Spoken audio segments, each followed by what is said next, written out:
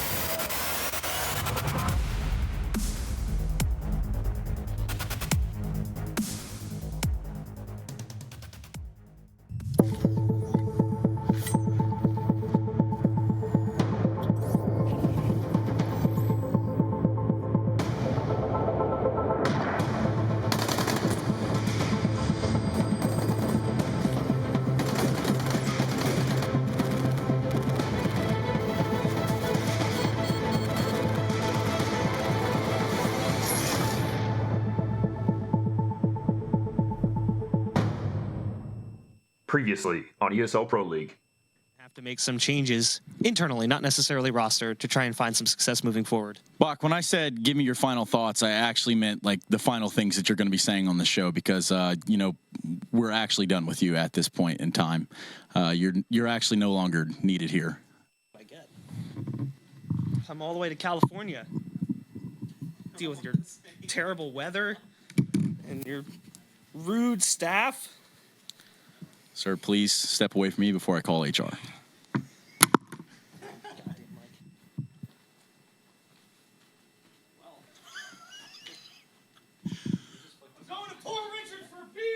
All right. Well, that escalated a lot further than I thought it would have. So obviously I have no idea what's going on here. I don't think we have anybody. But, in all reality, I don't know anything about Counter-Strike anyway, so it's kind of one of the... Can I help you, sir? Hey, man. I'm Vendetta. Here to help you out, man. Nice to meet you, Vendetta. Yeah. Where might I know you from? What parts? I mean, from Europe. Co-founded Room on Fire with Anderson Sam. You might have heard of him. Oh, Anderson Stanley. Yeah, I definitely know those guys. Yeah. Oh, yeah, cool. I'm the third wheel. Dope. Well, you can be the second wheel here, I guess, if you really want to hang out and, I don't know, not be weird about it. Yeah. Anyway, welcome to Pro League Season 5, Vendetta. Happy to have you here. I know we've been casting together for years. I'm your host, Stunna. We're going to be bringing you guys some action here tonight, and I guarantee you we're going to have a good time, right? Absolutely. 100%. We got some great matchups for you guys tonight, and in all reality, I think you're excited to finally get your hands on NACS. Oh, man, it's going to be a ball. So much to experience, so many new emotions to feel. I think it's going to be a roller coaster ride. Absolutely. I mean, obviously, tonight we've got some incredible matchups between Immortals and Cloud9, and then we're going to have Winterfox and NRG actually first. So it's going to be Immortals, Cloud9 after that. And, right away, man, I'm telling you, I think that's a really good one to start with for your first night on Pro League. Yeah, I'd agree with that, especially given how, Immortals especially did at Katowice this weekend that just passed. Super excited to see how they're going to play. And then, you got the Kings of North America in Cloud9. So it's going to be really fun to see them duke it out. I mean, definitely the Kings of North America in Cloud9, I guess you could say. But let's talk about the Kings overall, and let's talk about Astralis right now, coming in real hot these days. What do we think about Astralis? Astralis kind of solidifying their way. Well, they're safe as the #1 team in the world. I think it's safe to say at this point. Beating FaZe in the finals and not necessarily dominating fashion, but showing that they are consistent enough to be that team. Because this was a big tournament for them. This could have been where you already see the end of the Astralis era in that sense. Instead, you see another stellar performance from pretty much the entire team, and it just doesn't seem to have any stop to it. I mean, with this addition of Glaive, a little while ago, I mean, obviously he was able to bring just a ton to this team. I think some people were skeptical at first, but obviously it's panning out. Yeah, it definitely is. And for those who played CSS back in the day and were more familiar with Glaive, they knew what he would be able to bring to the table. And I think also, not necessarily just from a strategical point of view, but the fact that he's one of those in-game leaders who can actually frag like crazy at any given time. I think that adds a lot to Astralis. That's not taking anything away from Kerrigan, but it's just like a different player that fits the rest of the team better.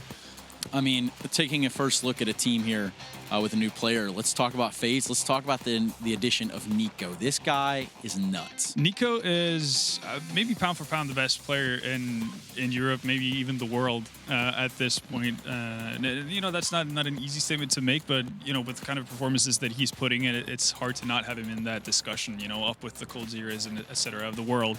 So FaZe just went from being a top 8 finisher at most tournaments to being a legitimate contender for tournaments. No, absolutely. That addition of FaZe, that addition of Nico gave them that little bit of oomph, I think. And then obviously, we're not even going to go down the mouse sports road. That's just an entirely different. That's a dark path. It's a demon in its own right. That's for absolute certain. But I mean, we're going to be looking at team tonight. We're going to be looking at Team Immortals, and obviously they had the better of runs there at Katowice, which is kind of what we're touching on here. Yeah. What do we think about the current Immortal state? Current state of Immortals, super positive, like very, very good. I think if you're going to swap out your best player in a team, the replacement in FNX, you won't find a better replacement for that. He's just a true veteran in every sense of the word. He he knows how to play Counter-Strike in and out. And the cool part is that we're going to see him take a bit of a different role than what he had in SK. And SK was predominantly, in the background, supporting, building up on what Fur and Cold Zero was able to do, and even Fallen. And now I think he's going to get into that role that we saw him closer to in Made in Brazil back in the day. Well, I mean, that's kicking it way old school right Yeah. there. But, I mean, we do have a quote here from FNX. It says, like I said, I'm quoting FNX here. The team I'm in will always be the best Brazilian team. And those are some heavy shots there Fighting if you words. think about it. There's a lot of upcoming talent there in that Brazilian team. I believe we have 3 in the Pro League. And SK, obviously, world champions of the past. Yeah. I mean, to be fair, FNX isn't incorrect in saying that quote, because in the past it's always been true. He's always been on the best teams in Brazil. And it's good, though. You want to have that confidence going forward, especially when you're taking a bit of taking a new page, you're turning a new leaf in that sense. This is him going back with, the new school generation compared to playing with the tried and true best players from his country. So it's going to be really fun to see over the course of 2017 if he can actually, stick true to that quote and actually make Immortals the best team or from Brazil. I mean, we're definitely set on pace to have a great rivalry between the two. Yeah. And albeit here in North American Pro League. So it's cool how that works out. Definitely. But definitely, let's talk about the other side of the fence now. Let's talk about this SK Gaming lineup. Had a little bit of a tough time there at Katowice. Yeah, they did. I mean, not making it out of groups is obviously not where you want to be if you're SK. You expect yourself to finish at least top 4 at every tournament. And, obviously, given the change with Immortals, they do have some time to where they have to go through adjustments and really integrate Phelps into the team. And for the better part of it, it looks like Phelps has gotten really comfortable in that side. He played really well at Katowice. I think it was their best performer in that sense. But obviously it's taken, or come at a cost of what Fallen's been able to do. Fallen's not playing at the same level as he did for the better part of 2016. But Coldzera is. Coldzera is definitely still laying down the law, if you will. Oh, yeah. No, he's doming people left and right, tombing people, if you like. And I don't think that's ever going to change. He's just too good of a player, right, to really mess that up. And that's the reason why he was ranked the number 1 player in the world for the last year. And that's just because he's so versatile. He's so good at every aspect of the game that you're probably not going to see a significant dip in performance from him. Okay, a team that is no stranger to different performances. Let's talk about this Cloud9 team. Obviously, you're defending Pro League champions from last season, but struggling internationally. However, here in the North American region, they seem to pretty much keep it on lock. Yeah, they do, and off to a great start so far already. I think they're 6-0 in EPL so far. So for them, I think it's more of a mental aspect more than anything else, and I think the biggest mistake they can do at this point is really try to change things up too much, because they've obviously found a recipe for success at home. Now they just need to be able to play the same way they do here at offline tournaments. Well, even their recipe, right? We found out, obviously they had a surprise nuke pick over SK. They're able to take the W there, and then we go as far as to say, well, Automatic called that as well. So I mean, It's true. They're a little flexible in their recipes there in terms of that topping and that seasoning. Yeah, that is very true, and it would be a very unorthodox way of going about it if you would have different players be in-game leaders for different maps. We haven't really seen it all that much throughout the history of CS. Normally, there's been one guy to kind of steer the battleship into fight every time, but if that is what works for Cloud9, all the more power to them. And I think that the addition of Valence as a coach as well is definitely going to help that transition potentially be easier for them. Well, I was going to say, yeah, obviously the addition of Valens is a step in the right direction for this team. And more than that, like these guys have come out, and Stewie had an interview the other day where he says, we're going to stay together as 5. We're going to continue to compete with this 5, albeit because, who else are they going to grab? Top who they have. But on top of that, I mean, there's also the argument to be made with longevity and like playing through the pain. Yeah, going the VP route, right? Right. Exactly. And it's working for VP. Yeah, and you can't argue with I guess VP's numbers in that sense. And I think it's the right way to go about it. But it also speaks to kind of the self-confidence that the lineup have with themselves too. The fact that they can realize that they have issues that they need to solve out, but that they're actually committed to sticking with it together. Being 5 for an extended period of time and trying to work through it instead of taking the easy route out and changing a player. No, absolutely. And I mean, I feel like, it's pretty apparent though. If you look through the history of North American CS, I mean, a lot less frequently nowadays, but in the past it'd be like, we'd see a team lose a LAN and they'd go immediately change their lineup like that. Yeah. I think that has plagued a lot of teams who probably didn't always have that development, or they thought, hey, we're going to get this guy, or this is my buddy, or something weird like that happens over there. No, for sure, and it's not a solid way of building consistency, right? By constantly having changes to what you do, and for that, you just got to commend Cloud9 for the approach they're taking it with this lineup, and I think they're going to see results coming as a result of it in the future. Well, as a result of that, we're going to throw it over to the Blaze combo, who are standing by, because we know you love those guys. How you guys doing over there? We're doing pretty good indeed. Dazed, how was your week off? It was good, man. Good? I kind of forgot we had work yesterday. And then I think after I tweeted at like 4 a.m., Charles was like, "Why aren't you asleep?"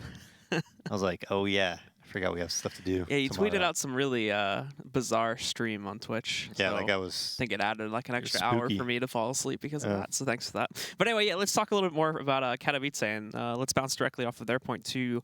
Speaking of Cloud9, again, it was really interesting the way that they ended up playing out in groups. They win their first 2 matches, and one of them is like the first 2 actually are like pretty big upsets, beating SK over on Nuke, taking them down there, and then they take their second one. But then they just completely drop the ball afterwards. What ended up going on there with C9? Well, I think SK even playing Nuke in the first place was a little bit weird when they played against Cloud9 on it, just because SK performed so poorly, on Nuke in the past, and then they tried to switch it to Cash. Before Cash was their permaban, they tried to play Nuke. Then they were like, okay, we can't do this. Then they decided to ban Nuke and play Cash. So they're not sure really what their map pool is right now. Having said that, Cloud9 obviously came out hot and then and then didn't do too well afterwards. Yeah, the groups really are not forgiving when it's just best of ones like that. I think everybody in Group B was like 3-2 or 2-3, right? Yeah, it was almost like I think someone was saying at one point there was a possibility for it to realistically be like a 5-way tie at the very end of it. Yeah, So it was pretty crazy close. But I don't think the format is bad or anything. I don't like when it's every time in every tournament if it's the same format. I think it's fine if you have a different format. Like you have your go-to format, which is maybe like GSL or best of 3 GSL format or whatever, which is great, right? But then we have so many tournaments that we don't need everything to be like that. We could do formats like this in different formats. And I actually like it. I like seeing formats change every once in a while. All right. Well, guys, we'll be back a little bit later on when we do have the first game getting ready for you. But for now, we're going to send it back over to the analysis desk. Guys, take it away. Thank you, Blue. As always, do appreciate your presence over there, looking fancy today. And you know what is more fancy than that? Do tell. I am Sydney. And let me tell you, Australia is a hell of a country to visit. I personally had a great time over there. And if you're in the area, I'd recommend you get out and see it yourself. I mean, yeah, I've been there to Sydney once myself. Love the city.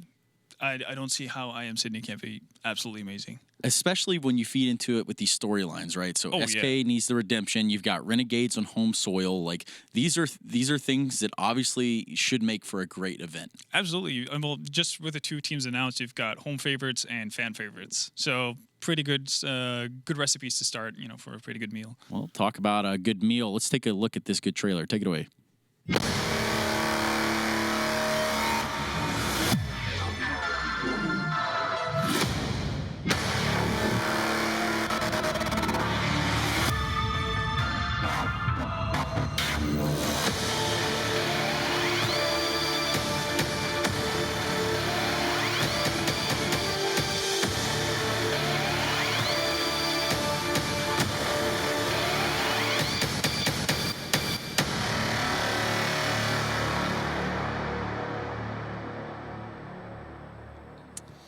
Yep, that looks awesome. You can go ahead and just sign me right up for that. Absolutely. I want to go there. 100%. Right now. Look, before we go anywhere, Yeah. let's talk a little bit about the storylines feeding into this week. Obviously, we could talk about FNX and Immortals with the C9 matchup coming tonight, and we see that sort of impact that he's able to have over there. Yeah, definitely, and kind of alluded to it at the very start of it, the fact that he's going to be seen in a bit of a new role, right?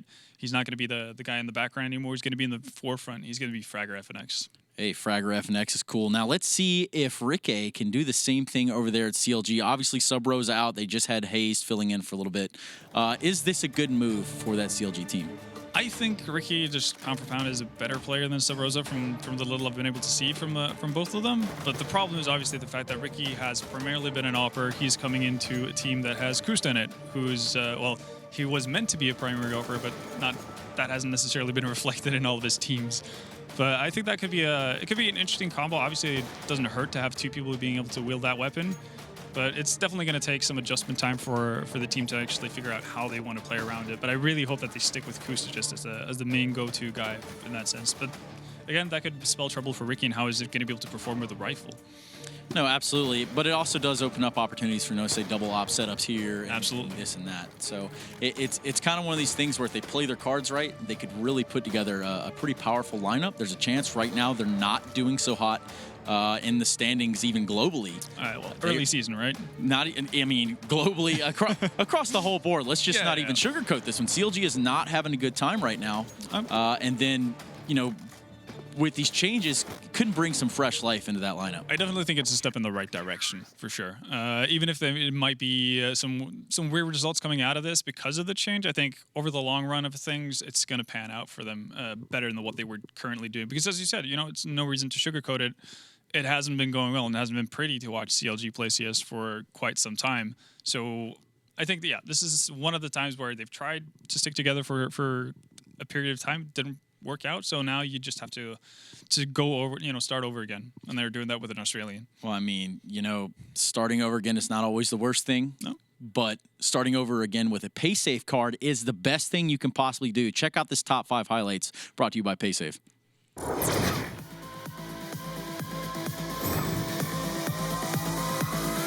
This, however, foils it all, because there's one. Oh, where's the? Oh, look. Oh, take the far, take the close. Bye-bye, LDLC. Something down these tunnels. Hits the nade over here. Elige is going to chime in for that first kill against Def, and well, there's 3 more from Elige. They're hoping for this mid control, but Stewie is free. He's got free ground to walk right up. Stoodle pops all these players pushing out for Squeaky, and he's already got 2. Looking for the 3rd now, and he's going to get it against Yam. 1 more in the corner, and it's into the hole with him. Alex will put out a decoy. It's very useful, I have to say, because there's a crossfire set. 3 players to find. He finds the first without getting a re-peek. What is that? Alex! Oscar's got to be careful. It could be pushed up in middle. Maybe expected one of his teammates to have that, but it wasn't the case. Chris J, though, dances around, finds 2. Shoulder peeks in. Sparrow goes down as well. This is beautiful from Chris J. This man has put on a masterclass.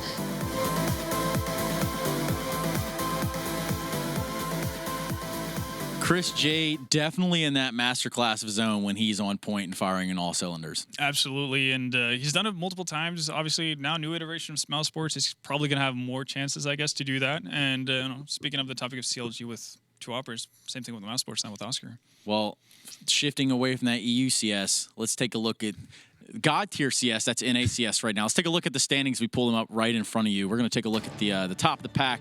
SK, Cloud9, Liquid, and Optic. Your top 4, as you might have thought. Yeah. That CLG and Misfits coming in there at the 4 and 2, not far behind. But we were speaking about it a little bit earlier. There's a little bit of a distance here if you look at the entire pack as a whole. It is. I mean, the skill gap is obviously, it's there, and there's no way to avoid it. But I think over the course of the seasons that we have had of EPL, it's gotten better and better. Like, the gap is getting more narrow and narrow, and the upper level of NACS is, on average, getting higher and higher. So, it's taking steps in the right direction in that sense. No, I mean, there's nobody on this planet that could tell me NACS isn't here to compete right now across the whole board. I mean, especially last year. I don't know about how Europeans feel about that one, but if y'all want to talk about it. Anomalies. They happen. It's weird like that. It does happen. So, I mean, obviously, we take a look there at those standings. We do know that Cloud9 needs to come in and they need to, regain their throne, which they were able to do in Brazil last season. But what's more important than that is getting to the Pro League finals this season. And I tell you right now where you can get your tickets for that. That's www.proleague.com/Dallas. Hey, man, Dallas is a good time. You ever been to Dallas? I've never been to Dallas. Heard a lot of good things, though. All the CPLs used to be there. So It's kind of like Mecca for CS. Hey, you said it. I mean, once upon a time, I think people used to call Stockholm that. But yeah, well, maybe in terms of where the players come from, but event location, Dallas. Right. Well, we'll be moving right along after that one. No, I mean, obviously, that's going to be an awesome event too. That's along the same sentiment as the Sydney event. Oh yeah. But Vendetta, give me your top 6 qualifying teams for that event. Top 6. Well, coming from NA, I think it's you have to put Cloud9 and SK in there. They've already gotten off to good starts in the Pro League so far. Liquid, Optic, even if Optic have had a pretty rough go of things ever since Stanislaw left the team, I think they should still be good enough to actually make it through. And I guess the one team that we didn't see too high up in the rankings right there, which is Immortals, they're kind of late. I think they were 8th so far at 3-3. They're definitely going to have a bit of a surge going further into this. So that's going to be my 5th pick. And last, that's a bit of a knife edge, really. I'm kind of looking at Misfits, thinking that they might do it, but who knows? Maybe CLG finds something, you know, that magical combo with Ricky to take that last spot. Well, the thing is with at least Immortals, you know, when we were here 2 weeks ago, they had just, you know, undergone the change. Yeah, there's quite a bit of movement over there on their side. So I definitely see that it's possible. I mean, these guys are able to compete at the, you know, the world class. On the world stage. Yeah, absolute highest level from Immortals. So I think it'd be silly for anyone to look at the standings right now and think like this is how it's going to look, you know, X amount of weeks from now on. There's no way Immortals are not making the playoffs. Okay, so, and I'm just going to be very upfront with this one. What is your thought on NACS in general? And don't sugarcoat. Not sugarcoating it. Don't fluff me on this one. Don't fluff me on it. I mean, yeah, because I mean, at this point, there's more imports than there is NA players almost. So not wrong. But I mean, NACS still like they're taking steps in the right direction. But I think for right now, it's more like a pub star region than you see, or rather than very strong all around players. But you know, in due time, that can definitely change. So they have the mechanical skills to compete, but they need to wrap their head around and actually have some thought to what they're doing a lot of the times. But, you know, it's taking steps in the right direction, I think. That's what I like to hear. Well spoken. Truer words have never been said. Well, I didn't say that. But when we come back from this commercial break, we're going to get into Winterfox NRG, followed by Immortals Cloud9. So make sure you guys don't go anywhere. Bring back some popcorn, too. I'm feeling, you know, I could go for some munchies right now.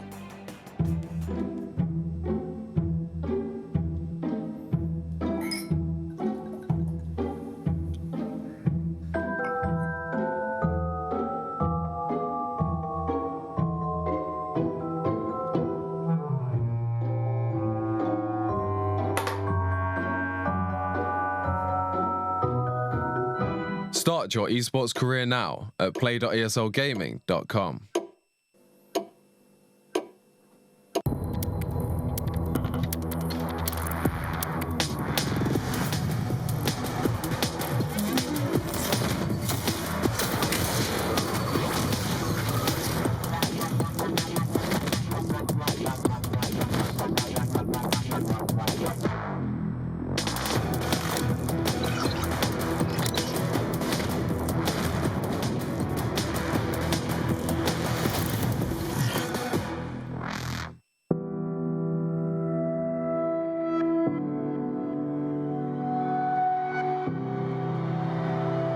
Ladies and gentlemen, welcome to ESL.com!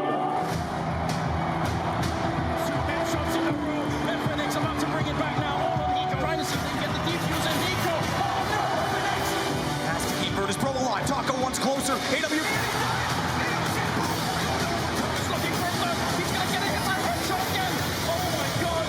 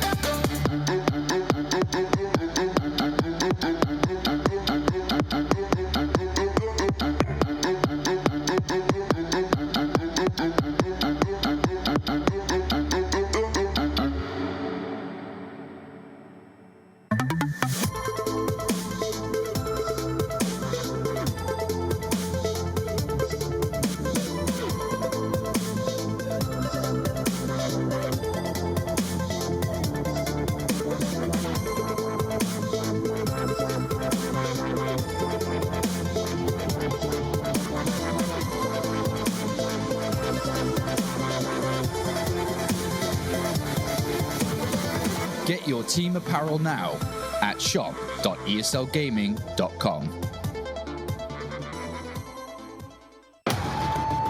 Counter-Strike is sharing incredible moments with us and will return to a memorable place.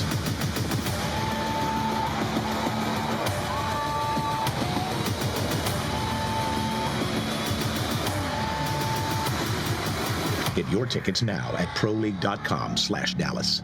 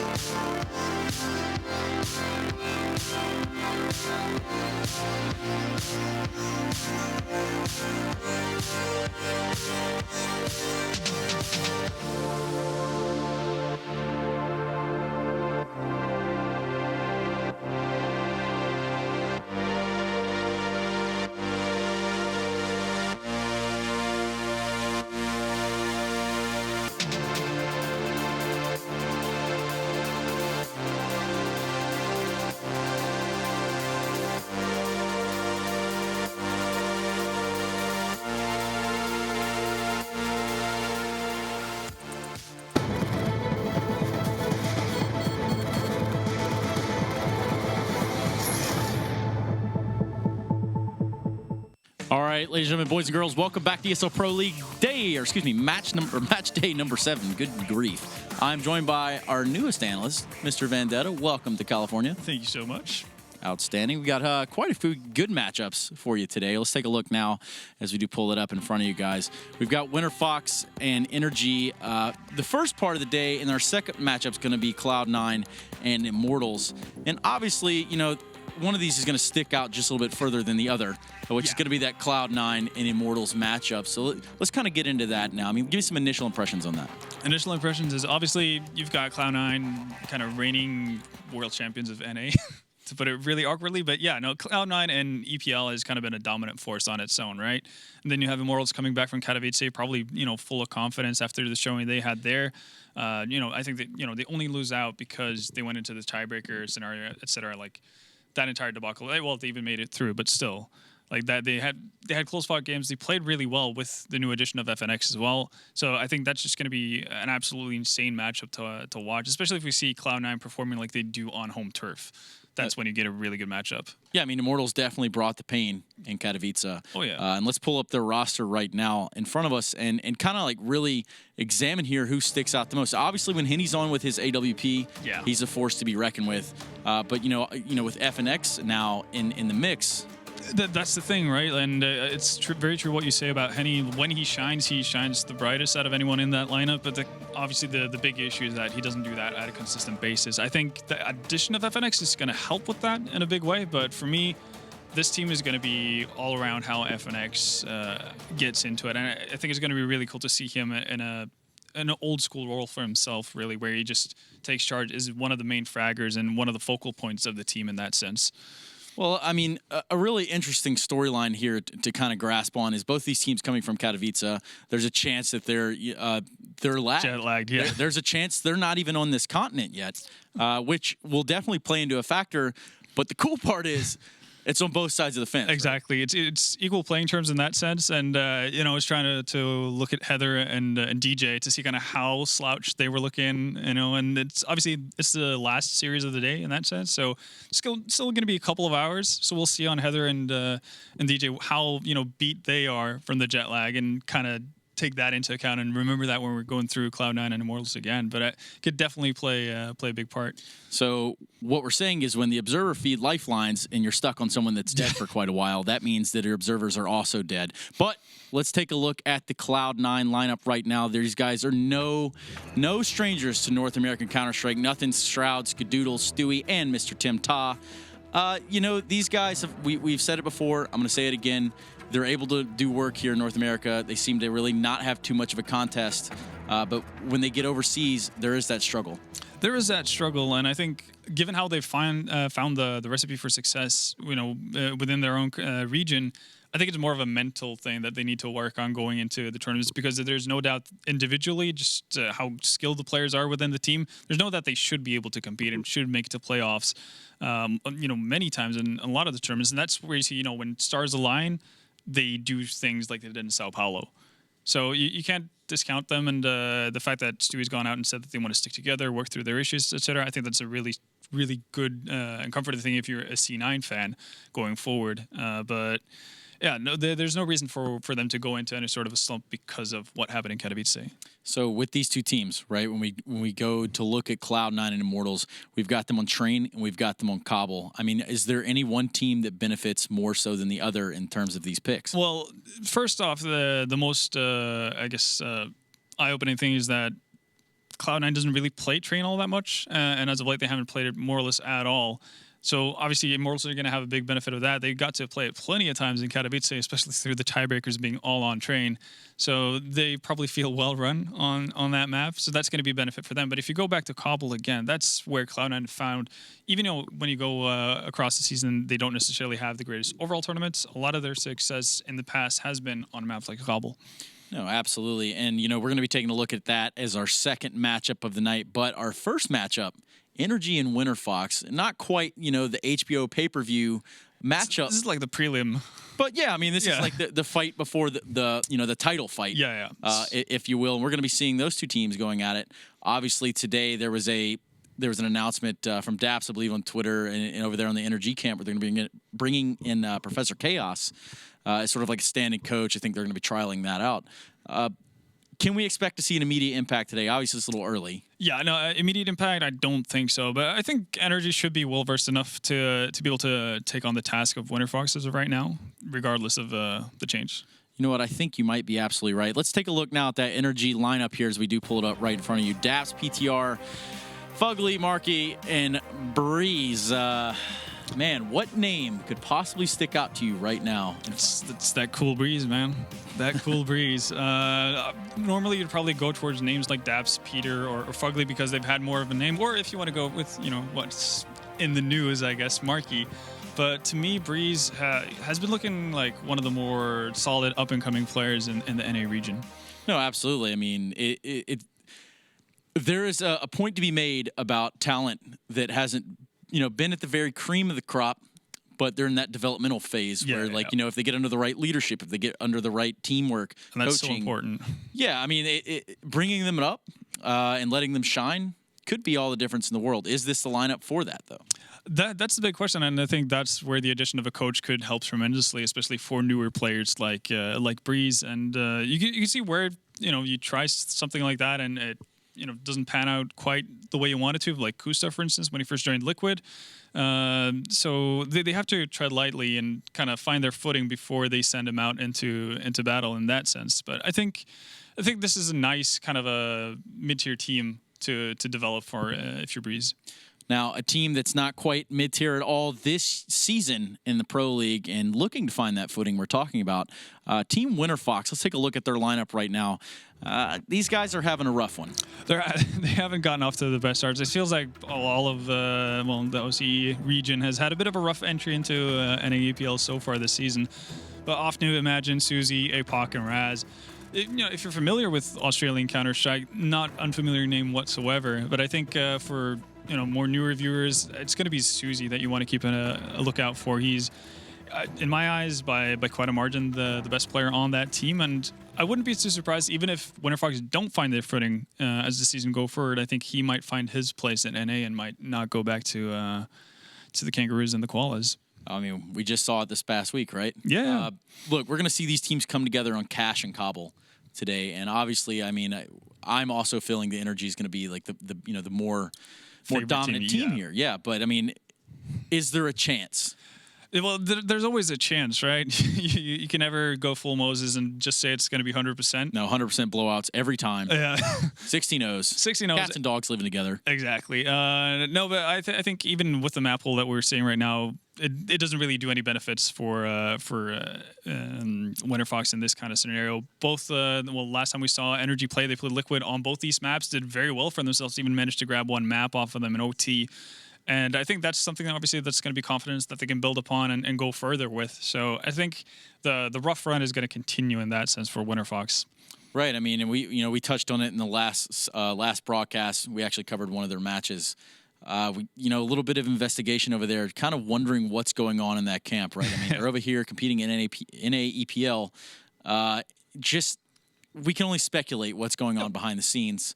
But obviously, the tough time they're having speaks volumes on its own. Yeah, and if they're going to have any sort of chance at turning around the season, they're going to have to start doing it right about now because you only have so many games to play, right? And you don't want to get into that pitfall where you're sitting down there at 0-10 and just feel completely hopeless. You want to build some confidence and feel like you have some good games in there. So this is definitely the time to do it. But it's like you said, they're very unwritten card in that sense. You don't really know what to expect for them or where they're going from here, what kind of practice they're getting, etc., and how they're acclimating to a completely different region, a higher level of play than what they're used to in Australia. Okay, well, we're going to be taking a look at those teams on Cash and Cobble, but right now, we're going to take a look at NRG's Cash with Mr. DeBears, who's standing by to break it down for us. Take it away, Eric. Thank you, Stunna. Welcome back, guys. You guys have a good weekend. You watched some Poland high-level CS. Well, welcome back to NACS. We're taking a look at NRG versus Team Liquid and Cash. You saw this match 2 weeks ago on how NRG took them to overtime and beat Team Liquid. How they do it? Well, they bored Team Liquid to death, that's for sure. As you can see, it's already 1 minute in the round. And Team Liquid has rotated 3 people towards this A-bomb site. The reason is, the one reason why Team NRG is playing so slow is because they know Team Liquid, the type of team to mix it up. They play heavy middle, they play heavy A, they sometimes push B. And so by playing slow, it encourages Team Liquid to use their nades earlier, while Team NRG can save the nades as well as listen for info. Like, are they pushed up forklift? Are they pushed up middle? By playing spread out like this, they could listen to this kind of stuff. They can listen for this kind of information. And so as you can see, Peter and Marky are listening towards this A main. They're tossing nades. They're holding a point. You see Peter's watching right here. Team Liquid flashed them. So they know, they've done their homework, that Team NRG knows that Team Liquid flashes with a purpose. They're going to flash, and JDM gets in position to op Peter. But Peter, knowing this, he reflashes JDM and forces JDM kind of play more passive approach. And while Team Liquid has to play passive, this allows Team NRG to literally come back to B with Daps taking control of middle with no CT's countering him. And as soon as Zeus leaves this B bomb site with only 10 seconds left, Team NRG rushes in this B, gets 3 kills on the map, almost in within 1 second, and they plant the bomb with 4 seconds left on the clock. Slow but steady, and they eventually read Liquid like a book and played them, and they won the round. And that's a great job by NRG. Back to you, Stunna. Thank you, Eric. And if there's one thing I've learned in all of my years of infinite wisdom, is slow is smooth and smooth is fast. So I believe that if that's the pace that NRG is going to play on, I feel like if they come in with a lot of confidence, they can put down a lot of work on this team. I'd have to agree with that, especially when you're playing against assumed lesser opponents in that sense. Yep. Slow and steady wins the race, and there's no reason for NRG to go away from that kind of a playing style. Yeah, I mean, slow and steady always wins the race, but it's definitely make sure you get to the finish line. So to take it away from here, we've got Blue and Daze standing by, who are going to walk us right into this matchup. Take it away, guys. All right, yeah, thank you very much. We are getting prepped for it. It'll be Winterfox taking on NRG here. Now, Dazed, your opening thoughts on this matchup? I think Winterfox is definitely the underdogs here. Looking at Winterfox last season, we saw them a little bit this season so far. Doesn't look like they've made any big structural changes. I think they're the type of team that can take maps against a lot of these lesser teams, and kind of get middle of the pack. But I think NRG is a little bit above them, and I usually don't see Winterfox beating the better teams. They're not really that team that seems to upset people too much. So I think NRG is definitely favored here. All right, and I mean, just taking a look at Winterfox overall, right? I mean, this is what do you see them becoming? Because it sort of seems like, I mean, we watched some of their games in the last week, and it really just didn't seem like they were all that together. Like they were very unorganized. Their strats and whatnot weren't really coming together. So what do we? I mean, it just seems like everything needs to improve with this team right now. As they kind of look like a mess. Yeah, I mean, and the last time we talked about them, I said the same thing that I'm gonna say now, and it's that, you know, this is their second season, and you know, I've asked other players and you know, on other teams, you know, how often does this team practice? People are like, you know, they don't seem to put in like as much time as other teams. So, you know, could that be like an issue? Maybe they're not practicing as hard. I don't know, but you know, and again, like to even get to this spot, right? What did they? You know, they just had a spot gifted to them. It's not like they had to work for it or anything. They just took over a spot because they signed with an org, right? So it's just like they're just kind of here and they're just playing. I don't know. I don't see anything like that looks really promising from them, to be honest. I usually don't see like many well thought out drilled strats from them usually when they play, and we watch them on stream or anything like that. And then from the other people that I talk to, it doesn't seem like they practice that much. I don't even see them ever play rank S even. So I don't know, man. All right. Well, we're going to talk a little bit more about energy and more on this match when we do come back, ladies and gentlemen. But we are going to go to a short break really quickly, and when we do return, we'll have the first map of the evening right here at the ESL Pro League. ESL Pro League is brought to you in part by Logitech G, Pay Safeguard, Mountain Dew League, and ESEA.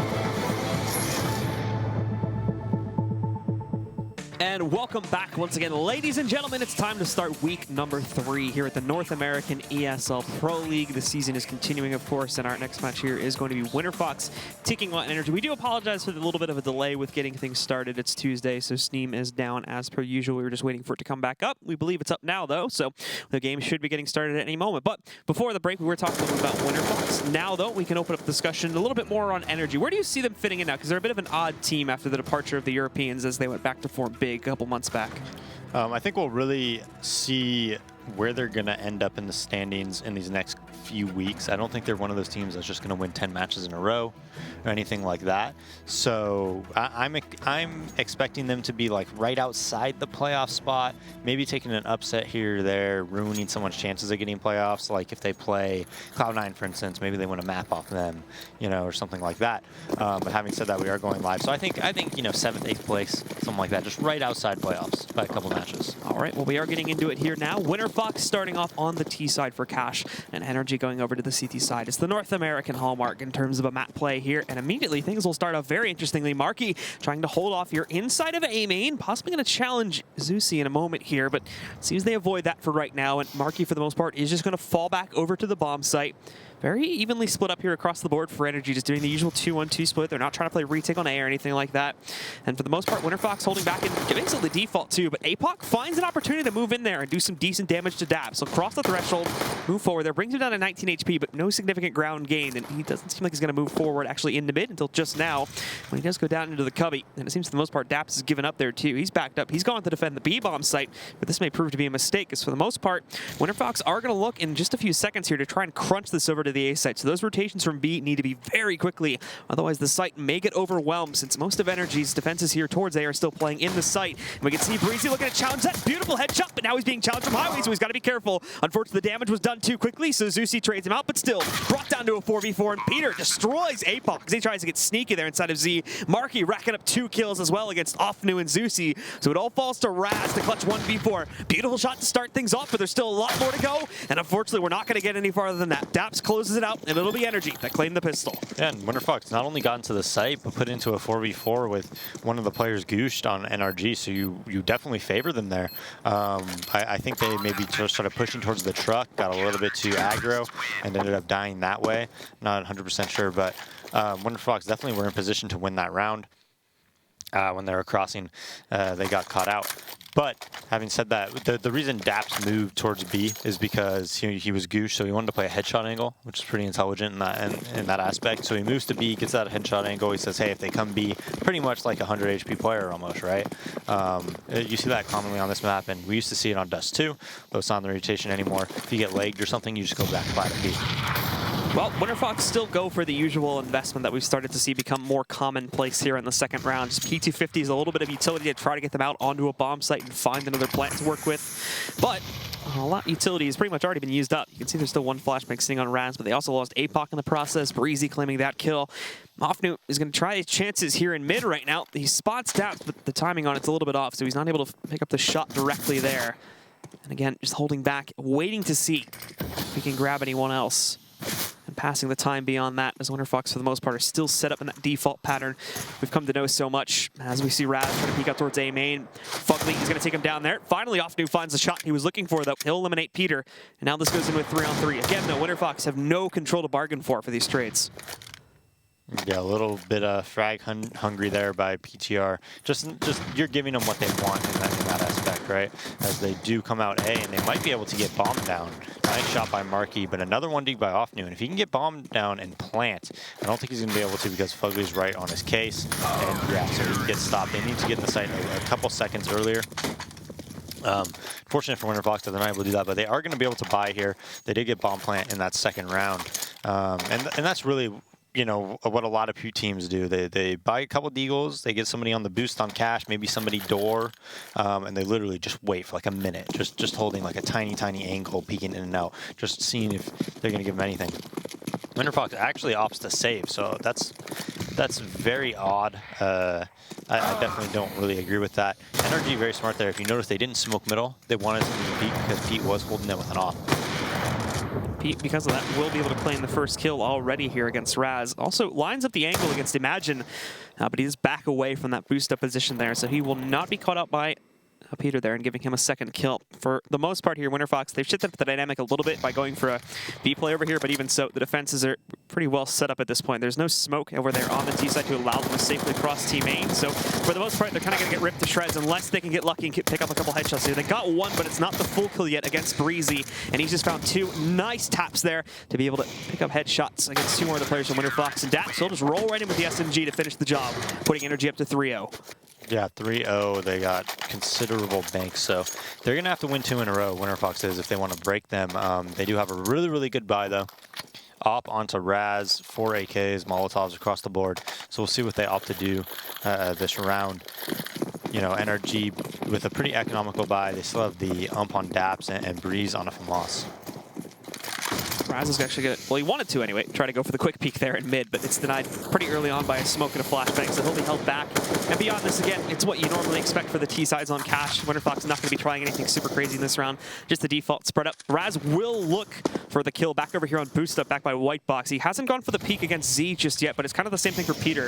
He's only watching for the garage push, not really wanting to give himself away to someone who would have already been boosted up on top here where Raz is currently positioned. This is generally a T-sided angle. So if they battle in Z, you should expect Raz to win this fight. NRG just in a 2-1-2. Very, very default by them, and they have a lot of utility still. You know, there's a minute 5 in the round, and they still have 4 Molotovs, 3 smokes, and a ton of flashbangs. We're going to see some of this used to move out and grab that mid control. They'll deny Peter access to the mid area for right now, which means Winterfox are going to get a whole lot of control. And while the NRG guys won't know exactly, we'll get that back in a second there, won't know exactly how to catch some of this. But as we do see the guys from Winterfox moving out here, most of them do end up wrapping back over inside of A main. And we can see Peter actually transitioning over to Truck. So NRG do have the pretty good read up, but the problem is, again, there's only 3 stacked. They're going to have a fast 2-player rotate over. Fugly getting aggressive, though, and it's good because he spotted the play out from A main. They haven't seen the bomb just yet, but Marky, again, chiming in with 2 kills, and I believe that was the bomb as well. Zusi will trade 1 into Marky, but now APOC sneaking in from Highway. He'll stop Fugly from being able to do any more additional damage for right now. Raz finding a kill. Problem is APOC wasn't spotted, but Raz bailing out APOC big time there. Finds the frag on a Breezy, and now it goes down to Daps to clutch. The good news is, though, he's got both APOC and Raz very, very low, and he's also got a smoke to try and get a free cross over here if he wants to try and push further into the site and then wrap around towards Raz. Playing it safe for now, though, hoping he can get someone a little bit over-aggressive and being able to punish. That gets the angle, but again, this is at long range, so he's got to be cautious against Raz. Gets him in the open, but the shots aren't there, and Raz will close out to give Winterfox control of the first gun round. Yeah, and Marky makes it 3v5 with those 2 kills right off the bat on both those players coming out of door. Unlucky not getting the third. That player turned from the flash at the perfect time. But Winterfox just Raz coming out, getting a nice 3K while they came through that smokes. But that was a really good mid take by Winterfox. It was mid round. They smoked Z. They mollied the sandbags. They got out of the boost. They did everything really properly. There wasn't much concern for me that they would get stopped there, even if NRG was probably playing middle. Now they put themselves in a good position because if they win this round, NRG is going to be on a save, and they could, you know, go 3-3 pretty easily. For right now, though, NRG still back in the buy game. A little bit limited on utility when you look at players like Marky and Fugly, but thankfully due to the passive playstyle we've been seeing from Winterfox so far, they more than likely are not going to do a whole lot to try and bait some of this out early on here from the NRG side of things. They shouldn't have to worry too much about running low unless there's a change up in the play style from Winterfox.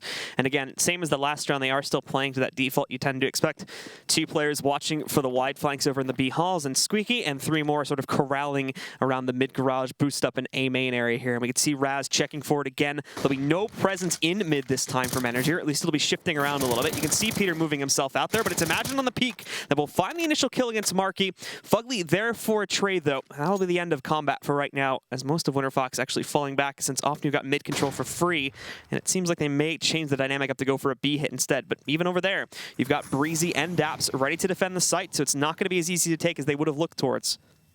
Yeah, and Winterfox, as soon as they heard that flashbang, they needed to stop this. Instead, NRG has 3 people towards B, Fugly holding the back, and this should be a very, very easy round for NRG to close out. Peter already catching APOC there too on a wide peek out through T main. They will actually, I think they wasted a second smoke of covering off towards CT main over there as well. And yeah, as you mentioned, very easy cleanup overall here. Breezy finding 2 kills and Daps with the 3rd. Only losing Marky along the way there due to the chaos on A, but very clean. And they traded up, resetting the losing bonus for Winterfox and pretty much immediately putting them onto an eco here. We may see a couple pistols picked up because APOC and Imagine have a bit of cash, but that should be it. Yeah, a very crucial, important round. And whenever you hear that pop flash come out from A main when you're falling back, it's a clear sign that they cleared it out, right? And that they probably have the info, and you have to play for that. Instead, they don't get that sound cue. They don't realize it. They go towards a stack at B, and that's one of the reasons why flash pushing A main is so strong. As Winterfox does a little bit of a slight buy here. They not sure how much money they exactly spent, but enough to possibly win this round as they're going to do a door pop. And NRG actually, again, playing for a retake on this site too, so they are going to let them flood back in. Strong chance for Winterfox at the very least to get them the plant to give them the extra cash heading into the next round, but nice shot from Zeusy. Marky finding 1, but again, being traded out very, very quickly after he picks up that kill. Now Fugly looking to challenge, but due to the utility they picked up, there's not a whole lot to be seen currently. Winterfox actually fairly safe. Unfortunately, when it does come to the gun battle, this is where Winterfox are going to run into some trouble. Unfortunate timing from Raz as he does end up running back outside of A main with his knife in hand. That'll be an easy shutdown for Breezy. And now it goes down to a 4v2. APOC getting pre-fired a little bit there, down to 41. Upnu, where are your shots at? He can't hit anything from back over here. Breezy already finding 1. Upnu, nice connection on the Fugly, but unfortunately, it's not going to lead to much else. Peter will immediately take him back down, and it's NRG up to 5. Yeah, 5-1, and they have a nice little bank account in the reserve, so they're going to be able to buy even if they lose one of these rounds. Winterfox is going to have to win 2 in a row to break them, and they don't even have much money. But what I was saying earlier is that when you pop flash A main like that, it kind of gives you 2 win conditions, right? If that player gets the kills, say it's like, even if it's 50-50, right? When you pop flash in A main, like 35 seconds or whatever, when they did it, yeah, it's like 50-50 if he gets the kills. But if he doesn't see them and you overplay the other site, that's like a win condition as well, right? So not only do you have the 50-50 where he gets the kills and he performs really well when he gets pop flash, but you also have the win condition that they're going back to the other site, and then you overplay that other site, like with what we saw. Winterfox again spreading out into their default pattern, a little bit heavier on A this time, however, so more than likely going to see them try to push into there. Zeusy goes for a very wide peek out against Peter instead of Z, misses the connection on the Deagle, and that spells a very quick death for him. Down to a 5v4, and APOC going back into the B halls now to try and reinvestigate what exactly is happening, but in the meantime, the other 3 are still set up to enter here into the A bomb site, and NRG want nothing to do with the front battle on this one. They don't want to get overwhelmed by a big clump of Winterfox players. They're, again, sitting back over here on Highway and Truck, mainly just playing to pick them off as they do push their way into the site, which they'll go for now, but Imagine just decking Peter down out of absolutely nowhere. Marky, though, catching 1 trade. Unfortunately, he has been able to stop the bomb from crossing it off in his hands, so he will get the plant. And keep in mind, too, you still have this player on B, but Daps, smart to him. He does watch out for that possible flank and takes him back down. Again, though, as they get onto the site and as they get into the post plant, this gun power is just certainly not enough to make anything happen, and Breezy will finish things off with a kill onto Raz. Yeah, and I mean, this is pretty dominant so far. Winterfox is, I think, very economically, safe buys are kind of hurting them because they're, getting these deagles, they're getting these smokes and flashes and stuff like that. Like, if you think about it, if they didn't do that round before with the smokes, flashes, Molotovs, and a couple deagles, they would have been able to buy that round, right? So I think a little confusion in when they're buying and when they're supposed to buy is kind of hurting them. Again, on that 3rd round, I think they should have bought when they saved. Instead, they get fully bought out and let them win that round pretty cleanly.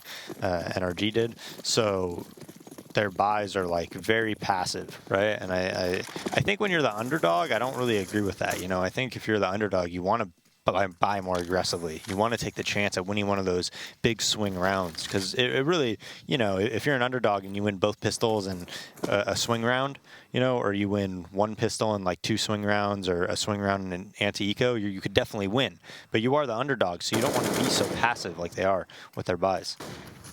NRG have put a bit more of a focus this time over here on mid to defend it, since there's been a large focus on Winterfox actually to be able to take that mid control. We can see Breezy boosted up inside of the vents, and I think they have 1 or 2 players also playing out towards Highway. Right now it's just 1, but Peter's kind of been shifting all over the place between Truck and Z, so large chance he may end up going back into Z to also watch out for that.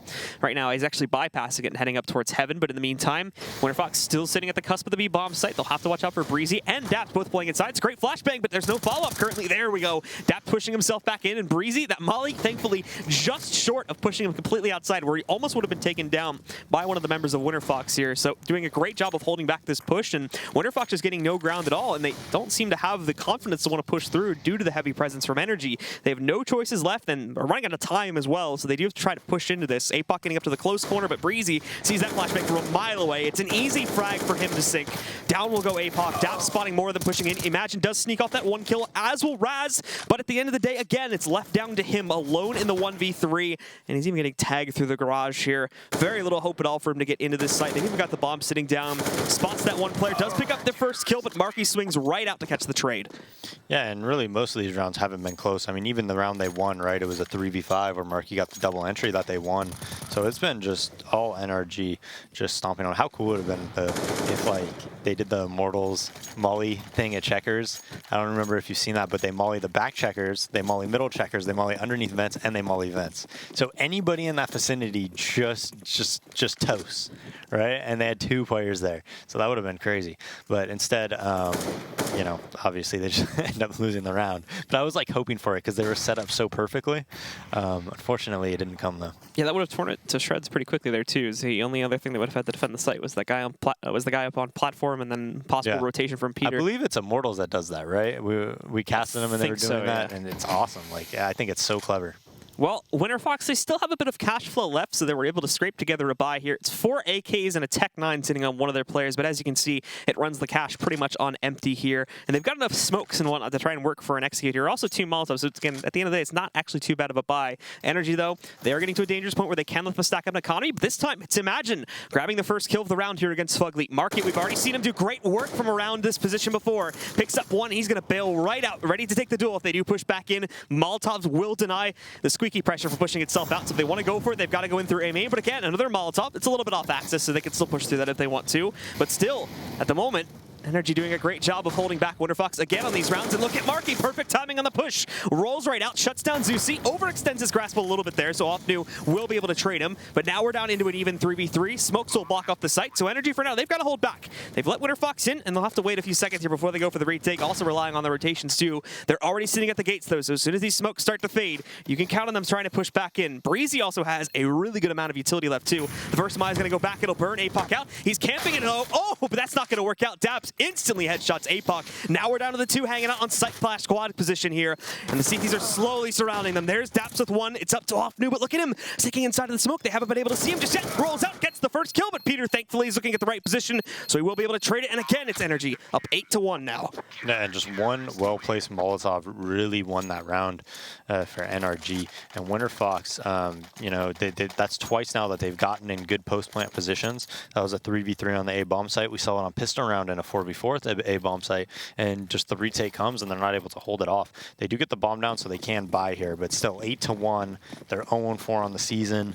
It's not looking promising for Winterfox right now. Not at this point. All of the Australian fans will have to invest in the Renegades here pretty shortly if things continue on this path. But for right now, again, Renegades is 0-6 on the season.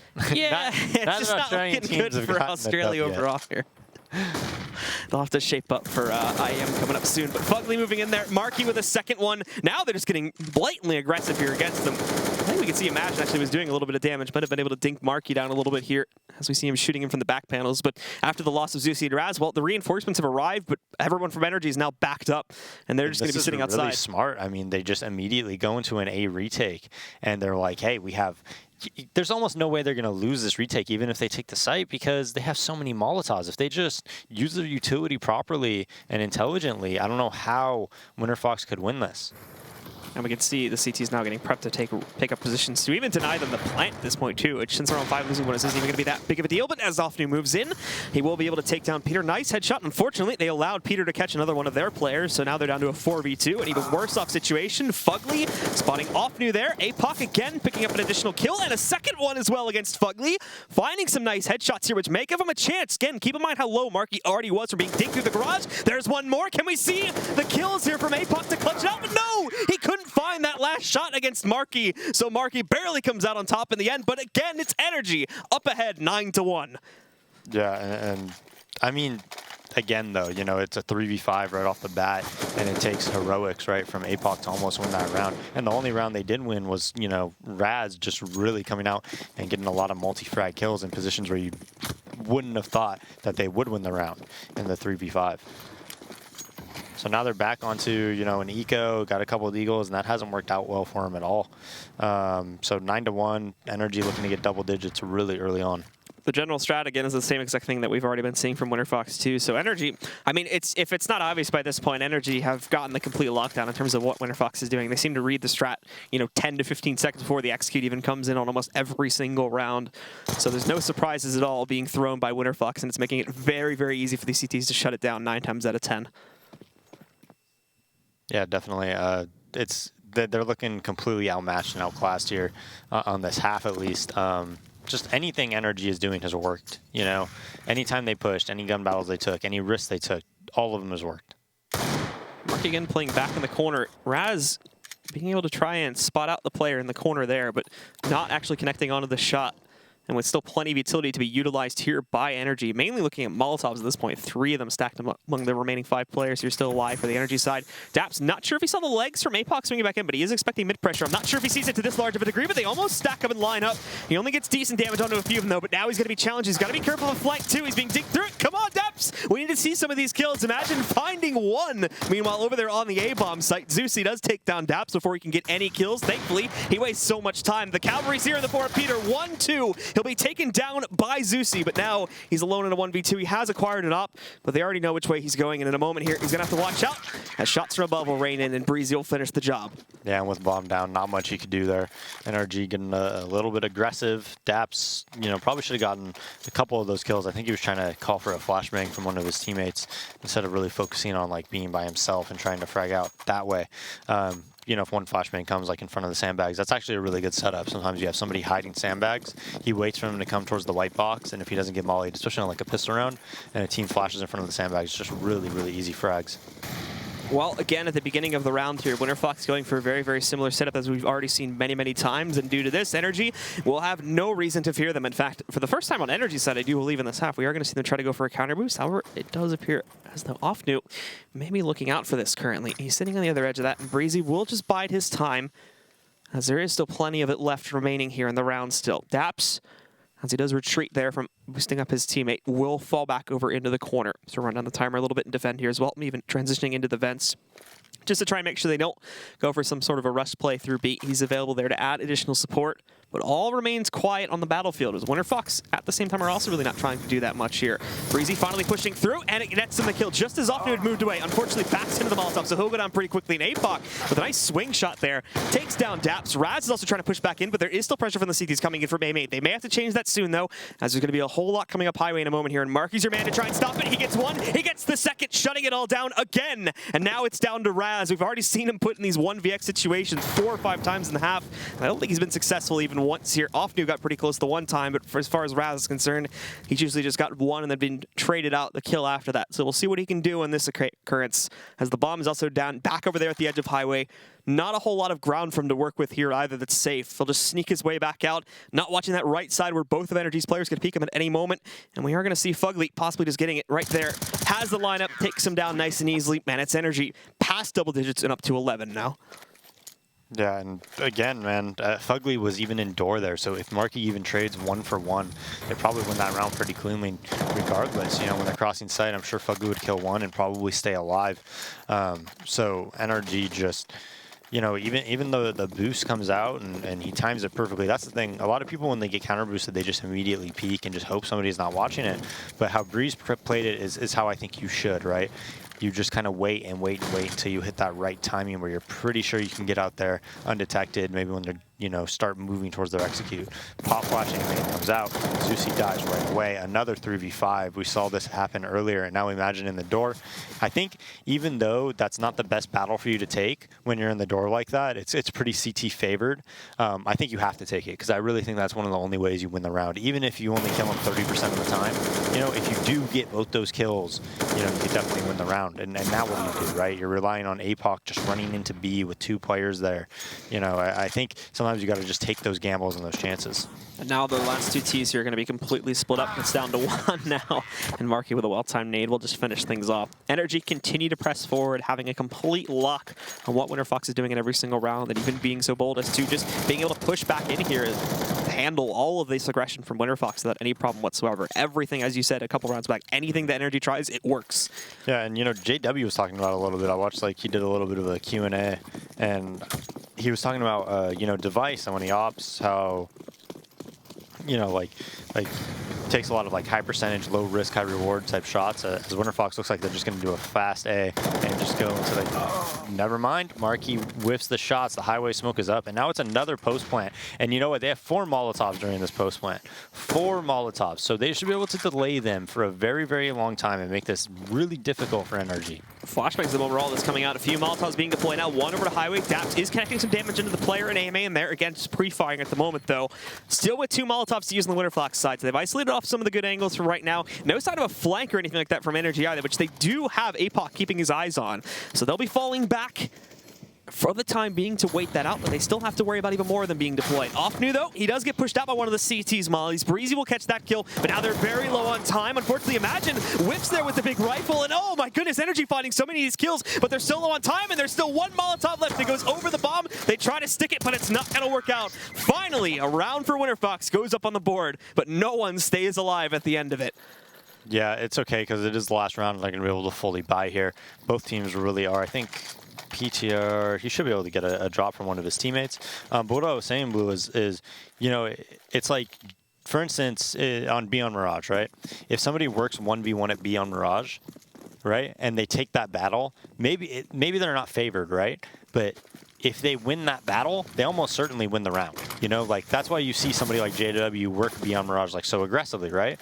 As you know, we see a 4v5 already. Breeze pushes B, highway push comes out. Pete watching it from the boxes, but it kind of set me in like a mindset where I'm like, that's how you kind of think about like those impact level kills, you know, where it's like JW working beyond Mirage on T side. If he gets that kill, they probably win the round, right? Because he's going to take the side, he's going to make it really easy on his teammates and things of that nature. And also that cat follow-up kill is pretty easy. Offnu now being spotted here. Nice grab out of the head. Even gets the second one too. Fugly and Daps both are going to go down to Offnu here. Now Breezy though waits for him on the outside to lend his wrath in this occurrence and for Zeus. Now it's falling down to him in the 1v2 here to try and sneak out from A main. He does have it covered up by smoke, but that's immediately going to be fading. Still, the timing works out there to where he's not immediately spotted up by Marky as he kind of fell back, but he's going to see him now. Misses the shots, though, so it does give him access to the site. Plant's not going to mean anything, though, in the 15th round. He needs to follow through and actually win it out. So I think he's actually a bit hungry to try and find this kill before he goes for it. But all of this wasted time, and now he's going to have a flank looking up from behind him, and he's currently not even checking for it. So it's, at the end of the day, it's going to be a free kill for Breezy, and there you have it. 13-2 is going to be the halftime score here. NRG absolutely dominating Winterfox. We'll see if there's any hope at all of a comeback when we do return, ladies and gentlemen. But for now, we're over to a break, so stick with us. We'll be back in just a few moments.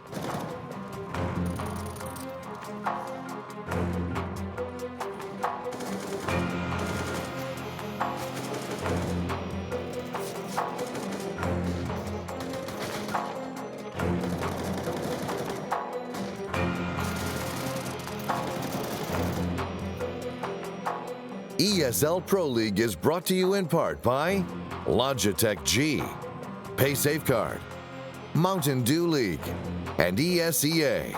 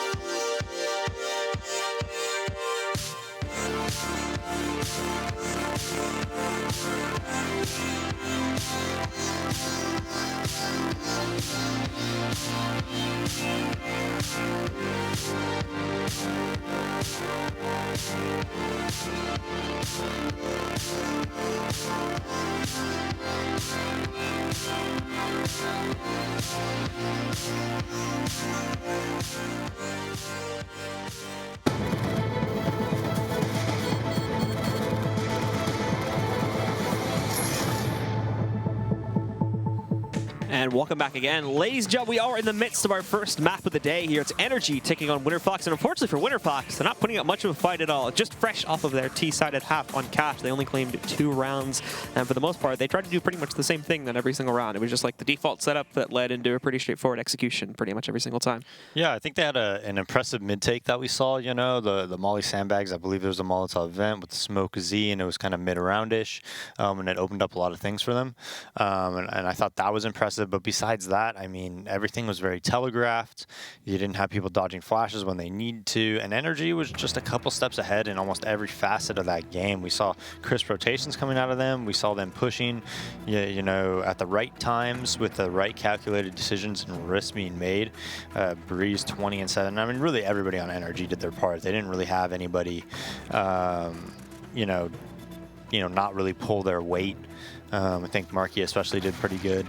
Probably the stream delay might need to up it, you know? From an extra 10 to 15 seconds. Nice reference. Yeah. But no, he played really well at A. You saw, like, usually your A player, I think playing A on cash is the hardest spot on this map, personally. And one of the reasons for that is just, like, it's really hard to pick your spots, right? Because if you play too passive, sometimes they Molotov you out, right? If you play, you know, behind the red bin, sometimes you get spammed through the smoke, or they throw a nice pop flash and take the site. It's so difficult to play. And you see what he's doing is he's pushing himself a lot more towards like the forklift, and then he kind of avoids a lot of that, and he takes that early action. And then if that early action isn't there, those opportunistic kills aren't there, then he could probably fall back towards site and kind of give up the site cross, but maybe play around the red bin and then kill him while they're running towards quad or something like that. So he's playing a little bit differently, a little bit non-conventionally, I would say, than someone like MBK. We might have seen him play it, but it's working out well for him, and he had a lot of impact kills there, pushing A main, killing those 2 guys when they were coming up highway, and things of that nature. It was a very mobile play stun. I think, you know, we especially towards the beginning, he was dying actually a lot, but every single time he would go down, even though it seemed like, you know, he was always out of the action for the main fight, he would still find, you know, somewhere between like 1 and 3 kills before he even went down. So he was almost always catching the necessary trades to allow for his teammates to just roll right in and shut them down. Anyway, we're in the midst of the pistol, and it's pretty fast from NRG. Imagine an APOC, though, immediately shutting down 2. They're going to look to change it, but they failed to account for the truck angle. Zusi knocking out another one. At the end of the day, falls to Marky, but he cannot pull it off alone. APOC chimes in for 3 total there, and it's Winterfox back into the action immediately.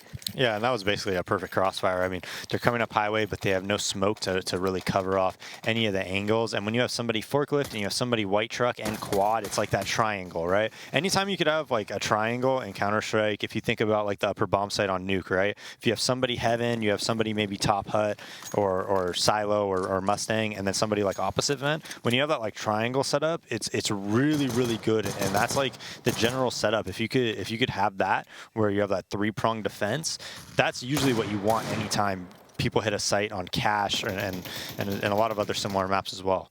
And the reason you do that is because you have that mid player who's able to rotate. If you have him going towards B, even if you have like a double site setup, it's not exactly that triangle, right? But you know, you have those 3 guys there, right? If they come A, he's at the white truck like they had, then they have like that triangle, right? And usually if you could do that, you could usually hold up pushes or at least have people in position to play off each other really well. Well, NRG on their 4 spot here into the second round. We can see Breezy actually being allowed a lot of free control mid, and Zusi swings wide again. He didn't actually spot any of those players going over boost, so I don't think he was fully aware of just how much presence there already was from NRG being established there. Now they are going to try to take A control. Problem is, though, again, this crossfire is here, and it's very menacing. APOC with 2. Imagine swinging around to pick these guys off. It's left to Dapt. He's prioritizing the plant. I think he's going to get it. Yeah, he'll be able to do that at the very least, but he definitely won't be picking up anything else. Yeah, they do get the bomb down off that 4v5, but nothing else. Imagine did a really good job with that MP9 being really mobile and playing off the player at white truck. I believe it was APOC. Yeah. So they're able to take that, and 13-4. NRG is definitely going to save here. And we'll see. Maybe Winterfox can get a bit of a comeback going. Fortunately, with the deficit they put themselves in from the first half, it's going to be very, very tough to even come close to allowing for the comeback here. As soon as NRG gets on the board, they're 2 rounds away. You know, 1 round. They're just 2 rounds away overall here from being able to guarantee overtime. And from that point, Winterfox would have to be flawless wherever they are on the scoreboard. I mean, you just take it 1 round at a time, and I mean, they could do it because, hypothetically speaking, right, if they win the next gun round, right? And even if they lose a round, if they just lose it the right way and at the right time, where they, you know, just force them to save and do like a double save or something like that, then they could definitely come back. I mean, this round should just be a slaughter for Raz. Gets 3 kills right away, pulls out the Tech 9, can't wallbang this box. So as Pete runs, he dies to Offnu. And Raz gets a nice 4K. But you definitely can, like it's not insurmountable. I just am not really a believer in it just because of what we saw and how we saw Winterfox playing on the T side and kind of what we've seen from them this season, you know. But Cash, especially on T side, you could have some crazy comebacks. I mean, we've seen it time and time again. Well, now the real test will begin as NRG do get their big investments going here. 5 AKs across the board with pretty much full utility for every single player too. Unfortunately, not going to be able to get the off on a Peter just yet. Zusi already being lit a little bit here, back over towards mid. Apoc though boosting up, and he can see just over top of the smoke. He's found one. Unfortunately, he overstays his welcome, and that's where Marky will be in position here just inside of A-Mate to trade out his dead teammate. He picks up Apoc, knocks him down, and we're back down into a 4v4. Yeah, and I think those are actually really easy CT kills to get, but I think you want somebody, like, I think you want a wide swing really hard out of that smoke if you want to kill the person in the back of A main, and I think if you do that, you usually have a pretty big advantage. And I don't really know if that setup's good, like having 2 in the back of A main there. They smoke off Z, and they have double on the boost. Here comes the molly from Raz, though. I wonder if that's going to delay. It does. That completely stopped their strat whatsoever. I think they could still take a mid control from bottom mid pretty easily. I mean, there's nobody there contesting it from Winterfox, but it kind of delayed everything that they wanted to do. So we'll see if an A main pop flash comes out or something like that to clear that side of the map, because they don't have much control. Imagine's pushing there. Offnu gets the pop flash B instead. Gets 1 kill, dies to Breeze, and now Raz needs to get a kill and probably stay alive. Misses Breeze on the cross, and now this makes it really tough. He's going to give up the site. It's going to be a 3v3 retake. They have that 1 molly on Imagine, and they really need him to place that very, very well and place it in a position where his teammates can actually capitalize off of it. And I think that's going to be the key this round. If he just wastes it and he doesn't use it, like I think if he uses it right now and they don't capitalize on it, it's not going to do anything, and I think they're going to lose the round. See, the Molotov comes out, but they have nobody to push up. They're not in position to do anything, so it's just a waste. It's just purely a waste, and those are one of the differences that we've seen so far in this game from NRG and Winterfox. After the Molotov was tossed, it seems like Raz is trying to move away from this a little bit here, but now throwing up the flashbang to try and get them into the bomb site here, but no progress being made. Marky immediately destroying both the players to try to push out from Tree Room, and even combos in for the 3rd one on Raz as well. Nothing being found by Winterfox at all in that retake, and it's NRG now up to 14. But little things like that make a huge difference. I mean, if they did that Molotov properly and they waited until they actually wanted to execute, they could have maybe, you know, gotten that site player kill if they bring 2 out heaven, right? 1 guy goes on the side, 1 guy keeps watching B main like that, and then the CT spawn player goes after they get that Molotov kill, you know, to flush that guy out. Then they could win the round. But you know, wasting a Molotov like that is so huge in that situation, as now they're trying to get aggressive A main again. Maybe looks like they're doing the Shroud boost actually. So Apoc gets up there, takes 50 damage. I think they're probably decently okay with that. And NRG just doing a default. But yeah, we saw when NRG was retaking A, right? Every time they were retaking A, what did they do? They waited, they waited, they waited. They saw their players were in position to capitalize off their Molotovs. And each time they molly forklift, what happened? They got that player flushed out and they got that kill. Essentially, you know, obviously this was on the B bomb site, but essentially that guy just Molotov forklift, right? And then they had nobody to kill him. So it was just a waste, right? Because the smokes were up or whatever, and he just goes away to safety. That's really what happened. And those are the differences we're seeing in these 2 teams right now, right? Those tiny things like that are going to make all the world of difference at this level of play. For right now, again, NRG, as you mentioned previously, already getting some great damage on Apoc there, who tried to put himself on the Shroud Boost spot, but down to 11 HP, not going to be the best position to play for there when he's that low. So he's had to fall back, and he's currently playing on the site with Raz. But for the NRG guys, they won't even be executing over towards A. It is just going to be Breezy, probably throwing like a red herring over here with a flashbang or something like that, as everybody else goes in for the B deployment here. Offnu getting ready for it on the bomb set, but he's the only one here. The closest reinforcements he has is Zusi, but he's back outside of heaven currently. He's going to wrap all the way up on top. Good flashbang, though. Restricts the players in checkers right now, buys him a couple of extra seconds, but he himself needs to be prepared. The flashbang goes back in, blinds 2 of them, hits the first one. Does he see for more? No, Fugly's going to trade. Offnu chimes in for a second, and the immediate headshot on and Fugly as well. He's holding this off right now. Now Peter trying to push back in, but look at the time. There's only 10 seconds. Peter looking for the jumping headshot, but no, won't find it. Swings around. Rafnu will shut him down. Breezy finding one more, but time has run out, and as he runs up to the site, he'll find an additional kill. It looks like he'll be able to survive till the end of the round at least, if he still keeps his gun power, but it is a victory for Winterfox. Yeah, it is. They take a lot of casualties there, only one alive, but I mean, that was a great sight hold from Offnu. No Molotov came down on the default spot, and he waits and he peeks his timings like very, very well. The pop flash came out to blind everybody on that left side. He takes a kill, gets a kill on the right while they're looking towards heaven, and his teammates are kind of fighting him. And hits a really nice shot onto Fugly crossing headshot. But that was a great hold by Offnu. Well, now the money, unfortunately, will reset itself for NRG. So they do just decide to empty out into whatever they can here onto the 6th round on the half. And it's not going to be much, as we can see. 2 AKs to work with, full armor for the entire team, and a semi-decent amount of utility. But the other 3 are just going to be working with pistols here. And Marky, sitting back, already has gotten himself past the cross in A main there, looking to see if he can spot anyone from Winterfox that may have wanted to get a bit aggressive to capitalize on this, but it's not to be seen.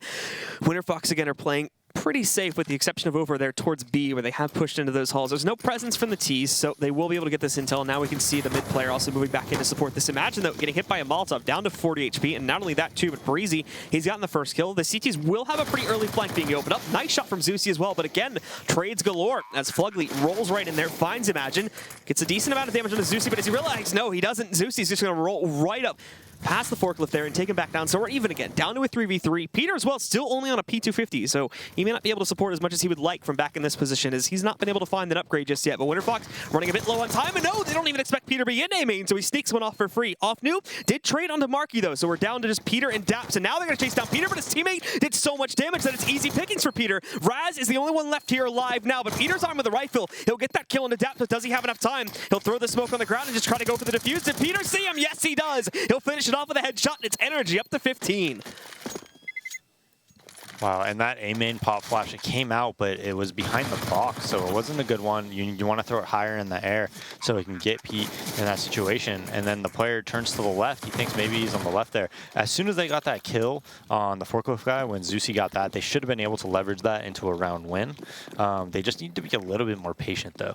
Whenever you're pushing through smokes like that and you're kind of forcing things when you have time, and that's something that I think we've seen from Winterfox in a couple different retakes. Don't force things. Wait it out. Wait their smokes out.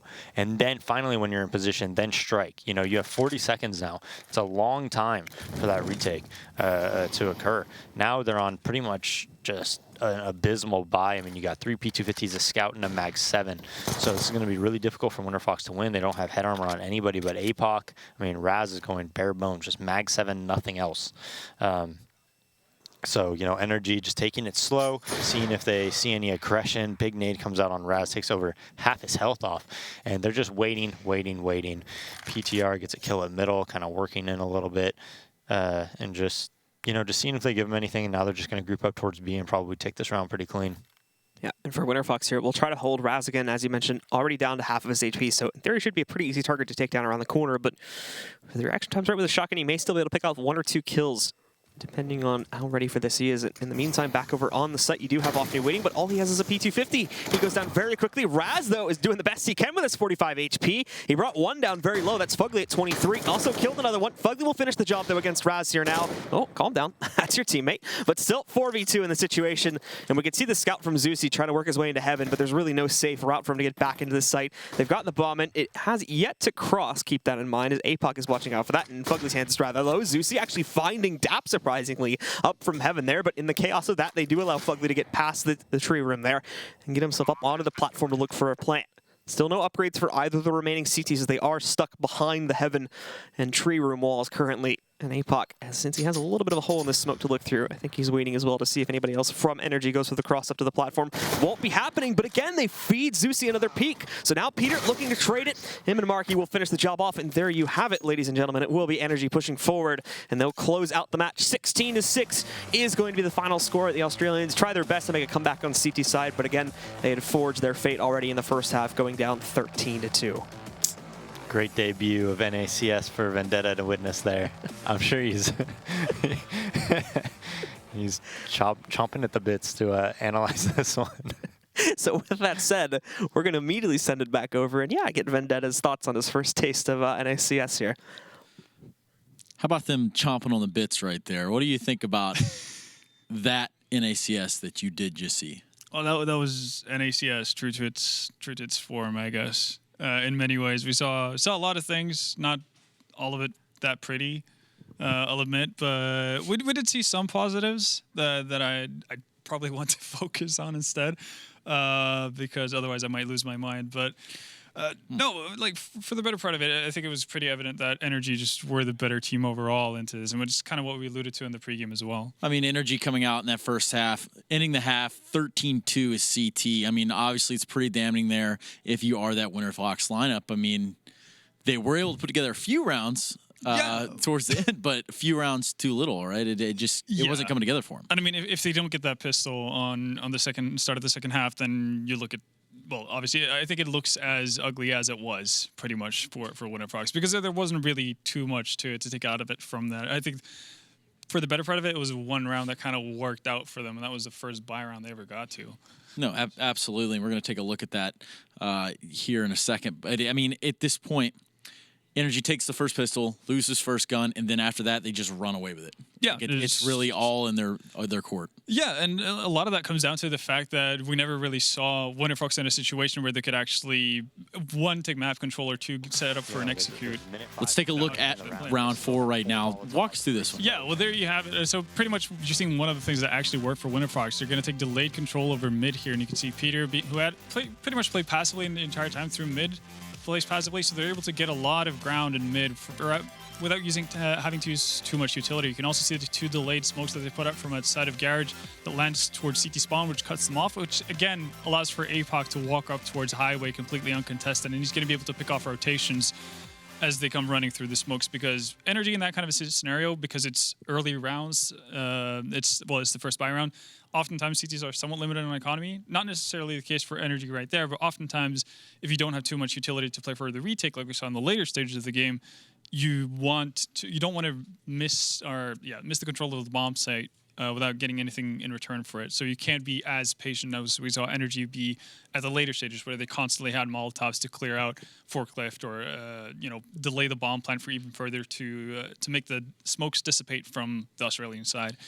So that was like one of the very, very few things that worked out for Winterfox. Yeah, I mean, no doubt NRG's retake game was on point. Obviously, when their economy is, much more advanced than, say, the Australians, it's pretty much, it's there. They're going to come in and they're going to just dominate, especially when they go in with confidence like they had been. Yeah, and especially because, and this is something Daze was alluding to as well, the fact that Winterfox had a pretty passive style or passive approach to which how they wanted to play their T side. It seems like they wanted to rely heavily on having a lot of utility, which again doesn't allow them to have as many buys. So you don't get enough opportunities to have those swing rounds that he talked about, which can once again turn the game in your favor. So Winterfox pretty much allowed NRG to get up to a stage where they have full money control. They're not even going to be affected if they actually lose a weapon round here or there later on in the first half, and that was a big issue for Winterfox. I think they didn't take enough risks, and they relied too heavily on having executes with full utility when that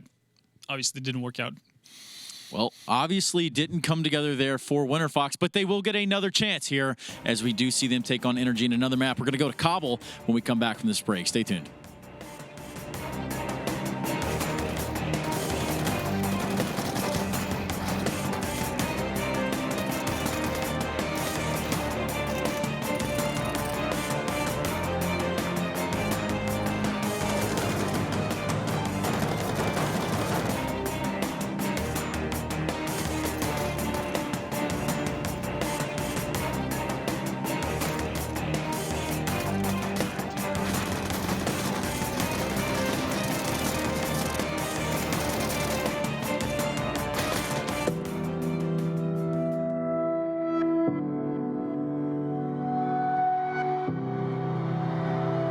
Ladies and gentlemen, welcome to ESL Lockdown!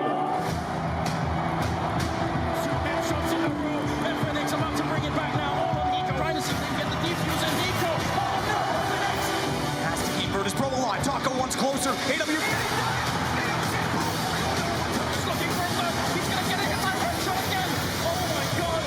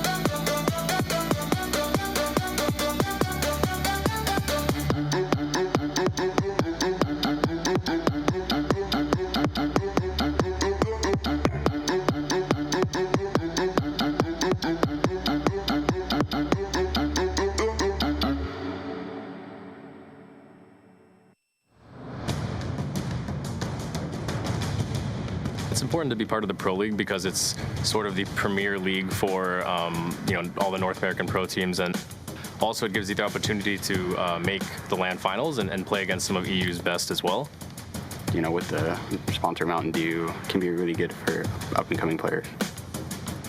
It feels amazing to have this opportunity, and I'd never take it for granted, that's for sure.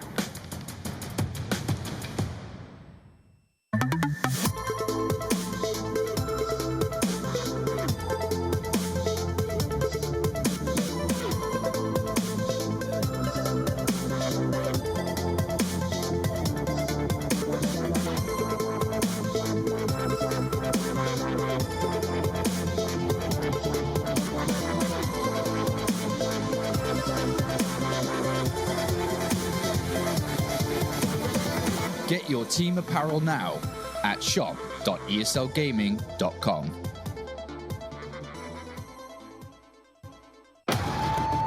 Counter-Strike is sharing incredible moments with us and will return to a memorable place.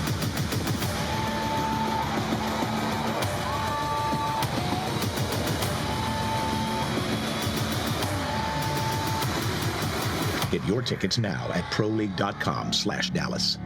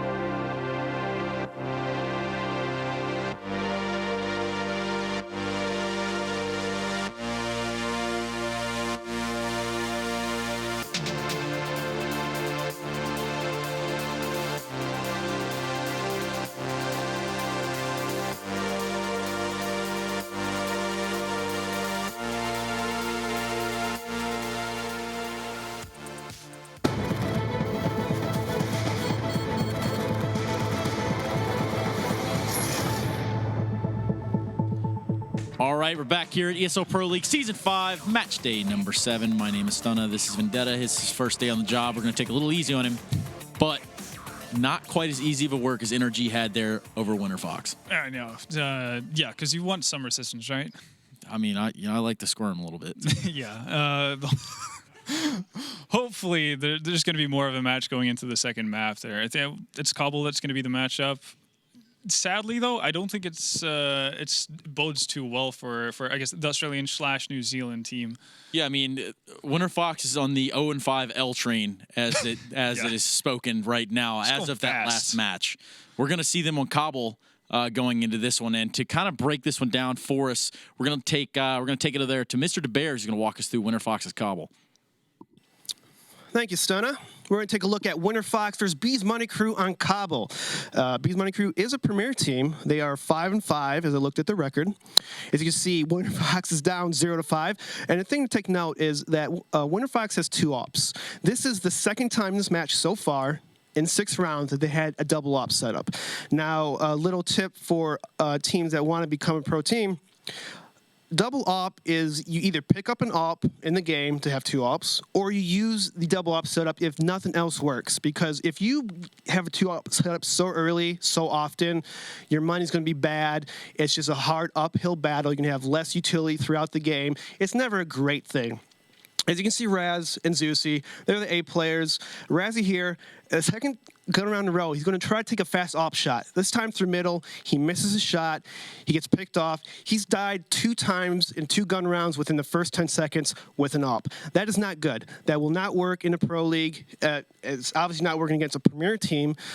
So, like, this is something they cannot do. They cannot at least miss their shots. But as you can see, they're up to 4 and 5 just right off the bat. Zeusy gets pushed back. He sees nothing. Imagine Off News trying to distract B and whatnot. The point of this is that Winterfox, you've been in the season, you've been in the Pro League for 2 seasons, okay? I don't see improvement. I don't even see that you guys are even a good team. I want you guys to make me a believer, make everyone else a believer, start winning rounds, start showing that you deserve to be in the Pro League. I want to see a lot better teamwork, smarter plays, and I want to see a win on you guys. So please, bring it, start practicing, start doing something different, because I want to see that. Back to you, Trace. The Bears, with a speech like that, you can be my coach any day of the week. God bless. Yeah, that was like Friday Night Lights meets Any Given Sunday. Definitely up there on the scale. But hey, man, look, we're going to go into Winterfox NRG on Cobble. All right. Obviously, we just took a look at NRG there. I mean, excuse me. Winterfox, yeah. Winterfox, struggling against a premier team. But is there a chance that they could come out here and fire away against NRG? That's like the smallest sliver of hope, I think. Like, you're really grasping at straws right about that. And it started off pretty bad. Like, when the Bears mentioned, like, so we're into the 6th round of the game. They've already gone to the double up set of twice. I was like, oh, God, this is not a good sign. And, yeah, they're not really able to make it work either. I'll be honest, I haven't seen Winterfox play Cobble all that much. Probably, well for my mental state, but they definitely need to sort things out in that sense. They can't be struggling with premier teams if they're going to have any sort of chance of, having an impact in the Pro League. Absolutely. I mean, we did see NRG go toe-to-toe with Liquid, losing 16-14. Obviously, I think that should be a little foretelling of what could be about to happen here. So, I mean, in all fairness, what are some of the sort of like setups maybe we could see meta-wise now here at the Pro League? Well, if you want to go, Winterfox, obviously, they're leaning towards that double up setup on their CT side, which, again, can work. I think more and more teams found an affinity to putting one opper towards the later stages of their CT halves towards chicken coop instead of having that aggressive peak, because there's so many ways that teams can actually flush out people from that staircase opening nowadays with all the Molotovs and utility users they have. So that kind of a basic setup where you don't necessarily have to commit 4 people to the B-bomb side. I just saw early on in Cobble, because the B-bomb side was so hard to hold off with pushes, etc., as long as you get that op towards chicken coop, because so many teams actually, or T-side teams, forget or just completely ignore the fact that people are actively holding that position, so they don't usually Molotov it, that kind of thing, which allows for CTs to have a much better way of holding off any sort of smoke execute, which would normally be a massive issue. Outside of that, Cobble not really one of those maps that allow for too much mix up in terms of how you play your CT side. And that's one of the issues that a lot of pro teams have with this map, that you do get kind of locked into how you play it because of how restricted CTs are of actually playing aggressively, finding information without basically overcommitting too easily. No, absolutely. I mean, it's sort of the seesaw effect, if you will. Yeah. And then, we're talking a little bit now about utility usage. And just how important that is as a CT to kind of like block off those choke points, as it is in most CS:GO maps, but right there especially. I mean, you could look at that B platform. Obviously, you get a good smoke out there, and maybe if you're able to wiggle your op up there and have him look back there in that hallway, then there's a chance you get an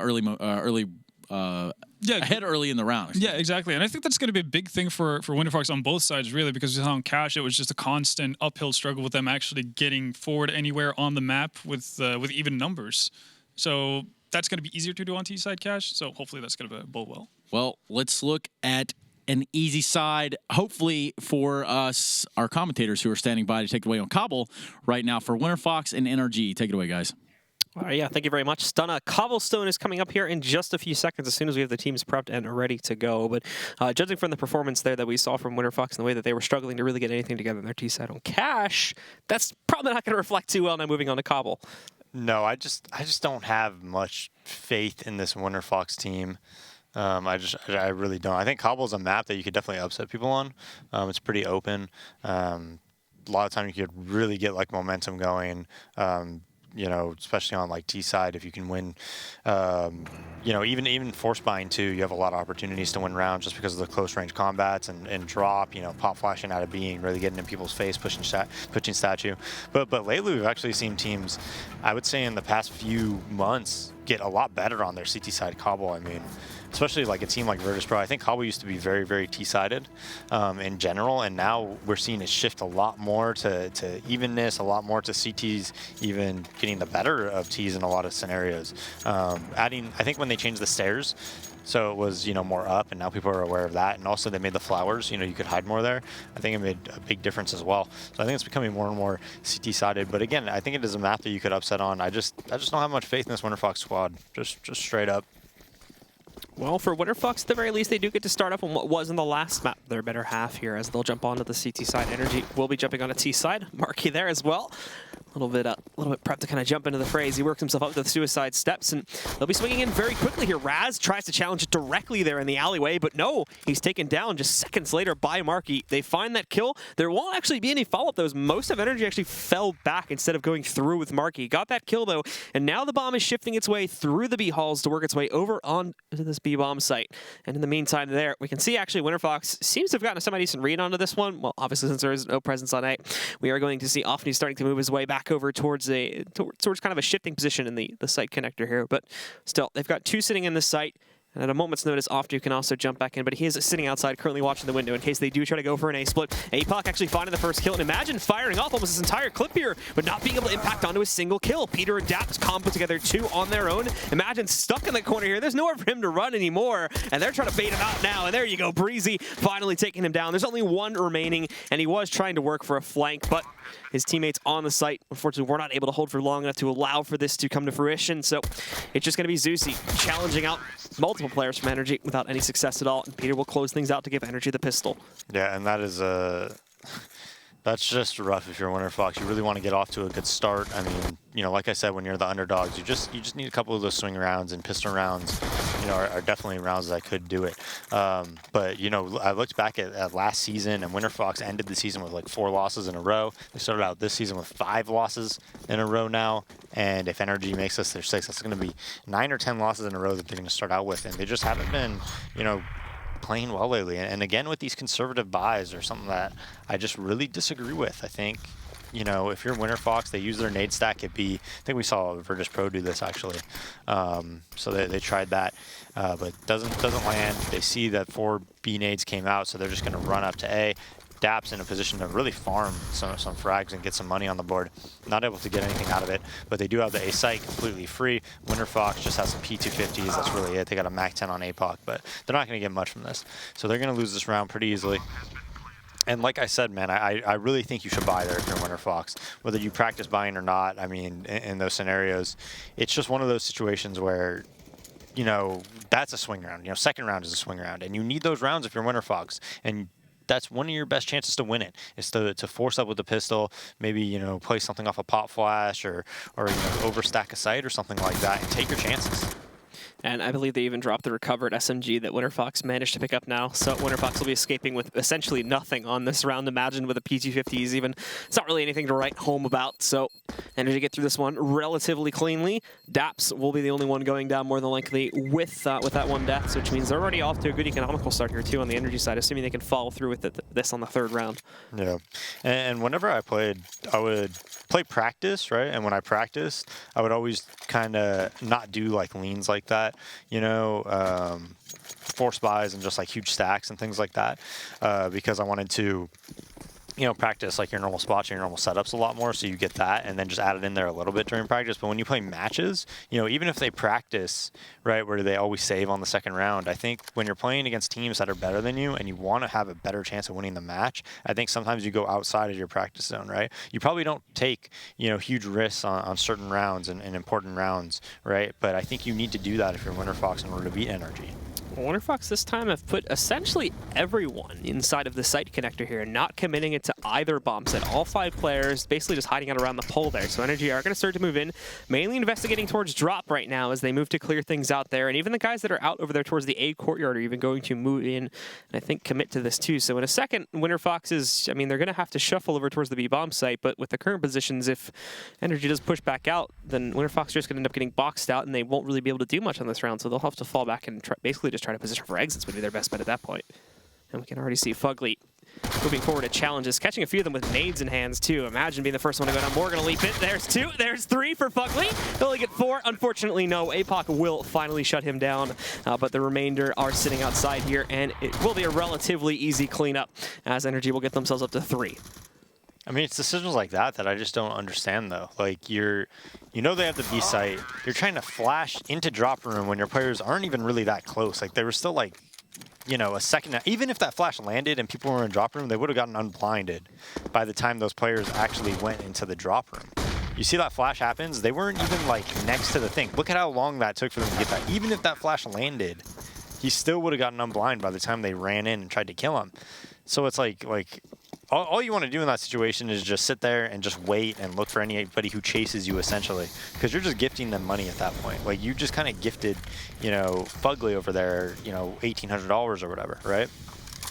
So now we shifted into the first gun round here as Winterfox goes for their investment. Thankfully, their really preservative bias has given them an up, along with armor behind it too, which is probably the more important part there on the first gun round, where normally you're not even going to see that up. Along with semi-decent utility for most players on the roster, NRG are still working with a lot of these SMGs and whatnot from the anti-ecos because they got through it so cleanly. Only 2 players died in the last 2 rounds. Raz is going to miss his first shot though, and it almost seemed like it was open season for him, but the shot connects into the wall. He's forced to fall back, and unfortunate timing for Zeusy there, looking back down to the bottom of the suicide steps as Fugly peeks him from the top side. So already we have 2 kills now going into the way of NRG. Peter knocking out Imagine. They know Raz, I believe, is sitting up on the platform somewhere, so Daps is going to have to try and appropriately challenge this. Flashbang will hold him back, but no, he's not looking in the right direction here. So very, very quickly we're seeing NRG overwhelm the site. Opto and Raz have been able to pick up 2, but there's Marky with the trade. 2 more going the way of NRG, and it falls to APOC, trying to clutch 1v2. The good news is nobody, well, at least up until that point, was paying attention over to the balcony, but Breezy puts a very swift end when he does change his gaze, and it's NRG again pushing forward, winning the first gun round. Yeah, and if I'm Winterfox, like here, I would probably pistol half armor, you know, or even pistol armor and try to win this round instead of being really conservative with it. And it looks like they're going to be pretty conservative. They just have a few P250s, half armor on 1 player. So almost bringing it back if you're Raz and APOC there, getting a kill apiece, but you know, still, again, kills just go their way. Raz misses a crucial shot on the jumping back tenor, running across there, and nade, I don't know, that looked like it was going to kill Raz, but he runs into the Molotov anyways. So he doesn't even see that one. A little bit of a mistake there is going to lead to an early elimination of Raz. And for the rest of NRG, again, it's really taking their time about things. They have literally nothing to worry about so far in this match, as it's essentially going the same exact way that we saw Cash go to, even more to dominant fashion, as if I recall correctly, Winterfox won the first gun round on Cash, so they're even already doing better than they did on that last round. They are going to be able to shake off the kill into Daps, but I doubt APOC is getting much farther than this. Trying to toss the nade so he can move forward and find 1 more kill. He succeeds in that one, but now in a moment, he is also going to be flying from behind, so there is no escape. Marky will take him down, and NRG continue to push forward with relatively no issues. And they just have so much money. I mean, they won with 3 alive on a round that they had 3 you know, the 4th round gun round, 3 SMGs, a Galil, and an AK. You know, and they won the round with 3 alive, so they're able to just pick up the op off Raz they picked up. They picked, you know, they kept that AK, and then they probably got another like M4 that Daps is using now. And they just have so much money at this point that it's just such an uphill. Like, Winterfox has already dug themselves in such a deep hole by putting up like almost no resistance on that 4th round gun round after their 2 consecutive saves. Like, economically speaking, they're like 10 feet behind. Well, they are going to be able to get themselves a little bit of a bigger buy this time around. Onto the double op setup, which they are going to split up across the map, I do believe. The first one playing mainly all over A, as we can see Raz is kind of the designated player to be playing out to the long A position, and he's also going to have to watch out for lower pushes too, as he's currently alone here. The other op in the hands of APOC, and he's playing in the usual spot we suspect to be down on the B bomb site, which is going to be the chicken coop. It'll be a bit of a surprise for NRG, but actually most of their pressure hasn't even come out towards Broken Wall early on. It has been down over here and dropped. They look to get control, so that second op may not find as much effectiveness on the early pushes. They would have looked towards it, but there we go. The Molotov first off. I think they spotted Imagine over here in the transition room, so they are going to know his position here. Now it comes down to the timing of it, though, as they do move into smoke off the other side, so they won't be flanked out from the window. And the other players are prepared to push themselves out towards Broken. Good news is, though, is that Imagine is not going down it, so it's not open season. That's a great pop flash, too. Unfortunately, the T Pugly is a little bit further behind. Now they'll swing in, and Daps immediately shuts down Imagine. They have the smoke cross to get them out through Broken. Unfortunately, they're not paying attention over here down to the bottom of the Broken wall, so they do sneak off 2 kills. It's APOC and Offnu that do that. It's still even, though, into a 3v3. APOC getting hit heavily with a nade, but not flinching even once. He needs this kill on Pugly as he pushes out, but no, what? Marky through the chicken coop, just destroys APOC. Now they're down to 2 on the CT side here. Zeusy is going to get overwhelmed, though the Raz did sneak in 1 more kill. He's got them both so low. He could just do this with his pistol if he wants to. And he's going to look for more options inside here. Rifle on the ground if he wants to trade it out, and if he has that intel. So there we go. The rifle pickup from him to try and play this out instead. He'll move forward here, but immediately Peter edges him out, and it's NRG that push forward again. 6-0 now. Still not a round on the board for the Kiwis, as we were corrected in the last game. Yeah, and I mean, they were actually in really good position to win that round. I believe it was a 3v3. They even crossed the site with no smoke at the door, no flashes or anything. Pete just runs across with a P250. Nobody kills him. He just goes towards the site for free somehow. But they were in a good spot. Now, Winterfox again, they smoke middle. They have like 4 or 5 people there, and Marky's going to really Marky actually can't get that second kill. He pretty much finishes it off, though. Offnu's already at 4 HP. Peter, it's going to be in the hot seat for a moment here, and he decides to back up and just hightail out of here as the rest of his team does move in and take full control of the B-bomb site. Now he's got himself a corner to work with. Still very low, though, so it's actually kind of smart of him to remain a bit more mobile here to change things up. Misses that shot, though, and down he will go. Zeusy picking up the frag. Brings us into a 3v3, and this is an AK and an op they are going to be able to get away with here, and also may restrict them from evacuating to the bomb site. They can still go out through the site connector and into A and escape pretty cleanly there, but it actually looks like they're just going to go for this now. Pushing back in. They're all trying to get through Broken Wall, but they're going to be held back so long because of the smoke and Molotov that it's just not going to be worth it. And we can see the immediate decision to change their minds. So they'll fall back and just choose to save these guns instead. Yeah, I thought Marky was going to get like at least 3 there, but only able to get 1, does about 95 to the other one. But this isn't a bad save. I mean, they get an op and an AK, but at the same time, you know, you need more than that if you're Winterfox. You need one of these rounds to go your way. I mean, look at the economy that's built up on NRG. Almost their entire team is over 10K after already being bought. So they're just looking really strong. Only 1 death on Breeze, 1 death on PDR there. And those shots, I do want to say, when you're in like really unfamiliar territory like that, like how often do you take a battle when you're a T-spawn on the steps, right? Yeah. And people are pushing you from T-spawn, you know, on the other side, right? From like the statue side.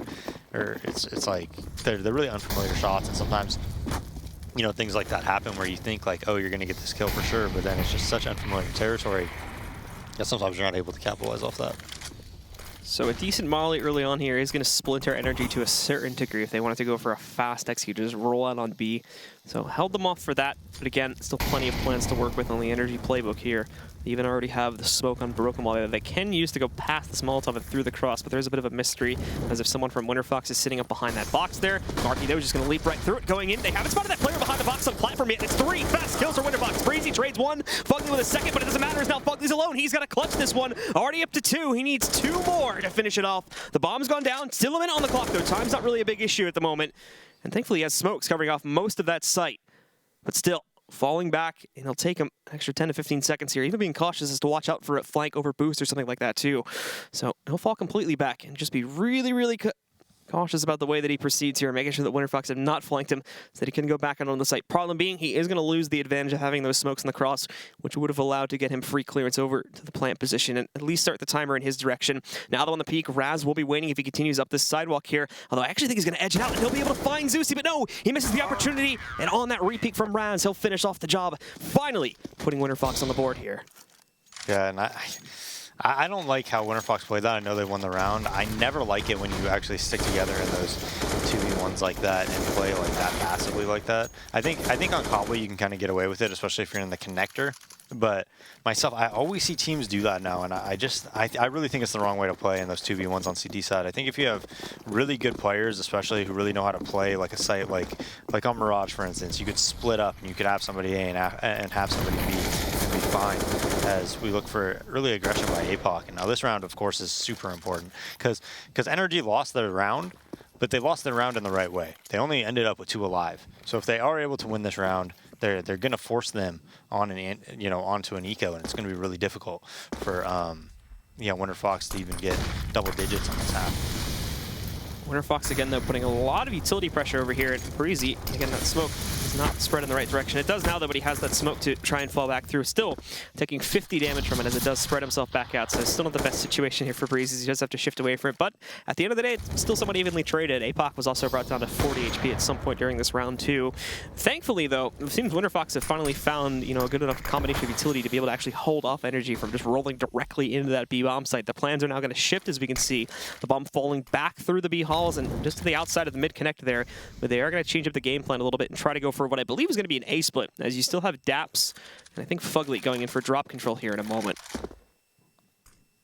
Yeah, dangerous peeks by Pete, just kind of jumping out middle. Breeze with him to trade, but he does have bomb and an op. Taking control of these A halls really aggressively, has a teammate to fall back on now, and it looks like it's going to be an A play with Daps trying to keep him towards B.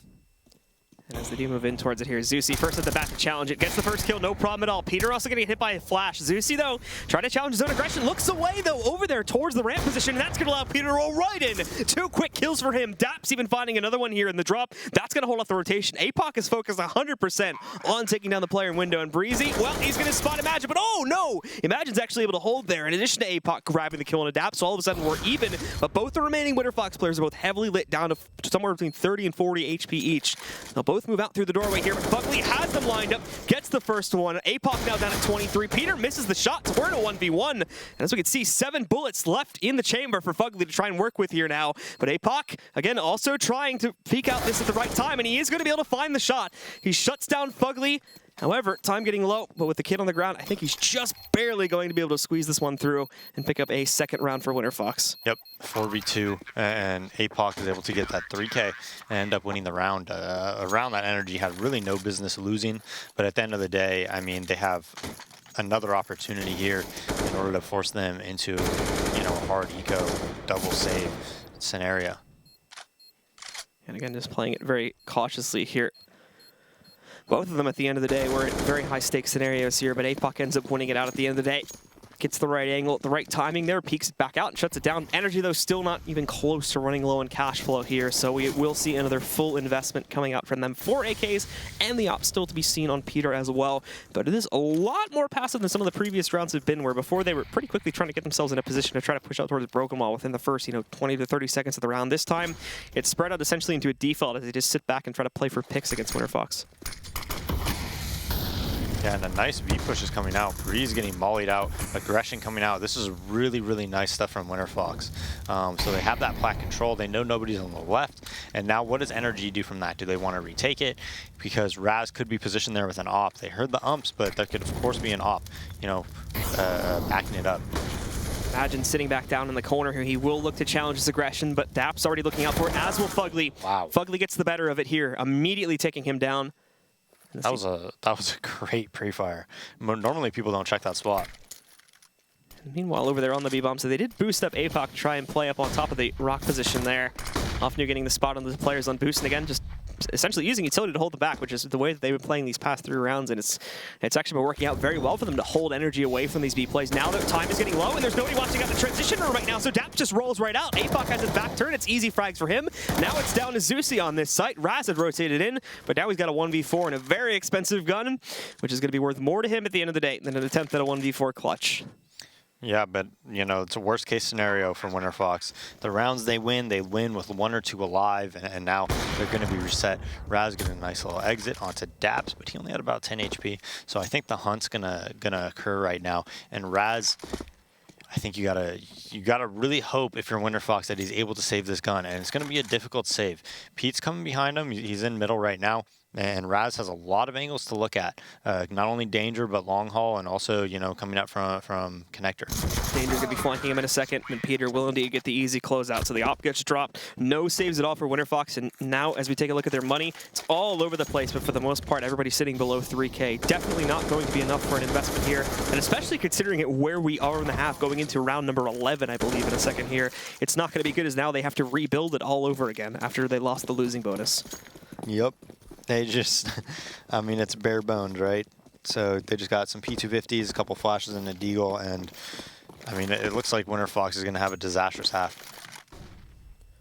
Early on, though, NRG still adopting this more spread out and slow-paced strategy that we saw them kick in about 1 or 2 rounds ago. And finally, their very fast-paced plays towards the B-bomb side to get early control there were countered out by Winterfox. If they wanted to go back to that, then they'd certainly be able to do so. And Peter just missing an opportunity to be able to take down Offnu. I don't think he was expecting to see him all the way on top of the broken wall itself. So a bit surprised by that one. Raz still down at 66 HP at the end of the day, however. And now Dap's trying to push in towards mid. Zusi has the chance to push in as well, but he actually is going to get mollied back out. That could lead to Daps finding a kill, but no, just doing little tidbits of damage to Raz, Zusi, all over the place really here, as we do see Peter finally connecting onto a kill over here on the B-bomb site. That was Apoc that got a bit too aggressive up on the broken wall, and Daps also finally claims the kill onto Zusi here now too. Fugly and the rest of the team is just going to move forward with the original plan, which was to move out here on towards B. A little bit messy on the spray, but he does take down Offnu, and Daps jumping in. He actually didn't spot Imagine there. I think the lamp hit him well enough, so finds that one at the very least, and can try to escape with his gun, but no, hasn't even been able to retrieve that. Still just working with a P250, and now stuck just outside of the site door. Yeah, and it was only a MAC-10 that Daps lost, so no real harm done. He gets taken out through the wall, 9-2. And they are going to be able to buy here, though. They had more money than I thought coming back from that round. I think they had like 3,500 that round. I was a bit surprised by that. But yeah, Winterfox is going to buy. They even have an op onto Raz, so it's not a bad buy at all. But, you know, nobody's really able to do anything right here except for Apoc, you know, throughout this game. 11 kills on him. Nobody else has passed 4, I believe. And everybody on NRG is really doing their part. Winterfox, again, spreading out here, but still, it's been working for them in some cases, but they do need to rack up a whole lot more rounds here trying to make it competitive as they go back over towards T-side. And keep in mind, too, this is actually where they made more progress back on the first map. Breezy, though, not playing around this time. He immediately spots 2, executes them both, goes for the 3rd, and gets it. Apoc, Offnu, Imagine, all bow down to Breezy. And it's just Zusi and Raz left alive, and they're not even going to attempt this. They're already falling back for a save. And look at this. Again, the intuition from NRG. The positions just work out beautifully so that Fugly is already in the A-bomb site looking to hunt down these last 2. Yeah, and I mean, those were like really nice shots by Breeze, but at the same time, it's like your setup is just, all 3 of you are just like statue area kind of fighting him. Nobody's utilizing flashbangs, nobody's spotting and then getting, you know, information, and then a flash is coming to make it easier on you. You know, nobody's pushing up for platform control or anything like that. You're all basically at the same spot, so it's just, I don't know, it's very troubling. Zusi still trying to survive, but unfortunately he may meet his match outside here. Peter casually finishes things off with a P250, and I believe this is going to lead into a pretty big save from Winterfox. If they want to buy going into what I think is going to be the last round coming up next, they are pretty much just going to have minimal investment in this round, so in those P250s, unless they just want to half buy, which probably won't work out too well for them, since it'll leave them with a pretty weak force in the last round. Yeah, and I mean, if Apoc is there at the stairs and he just gets a flashbang from one of his teammates, he probably gets a double kill there. You know? Like, those are the things that you need to do in order to be, you know, a team like NRG. You need to coordinate things like that. And you should know that there's a possibility that he's out. He flashed and you know, made noise when he's coming out. So just one pop flash there coming in front of the brown box, and bam, he probably gets a double kill. That's all it really takes. Now they're put on another eco. We're looking at NRG closing this half out, you know, with 11 rounds, probably minimum. We can see again that they just waited out here and specifically are waiting to see if Winterfox will be trying to do anything aggressive, but I think that they've pretty much gone away from that. One thing that we still actually probably will see in a moment here is either a broken wall or a stairs push, which Peter's watching out for. A bit late on the timing, though, so the shot against Offnu is a miss. APOC, though, getting hit a little bit from somewhere else on the map here as he's down at 87 HP, but Breezy now. We saw what he could do in the last round, and now he's doing it against Pistols. Spots the player going into the new deeper cubby there, so they keep a mental note of that for later. And now they're going to try to push him, but he's ready for it. Already 3 kills going by the way of NRG here as they dispatch of all of the B-side defenses. There is still APOC waiting in drop. Fugly knows he's here somewhere, but he doesn't know he's sitting right out in the open. That shot should give it away, though, but no, he's dinked. So he does it to back away. That's no big deal, though, as again, the actual site is already under the control of NRG. Yeah, and Raz just trying to look for any type of an exit he can get. But bomb's going down. Breeze Fugly weak, 2 and 4 HP. But Marky, again, what do we see every time Winterfox is around here? They always have somebody hunting them from that A site. And I mean, NRG doesn't really care. They're kind of playing a lot more loosely. They know they're going to win this game, or at least feel like they can win this game pretty easily and kind of turn it on whenever they need to. And that's why you see Breeze kind of just like going out of that smoke with a flash and just taking 3 come battles, right? It's because he just really just doesn't have the respect for Winterfox to punish a play like that. And that's why he's taking it. Like, you wouldn't see that type of play happen if they were playing, you know, SK or anything like that, right? It's kind of playing against your opponent a little bit.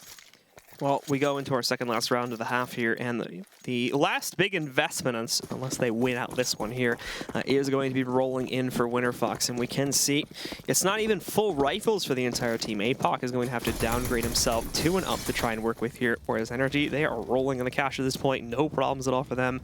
They have been set, you know, ever since 6 to 7 rounds ago almost, for this entire half as it would seem. So they're looking fine, and a bit of a change up in the dynamic as we are going to see a lot more aggression leading out towards long A, whereas previously this was mainly going towards Broken Wall. Daps leading the charge over here, and they're just systematically clearing it out. So there will be no challenge at all from the Winterfox side of things. They're sticking to the site.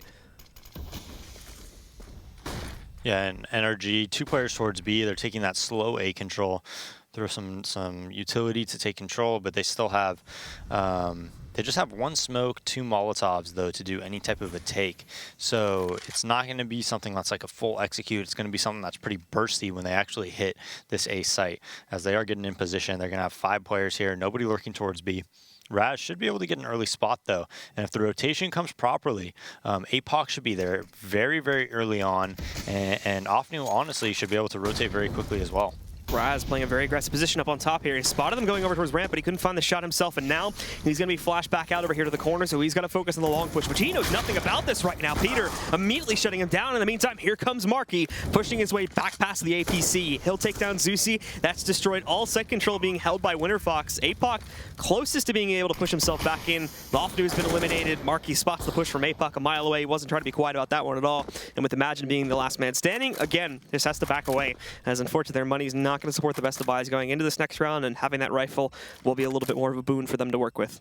Yeah, and that's the second time that Raz has been inside the A site looking towards the wood wall cross, and Pete just crouch peeks him and kills him when it's an op-v-op duel. And that just makes it like, if that anchor, he's essentially the anchor there at A, right? He's the guy who needs to get a kill, and if he stays alive, because of how they were set up, the rotate should be able to come at a time where his rotator's able to capitalize on him staying alive. But it's just an op-v-op duel that Pete's won twice now, where he's, you know, frankly pretty favored. So going into that last round, we could already see the buys, and there's that kill you were just talking about too with Peter. That's, again, because he's caught off by that flashbang. He's not able to help out. I think he sees like the 2 or 3 players that are pushing out towards ramp, but he has to wait so long to be able to take a shot that it's already an unsafe situation. He has to fall back, play to take a shot at a position, which again, he wasn't paying attention to previously, so he doesn't even have the greatest intel about what exactly is going on there, and it's just a very awkward situation for him to play against. Now, into the last round, and again, you can see the buy fully there now from Winterfox. Not the greatest, and what's even worse, Peter's already up to frag, and he's shut down APOC. Nice and early at the beginning of the round, as I believe he tried to push up the steps. Yeah, this is a very powerful position by Raz here.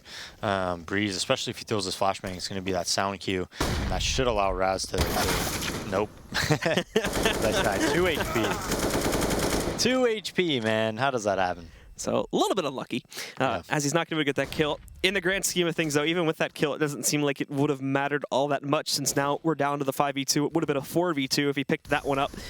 Zeusy and Imagine both playing to separate sites as well. And in a moment here, Imagine is going to get overwhelmed. Maybe not in drop, but on the B-bomb site. Fugly will jump down in a second here to challenge this, and he is also a little bit low already at 54 HP, and I think Imagine also caught one of them out previously, so yeah, he'll be able to grab that first kill. That's the first starts of it, though, as again, they still have a lot more to go on. Well, he has gotten the rotation from his teammate over here. Still a 2v4, and Imagine standing in that Molotov taking heaps of damage. So he's forced to push his way back out where it's going to be easy pickings for Peter yet again. Zusi, let's see what he can do here. Last round, he'll go for the attempt, but won't get very far with it. Daps gets the easy closeout, and again, it's 13-2 in the favor of NRG. Guys, the second half is going to be coming up in just a little bit. Stick around as we see if Winterfox's T side here on Cobblestone will be any better than it was on Cash.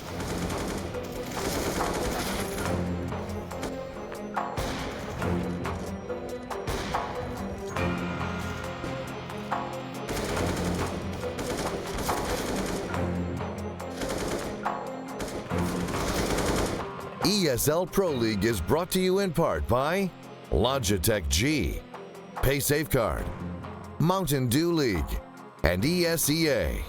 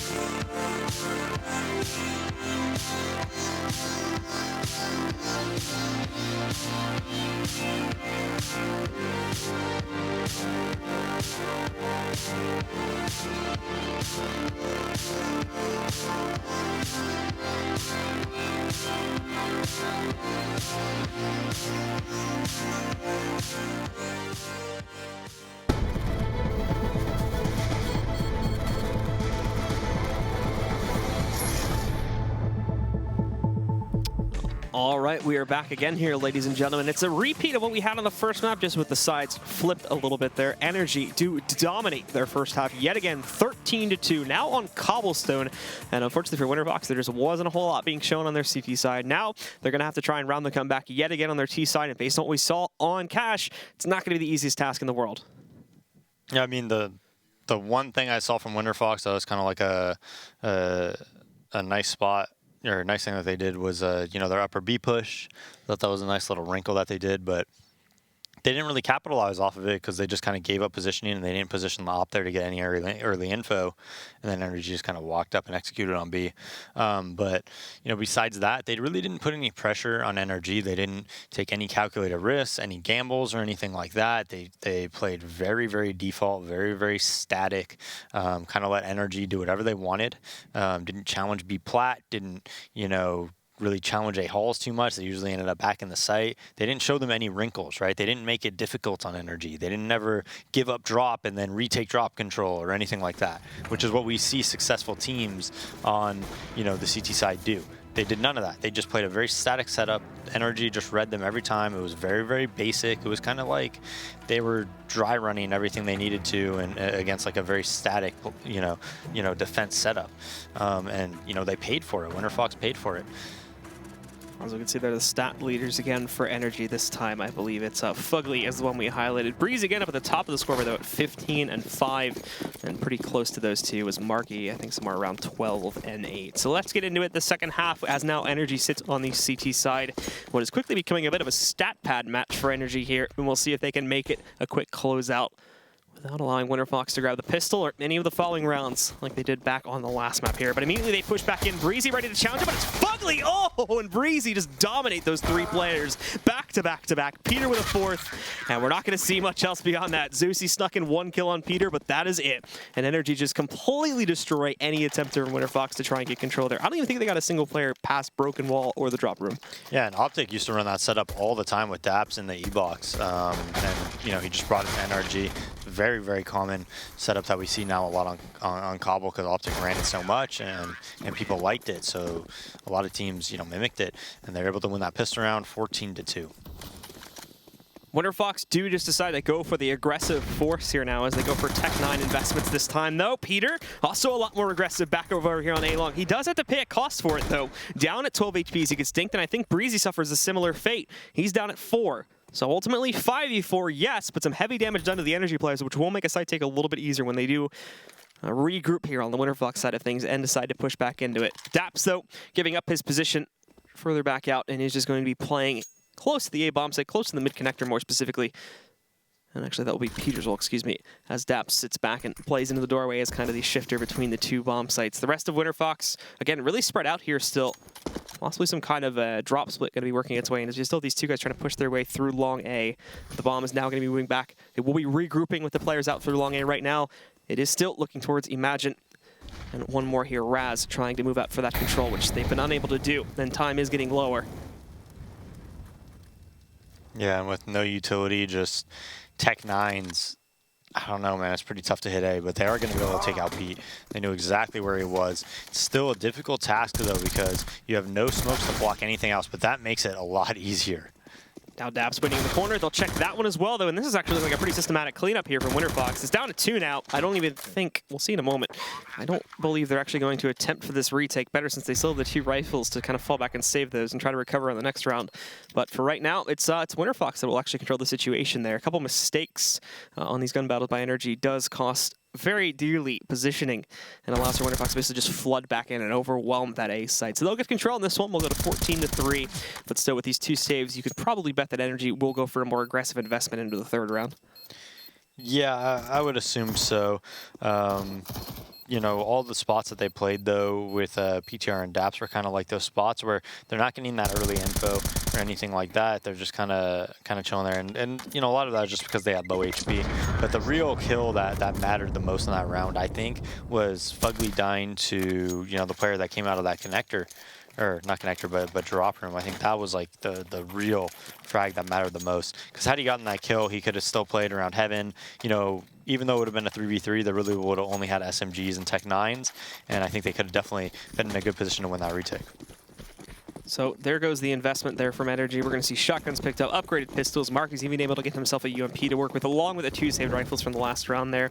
The M4s that they will be picking up. And again, it's a 3-2 setup across the map from NRG here. Very aggressive out through A-Long, but Marky destroying APOC as he does try to move up close towards the drop position there to toss at a nade.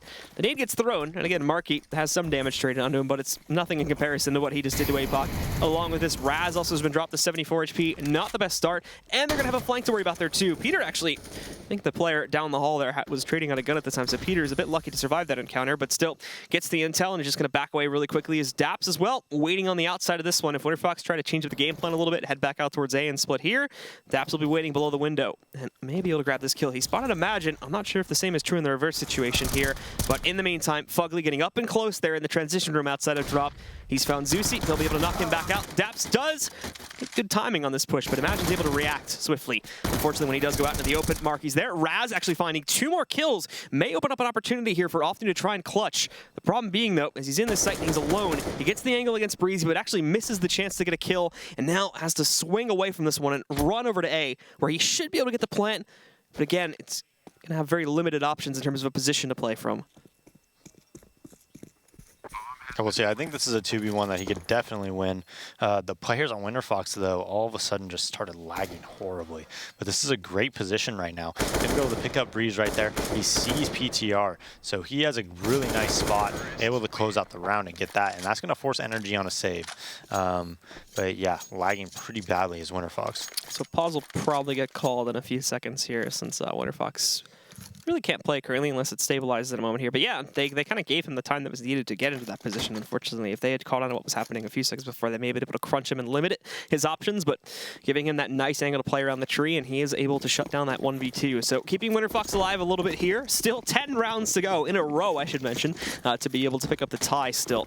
But actually, I mean, no pause was called, so I guess we're just going at it. And Marky has a good flashbang, unfortunately, is a little bit too slow to actually get to the corner there where Raz was hiding out, and he's just going to follow through with the second one as well against Peter. Drop pressure, Fugly won't flinch at all for that, but still, it's Winterfox all the way as they push through and clean things up. Yeah, and now they will probably buy here, but that was a very quick round. I'm surprised Winterfox didn't pause. I think they're kind of, you know, just A, whatever, you know. It might have like stabilized right as the timer's running down, so because it looks like it's back to normal. No. Yep, you're right. Where's their team house again? I think it's in Chicago, right? Yes, it's like a team office, I think. Okay. I think they're out of the Steel Series offices there. Yeah, most people are West Coast. We see Professor Chaos is there. I think he's the new coach for NRG, if I'm not mistaken. So now again, it's actually going to be pretty close contact here over on the B-bomb side. Yeah, you can already see that. Fugly chiming in for one. Breezy's even yet to reveal himself too, so I'm sure they're going to look to challenge Fugly in a second, but there's going to be another kink they'll have to worry about if they even go out here. Breezy just pushes up, finds a free kick on the ground. No one's looking to challenge that either. They just let him walk right up and pick that up, and he wasn't necessarily being quiet about it, so Fugly sitting in the back. He's going to be his match there, unfortunately, since there's not a whole lot of room to work with. So Raz taking him down, but now there's an AK in someone's hands for Winterfox, or excuse me, in Energy's side, but they still have to figure that out. But for right now, Energy have fallen back, trying to play at Ranger since Breezy has the AK, but he's taken out very quickly. Offnu finding that frag, and the 4v3 here is just not really plausible for Energy, so more than likely they are going to try and end a position for exits and fall back to save. Yeah, NRG thought they were running back for whatever reason, and Winterfox just kept plowing forward, you know, after their smokes and everything. That's why Breeze got the AK and just booked it. Like, for whatever reason, they called, you know, an A stack. They thought, hey, they saw to it B, we got the kill, we have the AK, we think they're going to book it back to A, but instead they just stayed B, and now they're looking to push to this connector and try to farm some kills. Peter just grabbing those 2 and 3 kills out of absolutely nowhere. 3 headshot kills in a row, and Marky even sneaks back in there to take down Raz as well. Marky's still going to die to the explosion, but still, for what that round was turning into, that's a huge takeaway at the end of the day for the guys on Energy to just completely destroy the Winterfox economy by forcing them all to rebuy here. Yeah, but at the same time, I mean, I don't know. It's nice to look at, right? Like three P250 kills, but at the end of the day, Winterfox has a pretty good amount of money. You'd assume that by the time they, you know, if they lose this game, it's probably not going to be because of the economy, you know, because they pretty much have to win all these rounds anyways, right? But it does suck that they decide to go through connector for whatever reason to save instead of going upper B, which is usually a lot easier to keep your guns. So for Winterfox, again, pretty much everyone actually just sitting outside of the mid connector push. They're going to try to go for fast control here. Daps was positioned on the ramp, but has to give that up very quickly as he falls back to the site and promptly tosses down a Molotov. That does not mean he's going to stop Zeus, though, as he just barrels through that, shift walking in, and he'll still take down Daps, but Peter with a dirty peek against Raz. He'll be able to find him. Deary stabilizes things at a 4v4 and somehow survives the encounter over there at Long, too. He's going to be pushed in a moment. A few more trades occur. We're down to a 3v2, now a 1v3, and it gets all destroyed there due to very fast rotations from Energy and a good hold overall on that A bomb site. And just, well, their economy is looking a little bit worse for wear now because of those deaths. But at the same time, I don't know. I just have no, I was just not a believer in this comeback, Blue. Were you? No. Yeah, I didn't think I don't think many were. I really don't. Just outmatched, completely outmatched so far in this best of 2. Yeah, so Winterfox scraped together what they can. Keep in mind, again, had they had not gotten kind of destroyed by Peter 2 rounds back when they were saving, they would have had pretty much a full buy here. Not even pretty much, they would have had a full buy here going into what could be the last round, but now they're working with Tech 9s, P250s. They still have utility on those that went down to pistols, along with Imagine still having a full stack, but Zeusy is only having that AK to work with, and again, it's very basic what they're trying to deploy towards more than likely, so Energy just go back into their own default stack, and Winterfox will try to go to control, which is going to be somewhat tough to acquire on this B-bomb site with that kind of weapon power. Yeah, and I mean, the hit on A by them, first off, you know, after that entry, the long A flank came way too late, right? Not only does that happen, but Raz again lost another op battle to Peter right there. If he wins that battle, or the A flank comes earlier, or the long A player comes a little bit earlier and shoots Peter on the back, you know, if he was there a second earlier, they definitely probably win that round. He doesn't get that 2K. Maybe he just gets 1 or none if Raz wins the op battle. But instead, he's consistently killing them in all these op battles. Fugly and Peter comboing together too right at the start of this round. Peter even did great damage to Imagine to bring him down to 2 HP. And now he's just sitting back in chicken coop, patiently waiting. Breezy pretty much going to roll in here and almost finish the job. Peter chimes back out, gets that last kill, and that'll be the end of it. It is a shutdown for our second map as well here, and Energy claimed them both. A 2-0 for the night, as they don't struggle at all against the Kiwi/Australian roster. Yeah, and what was the score of the first map? 16-6. So six rounds both maps, right? So yeah. 12 total? Mm-hmm. Yeah. And I mean, what else can you say? It was not pretty from Winterfox. We saw a couple things on Cash and Cobble to be happy about, I think, but overall just outclassed completely. Yeah. So to close out this match, we're going to send things back over to our analysis desk. Guys, take it away and break down map number 2. Well, Blue and Vendetta, I guess it's one of those things. It's one of those things where, man, are they going to muster it back? No. So it doesn't come together for them at all. Like, honestly, a couple things I had noted, at least, like we didn't see any sort of even effort towards taking like a tactical pause there. Yeah, and when you mentioned that, I was like, oh yeah, that's right. They have tactical pauses in online games as well. And I'm not really, from how it looked, it might be the case that Winterfox aren't aware of it either. I don't know. Man, I would surely hope that that's the reasoning, and because obviously, look, they had a yet again another rough first half, and they go into the second half, and it doesn't really happen. We even saw an instance where their ping started to skyrocket up. Yeah, so they didn't even pause. Yeah, they didn't even pause then. So I mean, you had that opportunity to take that sort of break. Yeah. And maybe you recollect yourselves, but you elected not to. I mean, I guess at that point you might be so broken, just mentally you're out of it. Yeah, you're just end this, please. That's all you want. You just want to get out of it. You don't want to prolong your pain, I guess. But no, it was weird, and there was definitely multiple instances where they could have basically put a halt to things. And if nothing else, like they might not find the magical answer they're looking for in a timeout, but at least they're making NRG have to rethink what they're doing, because obviously when a team takes a timeout, you kind of expect them to have some sort of a plan for what you've been doing all along, right? Which is heavy B pressure, right? Yeah, something gimmicky on the other side of that timeout. Exactly. So maybe you start doubting yourself if you're NRG and you mess up because of that. So yeah, no, it's just weird to see Winterfox basically not putting in any sort of effort to actually combat what was going on from NRG's side. But to NRG's credit, they don't have to never change a winning team, right? I guess you're right. Look, NRG, further down that road, let's take a look at Breeze's stats here.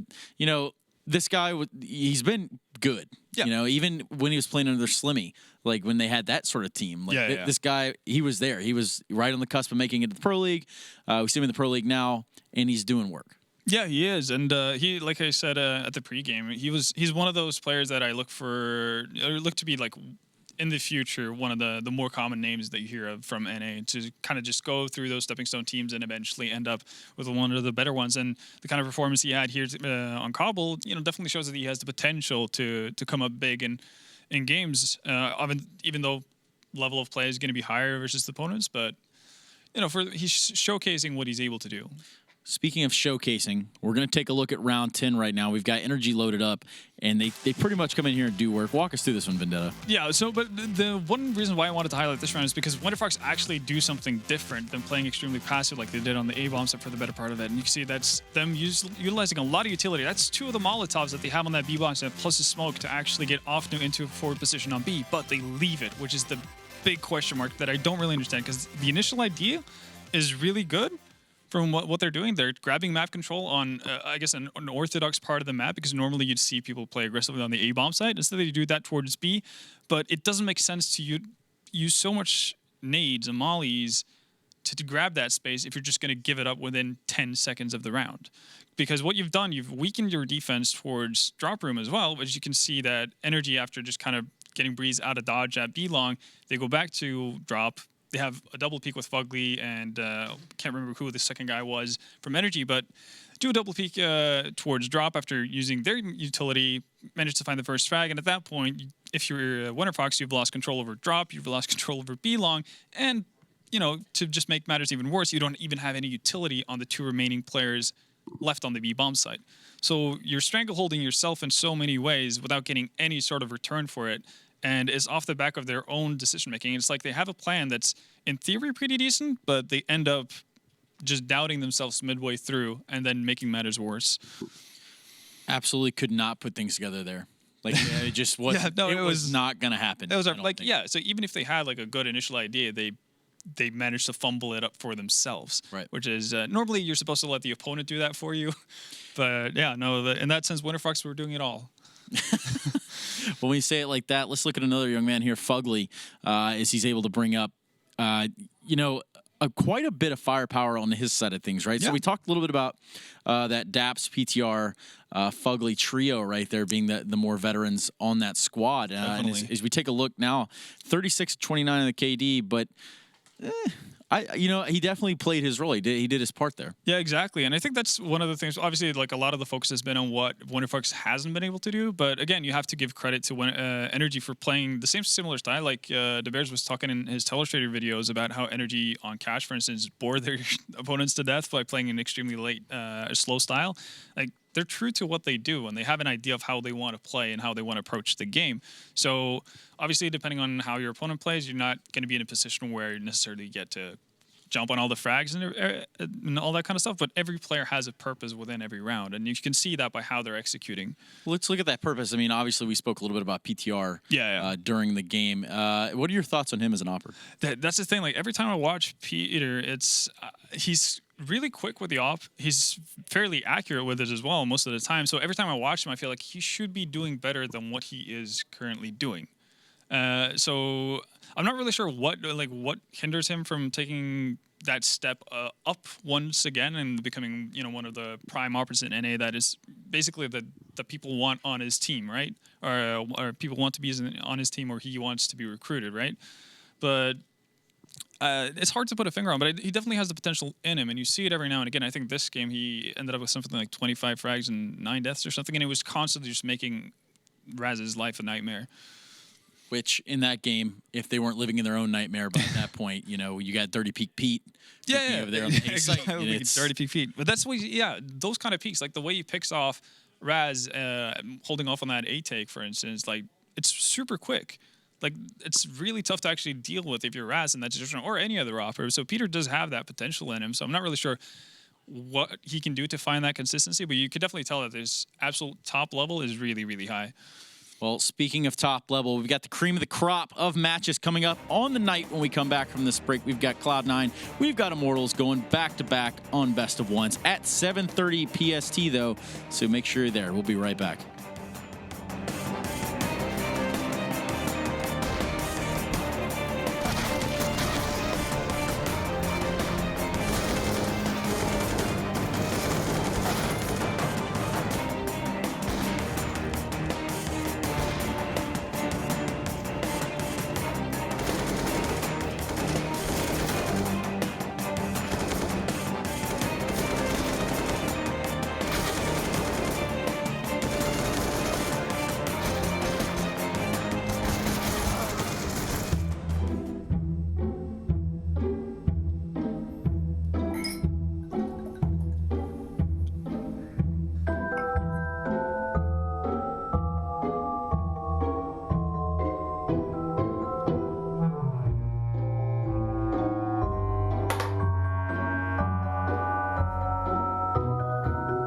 Start your esports career now at play.eslgaming.com.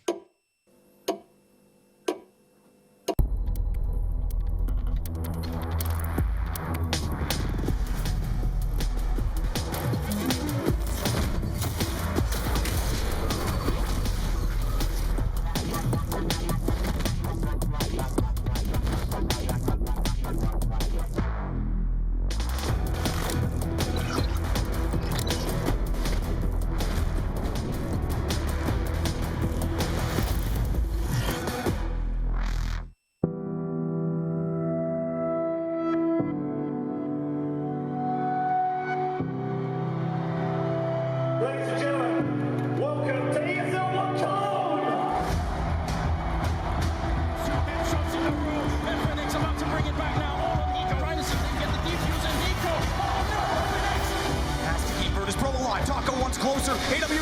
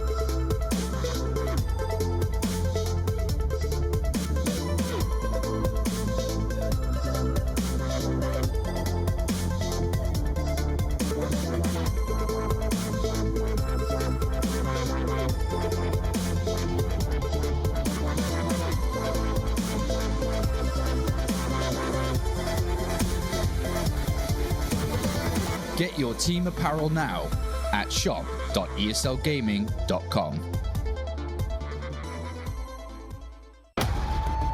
Counter-Strike is sharing incredible moments with us and will return to a memorable place.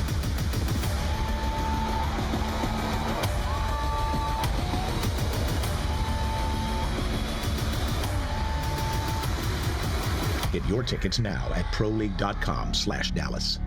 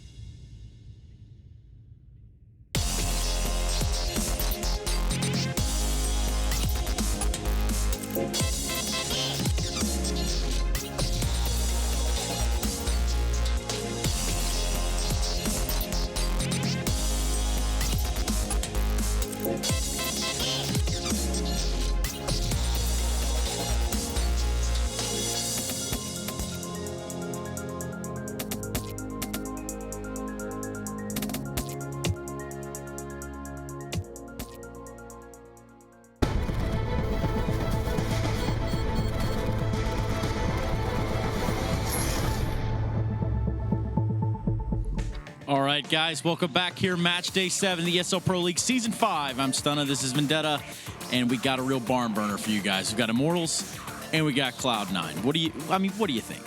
First off, should be a really good game. We talked about it. Yeah, both teams are flying back from Katowice, but they oftentimes play each other really close, and they're both going to be in the same situation, right? Like one of the teams is not going to have an upper hand in that sense. Absolutely. Or they're both on a level. Yes, they're absolutely on a level playing field. Let's take a look at the Cloud9 roster. As we took a look at it earlier, let's do it one more time. Nothing, Shroud, Skadoodle, Stewie2K, Tim Ta. Which name sticks out to you the most here? Well, Tim Ta is definitely one of them. Him and Stewie probably are the two biggest stars in that sense, and how brightly they've shown as of late. So really fun to see kind of the new guys and taking charge and taking the reign is really on Cloud9. Exactly. I mean, these guys, that dynamic duo, right? Stewie, Tim, that's been the storyline here ever since EPL Season 4 finals. And, we're actually going to take a look now at the second week of their performance here at EPL. But these guys, when they're firing away on all cylinders, then, it's tough team to beat. Working. Yeah. It's there in NA. So that seems to be like their biggest struggle right now, their biggest hurdle. They're not too far away from the pack. I mean, we've seen them take W's, just not nearly as many as they want to internationally. Yeah, but I think that's going to come in time. And it's like you said, when Stewie and Automatic are on it, like when they're feeling it and they just get that tiny bit of extra push from either Ska, Nothing, or Shroud, then they can take down big opponents without them. They wouldn't win versus a team like SK at Katowice if they didn't have it in them, right? So for them, it's all about finding that consistency, being able to perform when you go outside of your own borders in that sense. I mean, Cloud9, obviously 25-1 last online season, leading up to the Pro League Finals, sitting currently undefeated. Right now, I think they're the favorite team to take a little bit further. But let's take a look at their opponents tonight. It's going to be the Immortals with the addition recently of FNX. We've got Steel, Lucas, Henny, and Bolts. These guys obviously here to play. Oh, for sure. Absolutely. And again, this is one of those cool scenarios where we see lineup changes being made and probably both teams coming out pretty well off of it. I think FNX is a magnificent addition to this team, and I think it's going to allow for potential stars like Henny to get to that consistent level where you see him shine out every single game, which is what they need. So I think, the future looks really bright for that Brazilian team. Okay, so we've got the Brazilian team in Immortals. We've got Cloud9, the American team, plus that Shroud guy. He's got that Canadian Maple Leaf thing going on. We're going to see them on Train first. Give me some quick thoughts on Train. Well, the scary thing for Cloud9 and their potentially perfect record here, they went 25-1, all right, in last season. I think this might be their first L to their name of this season because they don't really play Train all that much, or at least not as of late. So I think that's why Immortals are coming into this with this map pick. Or I would assume this is Immortals map pick, given this state of things, right? So a bit worried for Cloud9 going to that map. Going over to Cobble, though, I feel a lot more confident in what we can see from Cloud9. Well, very confident behind the telestrator is Eric DeBear Stromberg, who's going to run us through a little bit of Cloud9's Train. Take it away, Eric. Thank you, Stunna. We're going to take a look at Cloud9 versus Ninjas in Pajamas on Train from DreamHack Las Vegas. As you can see right here, Cloud9 starting off with a 4-1 outside default. Pretty standard, nothing too crazy. But one thing that's so nice about this is Cloud9 abusing NIP's slow T-style of play.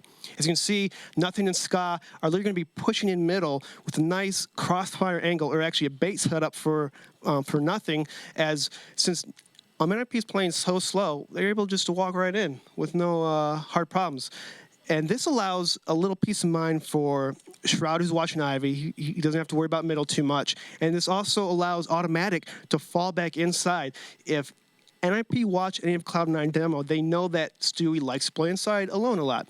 So this is a nice bait setup from Stewie as he's continually spotting inside, making noise, trying to pull attention to him.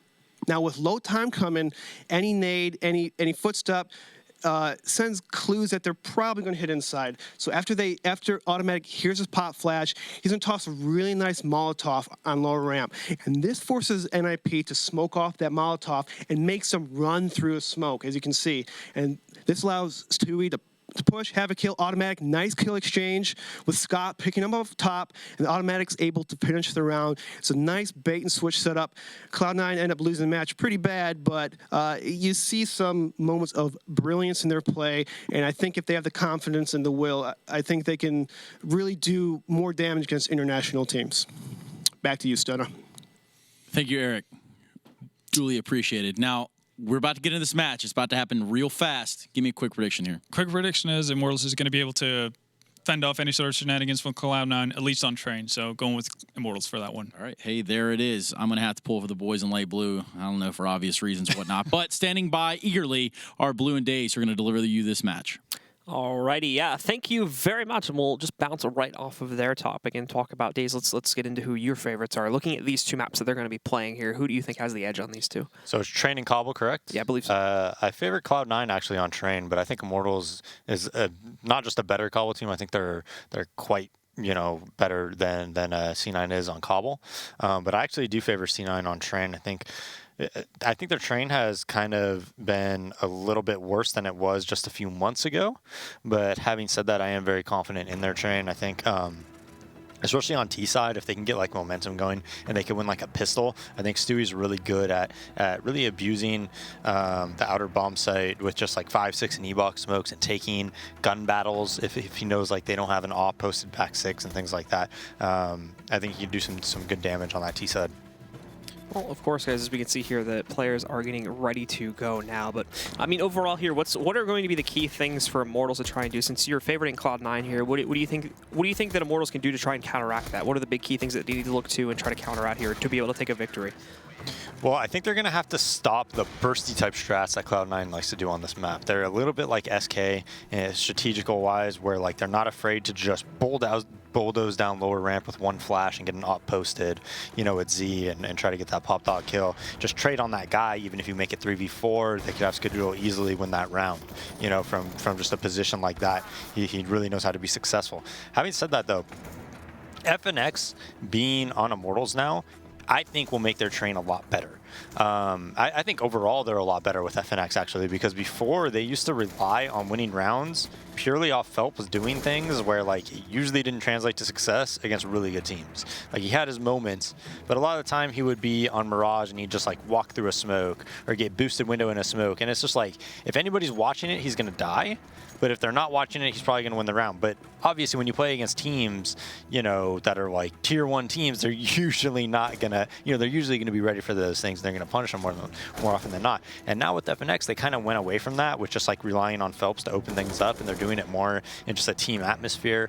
I think all the players can play a little bit looser as well, because before, if you had one player that you're kind of relying on, right, a lot of the time everybody plays really tight, because they're waiting for that player. But if you're kind of like have a more balanced attack, and I think FNX gives them that, then they're going to try relying on rounds where everybody could play a little bit looser and take their opportunistic battles. But as a whole, when they want to execute on something, it's going to not be reliant on something like I talked about earlier with walking through a smoke or anything. It's going to be reliant on all 5 of them, getting their skills, doing their job, watching their spots, and then trade killing. Well, as the analysts were quoting earlier, FNX feels confident now in his new team to be able to be the best Brazilian team out there, and we will see if that will he was true. Insane at Katowice. Yeah. Like, he was a beast. We're going to get into some combat here, and look who it is right up front. It's FNX finding the first kill, quickly traded by Stewie. And unfortunately, Lucas isn't able to back up, but Henny and Steel are there. And oh my goodness, this is a close fight. Look at this from Henny. He's got them both so low. Stewie was able to escape downstairs. And in the meantime, Skadoodle shuffled out over to the A-bomb site. As he realized, though, that Stewie's gone down below, he has it. And Stewie, he is going to grab the headshot to allow for Cloud9 to hold on there and pick up the pistol. Yeah, just super chaotic. And in those situations where it's very, very chaotic, there is nobody better at those situations than Stewie 2K, as he just gets a 4K, immediately realizes that these guys are pushing on ladder. Steel just cannot land these shots. Just one tap on each of those guys on Scott and Stewie, and he wins that round, with like almost no HP. So Immortals actually had really, really nice positioning that round in order to win it, but unfortunately just not able to capitalize off of those positions. Nothing already going to get tagged here in the early round 2. Down to 67 HP as the rest of Cloud9 sort of just hold into the default holding pattern right now. As I mentioned previously, nothing still sitting outside of Ivy, but the rest either in team main or, as you can see in the distance there from the silhouette, sitting just outside of the ladder room, getting ready to try and go for an outer execute. Immortals, though, have a heavy stack leading into this one, specifically formulated the 3 players around sort of the bomb train leading over towards Ivy. They have all 3 of them stacked there. They do have FNX ready to quickly rotate downstairs if he needs to there through Z. But Bolt is actually going to be the one that strikes first. He's able to take down Nothing back over in Ivy, eliminating him and bringing Cloud9 down to 4. And there's been no movement beyond this into either of the bomb sites just yet, so Nothing has gone down for zero purpose as they've gained no other map control yet. And those are the worst type of deaths. When you have somebody die and you can't capitalize at all off of that death, you're just out on an island like that. The absolute worst types of death. Steel as well is just like he spot shrouded at inner. They're not even really sending too much for a rotate. FNX is going around towards it now though. So they do only have 3 players on that outside site, but they're positioned very, very well. Stewie, in the meantime, does pick up the first kill here for Cloud9 now, eliminating Lucas as they do try to push back in. Automatic finding one more. Short-lived, though, as he does get traded back out. And FNX also with the scout in hand, able to pick off Shroud. But again, it's led himself down to an even scenario here. But thankfully for the guys on Immortals, Stewie is very, very lit. Down at 10 HP. FNX sitting back and waiting, though, to see if he can catch anybody going through the cross there. Won't be spotting it. Smoke still in the way. But in the meantime, Steel pushes forward, finishes off Stewie. Skadoodle taps right back in. Now we're in a 1v1. It's relatively even HP as well. And Skadoodle's just going to fall back and try to play this further away, but that may not be too wise considering the scout's in the hands of FNX. He pushes forward right now, and he will trade things out for his own UMP. So it is an SMG battle to try and close this one out. Skadoodle has spotted it, but the same is true for FNX, as he's now just going to sit in this bomb train. He pushes himself over on the Immortal side, FNX over towards the train, but Skadoodle doesn't realize he's that close. Thankfully, FNX has his team going up on top of the train, but now again, look at this Skadoodle just wasting so much time right now and trying to avoid FNX, and it's going to work out beautifully as FNX runs at a time, no kit in hand. Skadoodle won't even need the kill, as through the timer, he'll win it out and even stays alive as well. Yeah, and the way Skadoodle played that, there was no chance he was going to lose that round. Like, absolutely no chance with how he played it. I mean, they you know, Immortals had their opportunities to win that round. I think they played it very well. You know, when you're 4 spot like that and you get it down to a 2v2 when one player has like 2 HP, I think you did a good job, right? But having said that, Skadoodle in that 1v1 doesn't even give FNX a chance to kill him. He spots very safe spots. I mean, unless FNX could have, you know, found like a smoke and a kit, that was pretty much his only chance to have an opportunity to really win the round. And look at this from FNX rolling right back out there, only getting 1 kill, however, as things get a bit too chaotic for him to handle. Decent damage done to more than just Nothing, however, Shroud and Stewie also take a bit of a chunk of damage. Unfortunately, beyond that, there was really no defenses set up here for the outer bomb site, and Skadoodle, I think, is even caught onto this quick flank through the White Halls here, watching out for Bolts. Pretty quick job to take him back down. And for the last 2, they were trying to follow in Bolts' suit, but they may have to change up their positioning a little bit. I think Lucas may just decide to sort of hang out outside here and look for members of C9 that are exiting, and for Henny, maybe a similar fate as he's pushing up towards Z right now, and we can see Automatic position for that one. He actually does dig Automatic, but can't follow through with the kill. Yeah, so just a pretty easy anti-eco for Cloud9. It got a little bit scary when FNX threw that popper at Ivy. Got 1. He actually definitely could have got another one. But Cloud9 doing a 3-1-1 anti-eco. Here's them again. Yep, he almost had 2. Almost. But they do lose that round with only getting 1 kill, I believe. Now Immortals buying up. No op on the Immortals side, and that's going to change their setup and how they play a lot. Only 1 flashbang as well. 5 smokes to work with, though, so they can isolate the pressure from C9 for a very long time. The 1 Molotov they did have has also just been used very early on in the round here, too, directly inside of T-Connector. But the problem is they threw this smoke deep in T-Con, but they failed to realize that they were already pushing back out. It's 1-to-1 initially. Automatic, they're going to be moving in for more control. Gets hit by a flashbang, but on the drop down, finishes the job on Henny to eliminate him. Lucas, though, lurking his way back outside of the ladder room. He's able to pick up 1 more, but unfortunately, it's just him and Steel left alive now. And Lucas doesn't have a whole lot of ground to work with, but that peek beautifully works against Automatic. Skadoodle there for a trade. Steel again finding 1, but he can't finish the job. Skadoodle has better positioning, and at the end of the day, that's going to win him the round for C9. And those are the rounds that C9 are like, they're one of the best teams in the world at, in my opinion. When the other team, you know, they know it was like a 2nd round buy.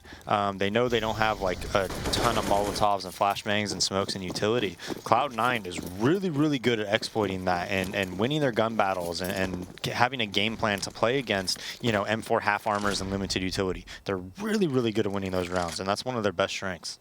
Well, Cloud9 split themselves up into a default again here, waiting to see if they can catch anyone from the Immortals going for peeks. They may actually catch them on those rounds since they got the Deagles. They may want to try for some cheeky peeks to look for headshots here, but that could prove just as dangerous for C9, and we can already see that on players like Bolts. Checking out back and forth there on the back train by Ivy. Stewie, in the meantime, he's also lurking over here in towards the box halls. That Molly, a little bit too far to the left, but it scares him out anyway and forces him back.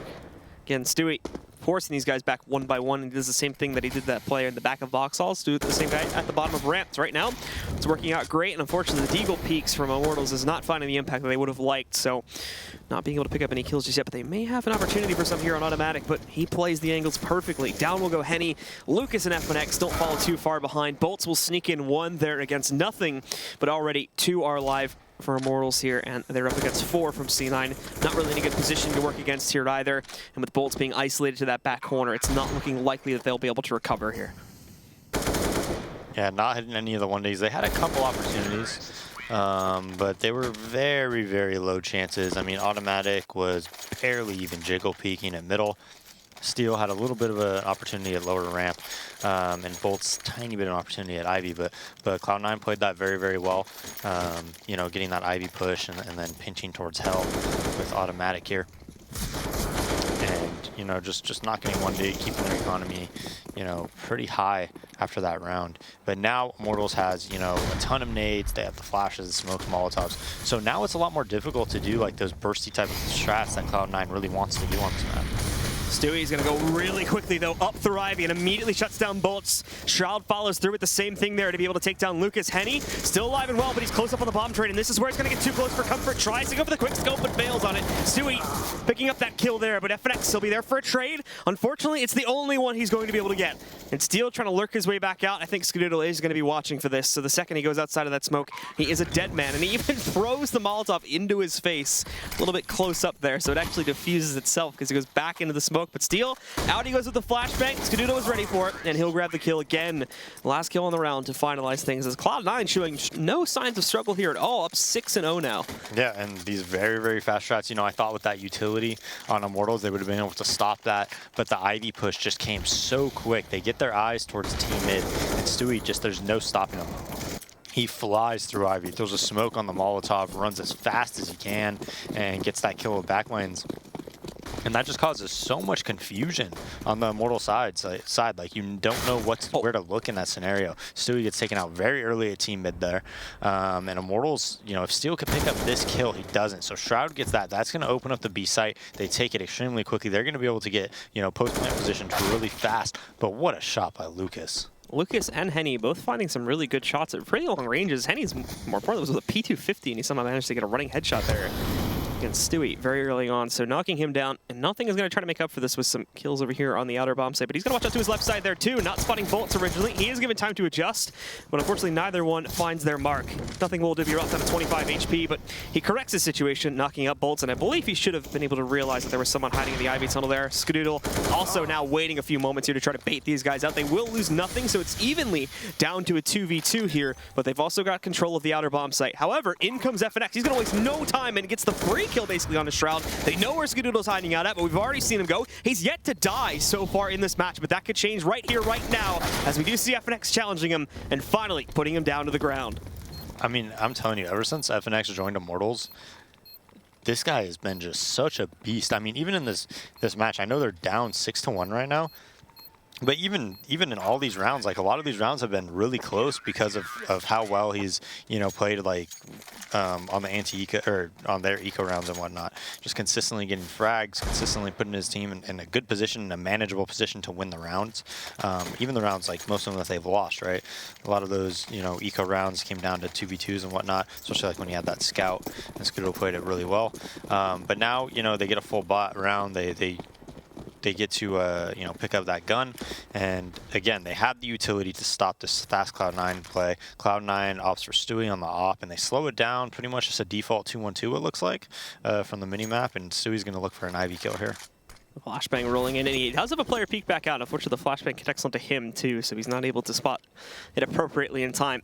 In the meantime, we also have Shroud lurking his way over here into the back box halls. He spotted Steel at the bottom of the ramp, but same thing as before. Steel's not really going to be sticking around to challenge that too much. He immediately falls back to a safer position so that he can be ready to fight that in the event more players from Cloud9 do decide to move in to gain a little bit of control. Beyond that, though, nothing really happening across the map right now as Cloud9 still holding in that default pattern. It does look like Automatic maybe trying to move out now. But again, the pop flash with no follow-through. Waiting a moment here to see if anyone peeks after the smoke fades, but currently not getting any of it. And Immortals, the same thing on their side as they remain pretty much immobile throughout most of the sites.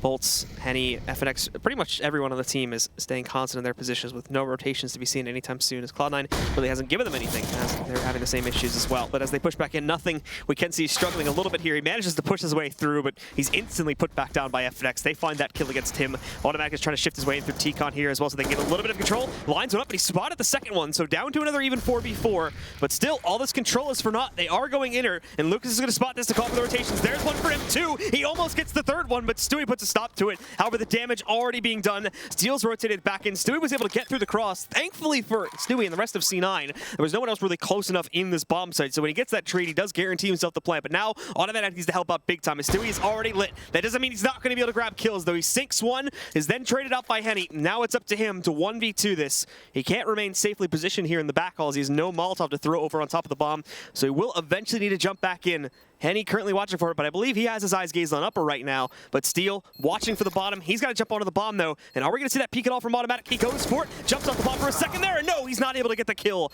Immortals still have plenty of time to defuse, and they will be able to grab a second round here. Yeah, and Immortals played that pretty well. I think if Automatic even got that kill, Henny might have been able to trade it and get on the bomb. They did have a good amount of time left. So they traded off Stewie early enough that they were able to get on the bomb with a lot of time left on the clock. And Lucas with a really nice inner hold. I mean, he kills two. He does 87 or so to Stewie. And Stewie's lucky there was no nade there. You know, one HE grenade, and he definitely dies without getting that frag and puts into a 3v1. But now 2-6, and if Immortals can win this round, Cloud9 will probably be on an eco. So they are coming back a bit. And he just walks right up to the back of box halls there. Shroud, again, paying attention to the ramp, not watching for that aggressive a push. And now Lucas even holding off against Automatic's push over there towards Olaf. Skadoodle is able to trade that back out, though. Converts the kill, but still 3v4, not looking great, and especially with Bolts having a pretty good track record here on these holds. But they're sneaking through the smoke, and I don't think they've spotted them. FNX on the other side, though, he's caught the gaze of them. Stewie and nothing, both go down. Skadoodle, a 1v4 put against him. He'd have to ace this to clutch it out, and it's not looking likely. He hasn't even seen FNX up on top. He should see that shadow now, though, yeah. So he spots that kill at the very least. And take him back down. But after that, he still has to move back to retrieve the bomb, as mind you, it's still sitting outside of the T connector right now. So he'll give up his position to be able to retrieve that and really just play this as cautiously as possible to maximize the amount of kills and damage that he can do to the Immortals economy. Yeah, and I want you to take a look at the mini-map and see Steel. In my mind, Steel makes this round like almost a 100% win for Immortals because he pushes up, he gets above ladder, he makes sure that he can't come towards inner. And he's going to have a quick flank to outside. That allows Bolts and Henny to just play super passively and just wait until he plants the bomb, and then they could just, you know, collide on him really, really easily. So whenever you can contain somebody like that, you want to do that on the CT side, and I really like that Steel took that initiative. So no one from Immortals really getting impatient about this either. They're really just going to be willing to let the timer run back down, since Skadoodle has actually been a pretty dangerous opponent so far in this match, so they're not going to want to take any risks on it. However, Bolt's patience pays off as he essentially just gets the free kill at the end of the round, spots the rifle, and Skadoodle's not paying attention to that Ivy Hall anymore, so walks right in, grabs the kill, and there you go. No one saving from C9 there at the end, all of them to get dispatched of. And now the Immortals... Yeah, and I'm surprised that that's the way they wanted to win the round, was by... You know, I think it was 3 team mid, 2 Ivy, but the timing was really off, right? Those guys team mid just ran out, and then the Ivy guys started walking out, you know, 10 seconds, 12 seconds or so after those team mid guys died. So, I mean, you're playing against Bolts. Bolts is one of the players on CT side that is super difficult to lurk on if you're a T. Like, he almost never gets surprised. I know Stu was able to pick him off that first gun round as they are in a save here, and it looks like they're just going to try to get bombed down at upper most likely. Pretty low chance of winning this round, although they do have those flashbangs. Maybe they can get lucky here. But Bolts is really difficult to lurk on. He really, like, pays attention to everything. He never gets surprised. He rotates really well and takes his time. So I'm surprised that they tried to win the round that way. especially because the timing was just so off. Cloud9 are going to try to go for this push, though, and it seems like it is, as you mentioned, just going to be an all-out attempt to, at the very least, work to get the bomb onto the ground. The shuffle in is actually no kills at the start, so Cloud9 have a pretty good track record here with trying to overwhelm them. They get that first kill, and again, focusing on the plan here, that's essentially guaranteed for Shroud. So mission accomplished there. Anything else they get from this point forward is just a bonus, but it's not looking like that is going to be likely. Automatic left as that last man standing, and I don't even think he will attempt to contest. Well, the second he does, and he's there. It's an easy shot from Sync on Automatic, and Immortals will still win the round. Yeah, and Steel actually got caught out. I thought he was going to multi-frag pretty hard there. But when they get out upper and they start, going across that lane like that, it's really tough for Steel to hold because he shoots at that lower guy sees him, then hides, and then all of a sudden they're coming from the left, the right, wide peeking you. Running super fast with pistols. Now Cloud9 on another buy, though, and they get a really good one because of that bomb plant. Yeah, full AKs along with pretty much full utility for the rest of the team, and they're being pretty quick about this one too, as we can see them all shifting out here through the White Halls, leading up to the top of the ladder room, and it's also been cause for some rotations over here on the side of the Immortals. Lucas already shifting himself over there to the B side of Z8 to wait this one out, whereas the rest of them again sit patiently and sort of wait for an outside execution. That has been Cloud9's go-to strat. We haven't actually seen a lot of inner executes on gun rounds. They've mainly been doing it on anti-ecos in that last round there when they were finally forced to save after they'd been dominant up to that point. Yeah, and I think they are going to go with some type of a set strat here. Look at Immortals' utility, almost nothing. 2 flashes, a Molotov, and a nade, so this is going to be a lot more difficult to stop than I thought might have been. They throw really nice counter nades, though. Wow, 11 and 13 health before they even see anybody. So immediately Shroud and Stewie are completely destroyed. Bolts is even going to finish one of them off here while the smoke is still in effect. Gets the second one too. Bolts is going off right now. However, at the same time, the bomb did deploy over here towards Inner. Lucas again, though, having these free angles. Skadoodle not even checking towards Z because of the Molotov, but it was placed way too far in front there, so that was not going to hold them back at all. Automatic at least finding 1 kill, but failing to account for Lucas. He continues to go off. Nothing will be there for the trade. He needs to get these last 2 kills, though. He's got one of them low, but it won't be happening. Steel finishes the job, and it's Immortals 1 round away from tying this back up. Yeah, and it was a pretty nice fake. I mean, they got the bomb down. They even ended up getting 3 kills after it's 3v5. But the perfect counter Molotov and counter nade, I was talking about how they have a small amount of utility to work with, but they just used it absolutely perfectly. I mean, Bolts kills 1 through the smoke, and then Shroud runs through the smoke and dies. But 1 nade, 1 Molotov pretty much shut down that entire outside, take/fake. So it looks like a tactical pause more than likely being called here from Cloud9. The first we've seen tonight, that was something the analysts brought up from that last match, is we actually never even saw any pauses being taken by Winterfox. There finally we're going to see one, of course, in a completely different match. Cloud9 obviously losing control of the situations. They need to figure out how they can retake it on this T side. Yeah, and this is... See, to me, Cloud9, like I said, they're really good on train at the pistols. They're really good at... T side when they're playing against low economical buys. But then when these teams get full money, they get the full Molotovs, which is, of course, they're always going to be the hardest rounds to win. But I think they struggle with that more than other teams, Like when you look at a team like Astralis or something like that, these, of course, they're tier 1 teams and Cloud9 isn't there, but they do struggle against these fully bought rounds, trying to break these Molotovs and smokes and whatnot. But they get a nice 4v5 on FNX, getting really aggressive at Ivy. So nothing able to take him out, and there's 4 towards Inner. So he's just there to try to keep 3 outside right now and delay any type of an Inner rotate. Well, it is still going to be the loss of FNX early on as the rest of C9 sits at the gates of B, ready to deploy at a moment's notice. They did have nothing positioned in Ivy, but unfortunately it was no match for Bolts. He's been nigh unstoppable as of these last 5 rounds now over at Ivy there. He's been winning almost every single battle he's been put up against. Great timing on this Molotov too. Is going to hold back C9 for even longer. They already have 2 sitting just within the reach of Z that will be able to challenge. The smoke will be in the way, so unfortunately they're not going to be able to do it too great, but Steel spraying through does massive damage. It takes down Shroud. Skadoodle's now down at 9 HP. They will be able to go in for the plant, but they're going to be heavily disadvantaged. Actually, no, they cancel the plant, which lets Steel walk right up. Henny got the kill on Skadoodle. All that's left is Stewie, and Steel's just going to leap right back down and finish things off. Beautifully played by Steel, and the rest of Immortals to hold on to that B site. Yeah, very nicely timed, and I think Nothing made a mistake dying at Ivy there. I think, I know they didn't take the inner bomb site, but I think in that position, if you're Nothing, you got to just trust that your teammates can take the site and get the bomb down, and just your mere presence of being alive makes their rotate so much slower. All of a sudden, if you're alive there and you're Nothing, they have to worry about that lurk and that flank the entire round until he is spotted. So, but at the end of the day, they run outside very, very quickly. FNX tries pushing Ivy again and gets taken out. Automatic just jumping out T mid, Stewie getting another kill. And this is what they opt to do. They're saying, hey, nothing's working where we're trying to do things, you know, really, let's be honest, like strategically speaking. Let's just kind of go for it. And they just run out and get these kills. Shroud is going to get blinded, though, but there's a slow fall from him. Wow. Doesn't matter, though. And he gets the drop-down shot on this Shroud. Nicely picked up from him. He tries to follow it up with one more against Skadoodle, but it is not meant to be. All that's left alive, however, is going to be Steel. However, Steel sneaking in. I don't think anybody's accounting for this other tunnel right now, so he's got a free one on the Stewie. Picks that one up, goes in for the second, but thankfully Skadoodle has a quick adjustment and is able to take him down before he gets anything else going there. Yeah, but I mean, that's really all Cloud9 needed. Like, that one more round, even if they lose these next two, really puts them in a great position for that CT side.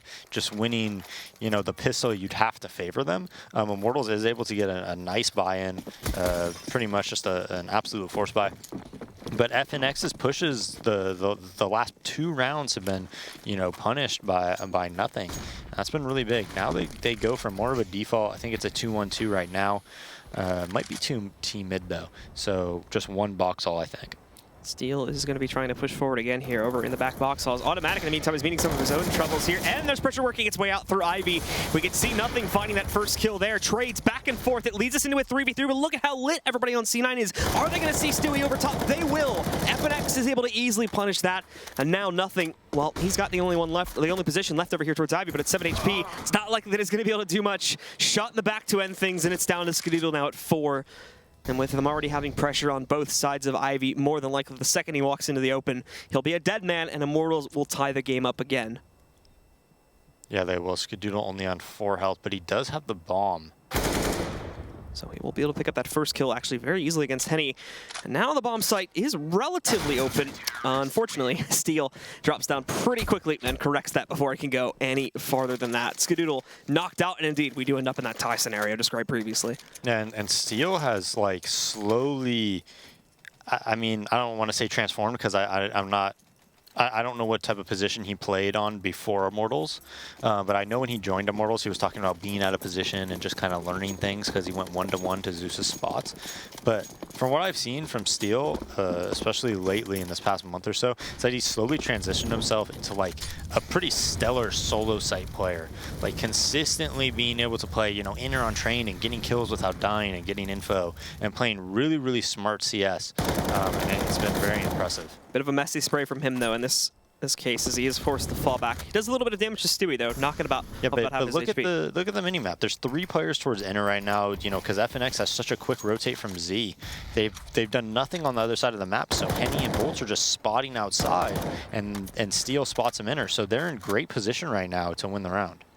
And again, even with the re-smoke back inside, he is trying to wait for Stewie to go for the peek. Looks away, but no, Stewie is still able to follow it through immediately with some great timing on his own regard there. He takes down Steel. This will swing the site wide open, but they still have to worry about dueling these guys on the backside here, trying to smoke it back off to make it easier for themselves. And it does work to a certain degree. In fact, Stewie's allowed to push all the way up through upper somehow. No one on Immortal spots him. FNX with a quick trade, and Henny with a dirty headshot up in the face of Automatic, taking him down. Skadoodle with an additional trade, but he's got to watch out, as again, there's still this presence from the bottom of upper here. FNX being able to spot that, he takes down Skadoodle. We're in an even 2v2, and also FNX almost has a guaranteed victory versus Shroud right now. He has such an HP advantage. Henny winning out that duel on nothing, but Shroud takes down FNX actually, so it's down to the 1v1. Henny's low on time, and again, Shroud just wasting it away right now, not trying to take this duel. Henny finds the shot, but I don't think he has enough time to defuse this. It's going to be very, very close, and we'll have to see in a moment. I don't think it's happening. No, it'll be Cloud9 that take it at the end of the half, and it's been an epic one at that, ladies and gentlemen. Cloud9 just barely hold the advantage. It'll be 8-7. Be sure to tune back in just a few moments as we'll be bringing you the second half in this very, very epic game.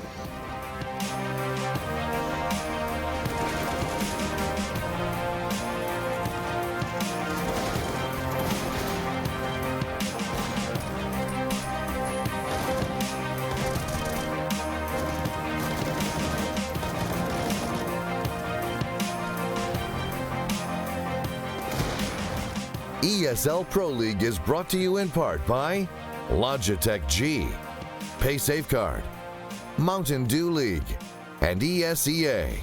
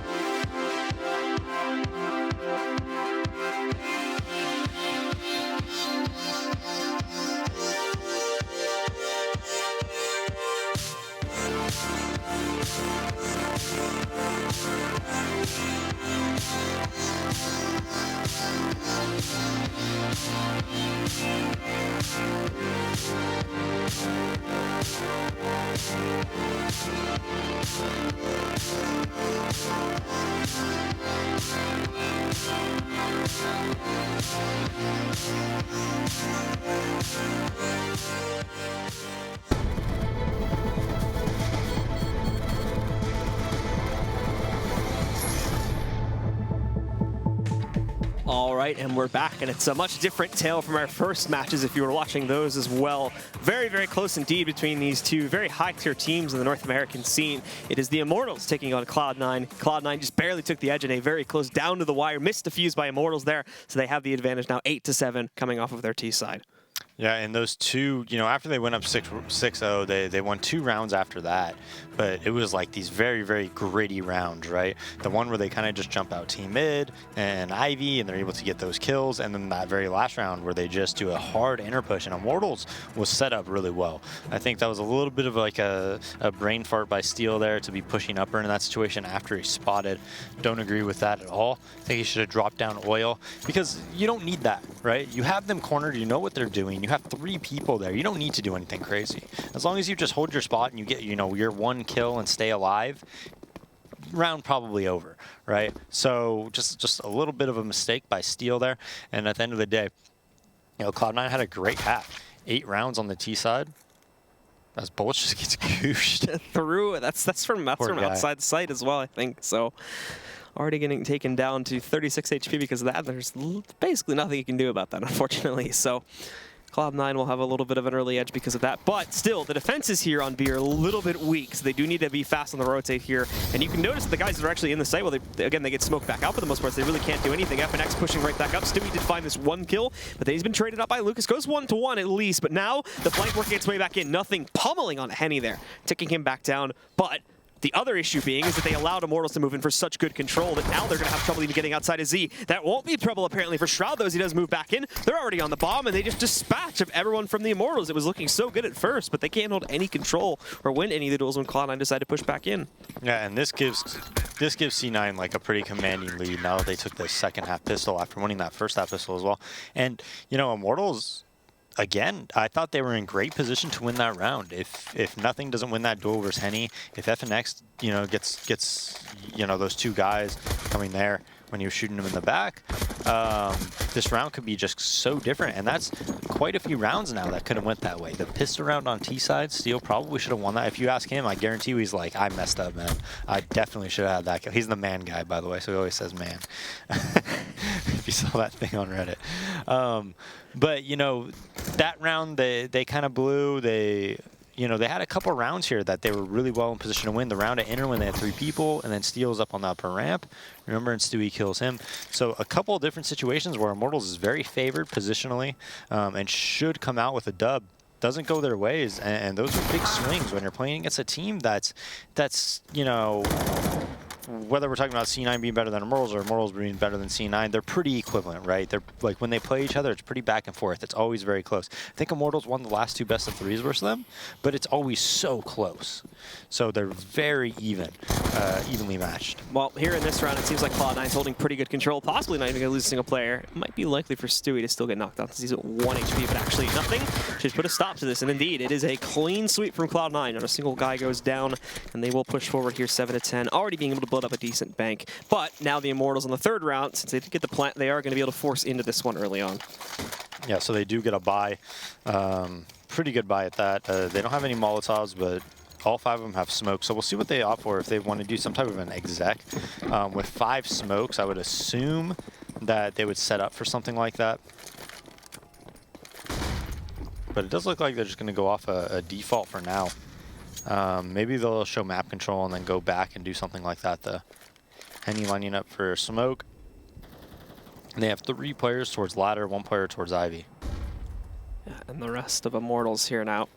Most of them, as you mentioned previously, sitting up on top of the ladder and getting ready to deploy there. But they are going to try to, again, just go for essentially what is going to boil down to be a default execute here into the outer bomb site. Cloud9 already has 4 positioned out and ready for it, but the smoke is going to cover off quite a bit. Nothing holds for his first kill, but he's down at 7 HP, so he's not going to last very long after that. Steel catches the kill. The good news is they're holding quite a few of them behind this Molotov. Automatic denies the plant, gets the second one, spins around for a 3rd as well. Automatic goes absolutely insane as they don't even realize where he's positioned, so huge kills from him. And now it's all down to FNX, and he's got the world set against him.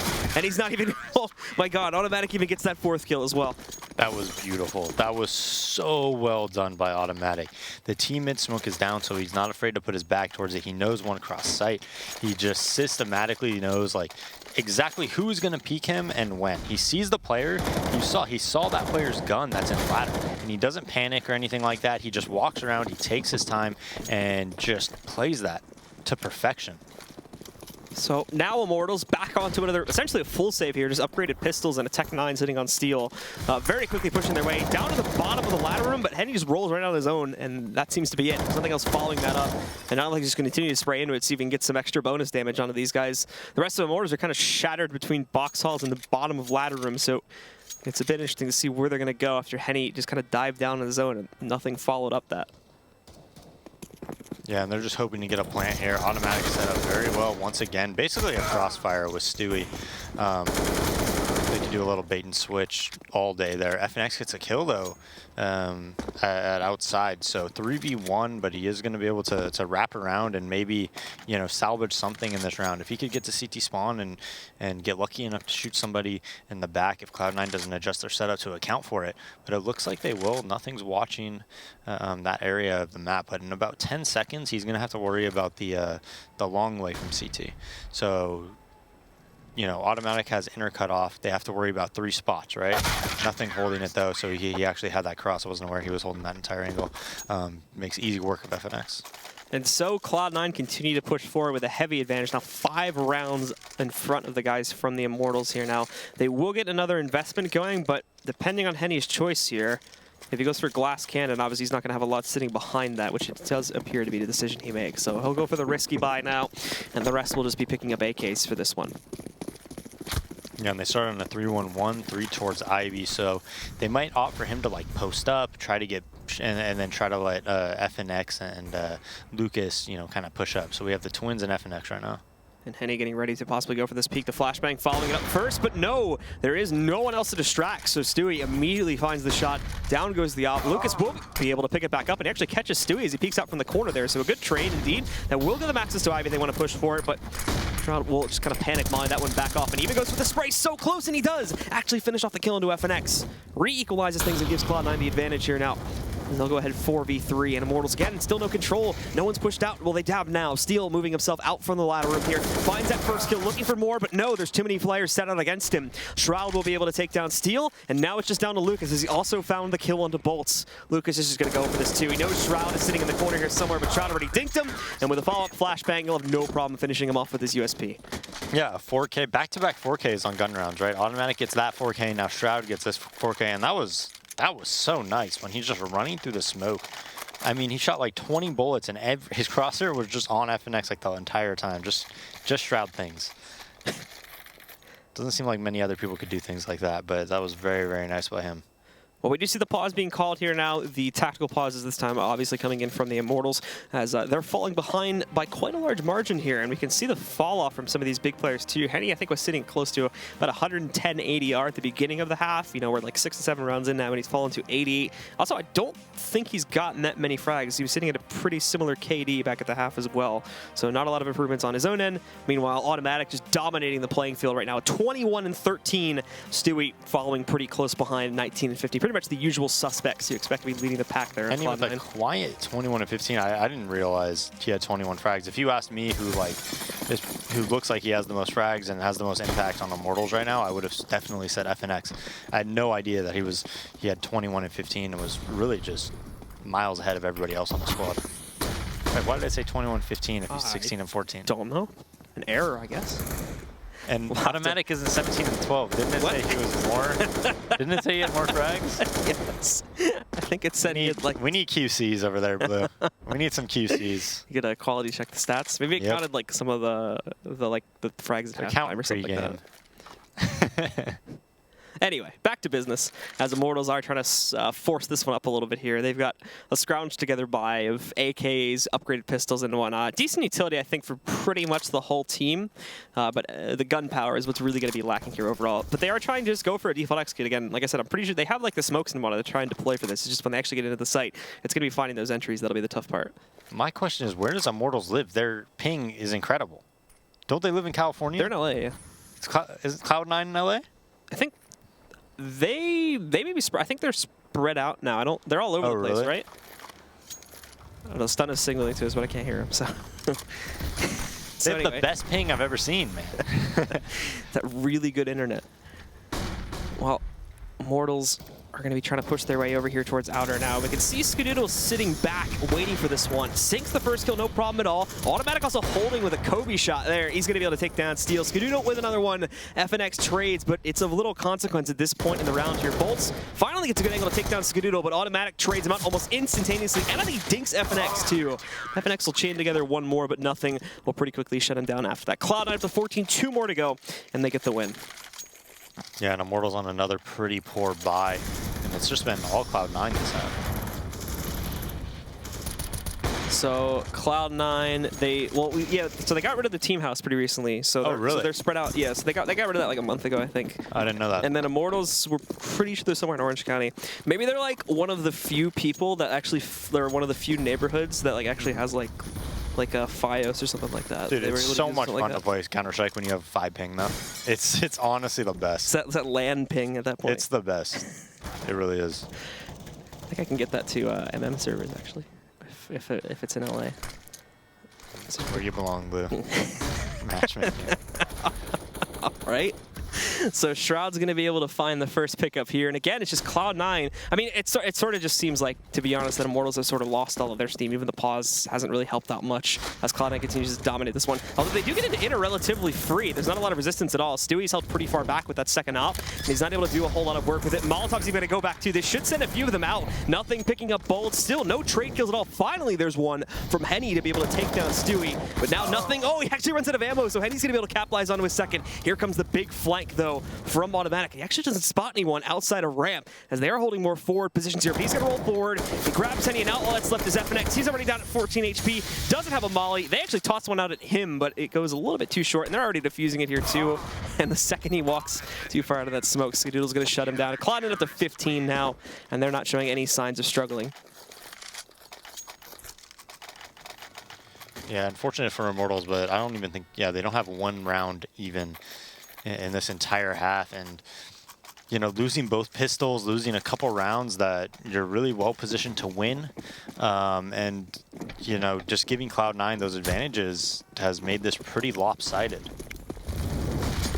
And we'll see if Immortals can try to do anything here as they're very quickly trying to go for outside control. Flashbangs are one that have been good. There's basically zero response to this initial push from C9, and they're all getting pushed back over here in the old bomb tunnel. We can see now that Skadoodle, along with Nothing, are going to try to push back up, but Flashbangs again, perfect. Nothing, he won't have any responses, but no, there's some hesitation, so Nothing grabs the kill. Skadoodle dropping down from the ladder is able to pick up the frag on a Henny. It's 3v3, but very Immortals-sided 3v3 at this point, as Cloud9 have been pushed back, and they have no control, very hesitant about the way that they are going to be proceeding about this retake. Immortals just busted right in, had great smoke setups. Kenzie Stewie's going to get boosted up on top. That gives him an angle against Steel, so now they've got a bit of an advantage to work with here. Shroud, though, needs to get up from this Ivy tunnel. Stewie actually caught up initially there. He's now down to 15 HP. 2 more smokes, give them a bit of room to work with. Both these T's sitting in the backside. Bolt's finding one. Stewie picking up an additional kill. He knows this last one's hiding out the ladder, but no! FNX sprays them both down. We need to see that again from his perspective as he manages to clutch that up beautifully, keeping Immortals in the game for a little bit longer. Yeah, and Cloud9, their money isn't too good, so we'll see if they want to buy here, play a little bit more conservatively. Looks like they're just going to opt to save. They're in no hurry to try to end this right now.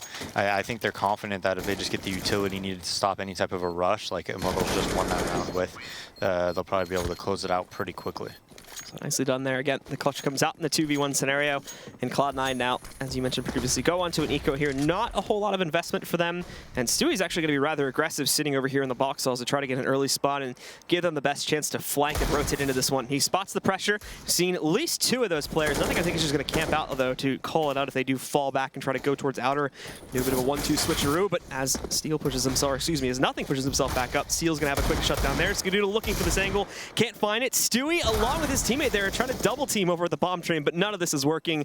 Stewie is already the last player alive, and even he's not going to find anything. Yeah, Immortals winning that one pretty clean, 9-15.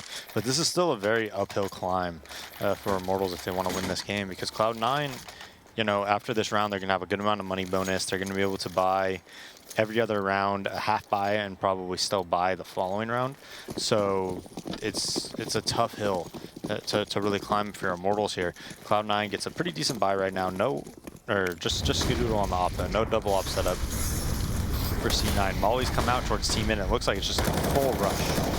Automatic already shutting down one of them, and this may seem to be where Immortals will lose all of their stride. 3 kills now for Cloud9. Nothing is a good angle, even though he's flashbang. He swings out, destroys Lucas, grabs half the HP off of Henny before finally going down to the very player he was trying to kill. But now Henny in a 1v4 with only 20 HP to work with. It is looking like, ladies and gentlemen, that Cloud9 should be able to take control here on Train with 16-9 as the probable scoreline. Henny just placing himself back, is going to look to try and capitalize on any over-aggression that he can.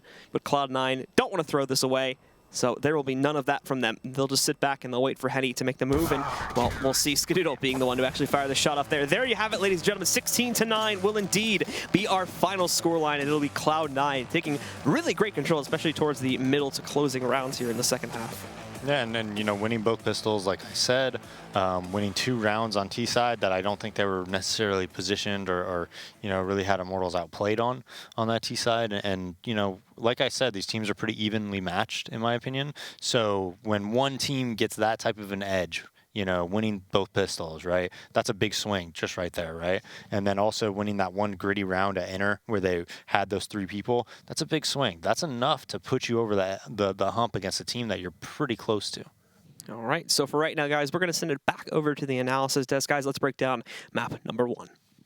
Hey, thanks, Blue. Started off a little bit slow there for the Immortals, but they were able to start piecing it together later in the first half. Walk me through this. Well, I mean, first off, it's like what Sam said there before they toss it over. The fact that they get off to a great start with pistol, and then they win the first buy round, and like every close round that they had for the better part of that first half goes the way of Cloud9 until, like you said, Immortals are able to find some sort of an answer. And for the better part of the CT side, we saw a lot of aggression coming out from FNX especially, which oftentimes didn't necessarily pan out with a massive advantage for Immortals, because normally when you see trades being happening, like 1-for-1 trades, they would normally favor the T side, but they were still able to do a lot with it. And I think Bolts, even though he didn't necessarily end up with like a massive score in that sense throughout the first half, he still had vital impact frags. Whenever Cloud9 wanted to try to sell sort of any sort of a fake towards that outer bomb site, Bolts was always ready to kind of clamp down on whatever Cloud9 wanted to do. You know who else was already ready, or excuse me, always ready over in Cloud9? I mean, there was quite a few, but quite a few. Let's look at Timtaw right here. We've got round 18 loaded up. Timtaw doing work. Yeah, and what's cool here is that this is a bit of a, you know, some ways into the round. It's Immortals taking a slow approach to this. And normally what we saw De Bears talking about Cloud9 is that they don't really shy off going aggressively once they are given the opportunity. So you're going to see Ska finding the first. Now, it's nothing finding the first frag here on the bomb site, but seeing how they have good counter nades, it allows for Automatic to get into really aggressive position here, and just amazing work getting all those 3 kills. Just getting 2 of them would have been more than enough. But the fact that they're able to utilize this space, even in like late round scenarios and during executes, is just really well done, and that's something that, you know, was shown on this illustrator by De Bears. Oh, Papa De Bears coming in hot. You know, the guy knows CS, right? Yes, indeed he does. He has more hours logged in Counter-Strike than I do believe probably us combined. Wouldn't surprise me. No, I mean, so obviously we know Immortals comes out, slow start. Yeah. We actually didn't see them grab a single pistol across the entire map. Yeah. And you know, more than that, we also didn't see them grab a single T round. Yeah, well, we did see them grab one at the very end. FNX double kill Right. I guess towards the end there. Yeah, but that was more of a, you know, kind of a saving face kind of a round more than anything. It didn't really swing things in their direction. And I think it's, again, comes back to what Daze said, really. The fact that when you have 2 very evenly matched teams, you have those small swing rounds go in your favor, that's actually going to play a much bigger difference than what it would otherwise. So that's really what went the way of Cloud9. But still, you got to give credit to Immortals, because they were able to deal with Cloud9's slow approach to the game on the T side. What they really struggled with was the fast-paced executes coming out from C9, which is kind of weird considering how they use their utility, but yeah, we can get back to that at a later stage. Hey, we will get back to it at a later stage. We're going to go to a quick commercial break, and we come back, we've got Cloud9 and Immortals Part 2 here on Cobble.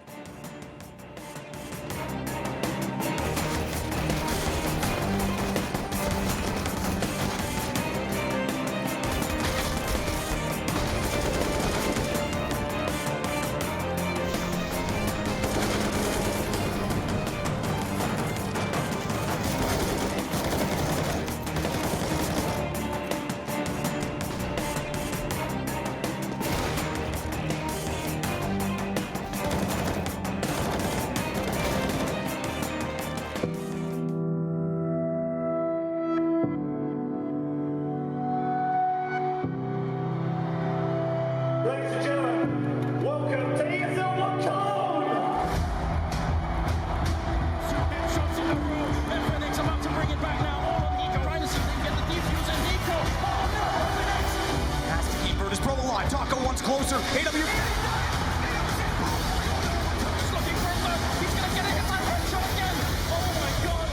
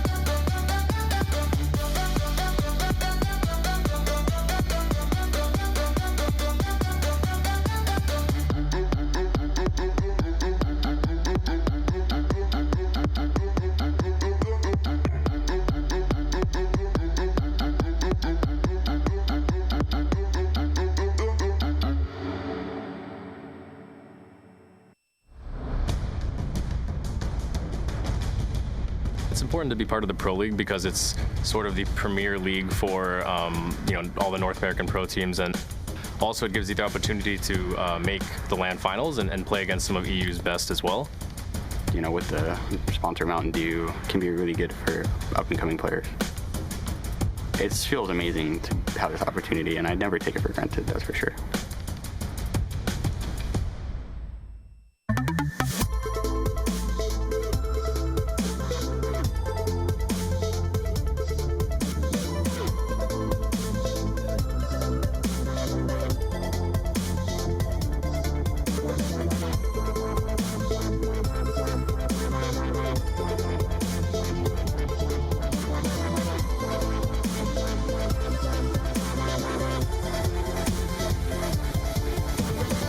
Get your team apparel now at shop.eslgaming.com.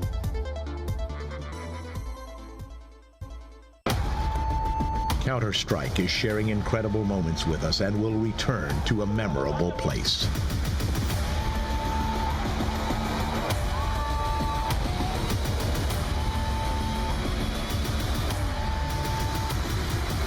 Get your tickets now at proleague.com/Dallas.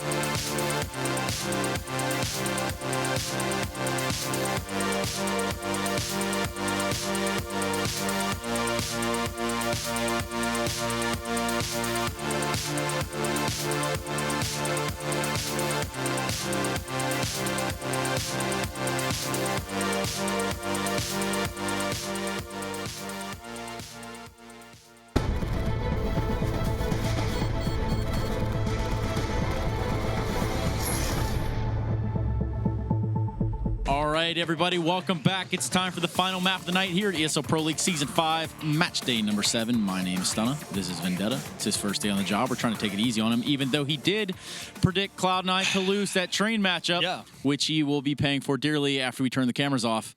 Definitely. But I mean, from what I heard, Daze is getting everything out of my, like they're docking my pay and paying him for everything he gets right and I get wrong. Yeah. I mean, that's unfortunate how that works. Yeah, and it doesn't go the other way around either. See, I don't buy into agreements like that. Yeah, no, I didn't read through my contracts. Yeah, I really did. No, so, I mean, we've got Cobble coming up here. Cloud9 and Immortals obviously saw what we thought would have been a more back-and-forth game over there on Train, but we're going to go into Cobble now. Who's the favorite into this one? Well, I mean, I'm going to stick true to what I said in the pregame. I think Cloud9 are going to do well here on Cobble. It's not to say that, obviously, Immortals, they know how to play Cobble as well. We've seen it's been kind of their... Well, it was what they broke into the top tier scene for a couple of years or a couple of months back. Well, let's throw it over now to DeBears, who's standing by to run us through a little bit of Immortals Cobble. Give us some of that good analysis, DeBears. Thank you, Stunna. Who here thought that Immortals will do worse with FNX? Raise your hand, guys, because they are a team to be feared right now. Even without Phelps, they're doing pretty amazing work, and they did an awesome job at IEM. So one thing I want to take a look at here is the way that Team Immortals takes this A-Halls. As they're taking it slow, it looks normal. It looks like a common, A push and whatnot. But what makes this so special is how many flashbangs they use just to flash out this one corner that MSL and Magic are hiding at. There's one right there, okay? Easy flash to dodge. It's expected, okay? But now, here it comes again. There's going to be a second flash right away. Okay, easy to dodge, obvious. They hear it, whatever. Now they're trying to reposition themselves. They probably know one person's here. Third flash. 3 flashes in that one spot. And it completely gets MSL and Magic off guard. It helped them win the round. As soon as they got those 2 kills, Immortals are rushing up towards the bomb site. They're Molotoving on top of balcony, under balcony, Steel with a nice kill on AZ. And it was an easy round 1. Well, not easy, but they made it look easy. And it forces North to save their guns. And it just... awesome mind games by Team Immortals. I can't wait to see more of their league play and with FNX in the roster. Back to you, Stunna. Thank you, DeBears, as always. Now, before we get into this matchup, let's take a look at the IM Katowice run there by Immortals. Obviously, they made it really far in the tournament. FNX being that addition to the roster, bringing that extra power to the team. What can you tell me as an analyst about the Immortals? Well, first off, what the change does allow for them is that they're going to get a much more, I guess, reliable player on their team. And oftentimes we talk about glue guys on whether it's, CS or any other sport and how important they are to a team. And I think FNX being that, or coming in with that veteran presence and potentially leadership, could actually be a massive thing for Immortals, simply because what we've seen in the past is very high highs and very low lows, not really too much consistency with what they're doing. Now they have 2 heads on that team, in Zeus being the coach and FNX, to kind of guide the younger talent and kind of steer them into the correct direction. And already you can see that even though they haven't had a lot of time together, you can still see that they have a clear mind of how they want to play out their games. It's shown by the Bears there on Cobble and how they actually want to utilize FNX in their roster, which is really, really positive going forward. Immortals, I don't think they're necessarily going to be like a completely unknown team in that regard, or so different from what they did in the past, but I think we're going to see a bit more of a strategical aspect from them, or more reliance on it, but it also is going to allow all of their players to play more loosely, which is going to be beneficial for them. So we'll look at this North a little bit of the highlights here. Obviously, look at FNX. He's all up in your business right here. They're able to take this map, obviously in Cobble, 16-6. They're able to walk away with that W. And right there, North was also strong at the tournament. Oh, absolutely. And North are, for the better part of latter years part of 2016, North were kind of the giants of Cobblestone, right? So getting a map win versus them, especially if you consider go back to the Atlanta Major, right?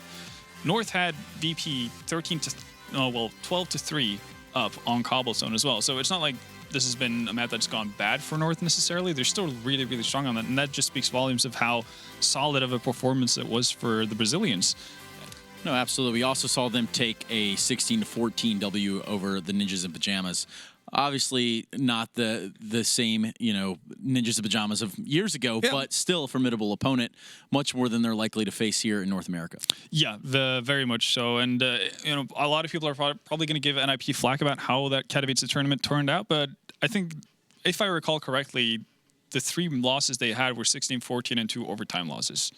And as you know, like when you get to a tournament like that, there's no bad teams. So it doesn't necessarily mean that NIP had a bad tournament or that they're completely out of whack in that sense.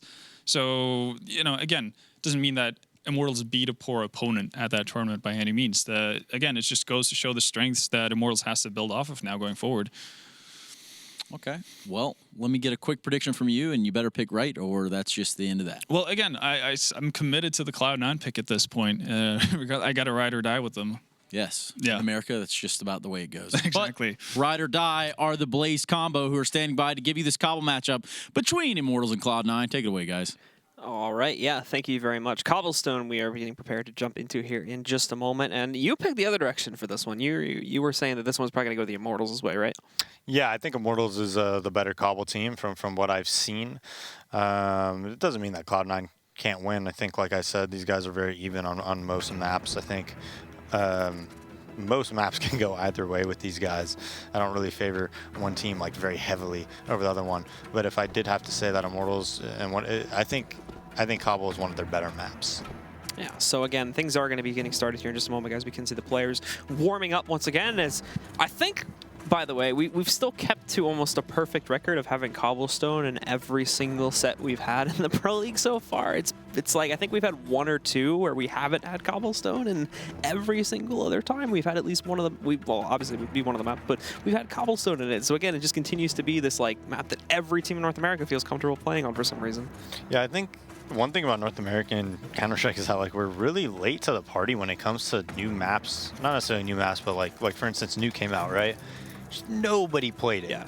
Nobody played it. Meanwhile, Astralis is playing it, Virtus Pro is playing it, and you fall behind a lot when you don't play maps like that. And it's like you just keep wanting to not adapt, and when a new map comes out, the best thing you could do is just play it a ton and try to get ahead of the curve, because once you're ahead of the curve, it's a lot easier to like adapt to things and just make small changes.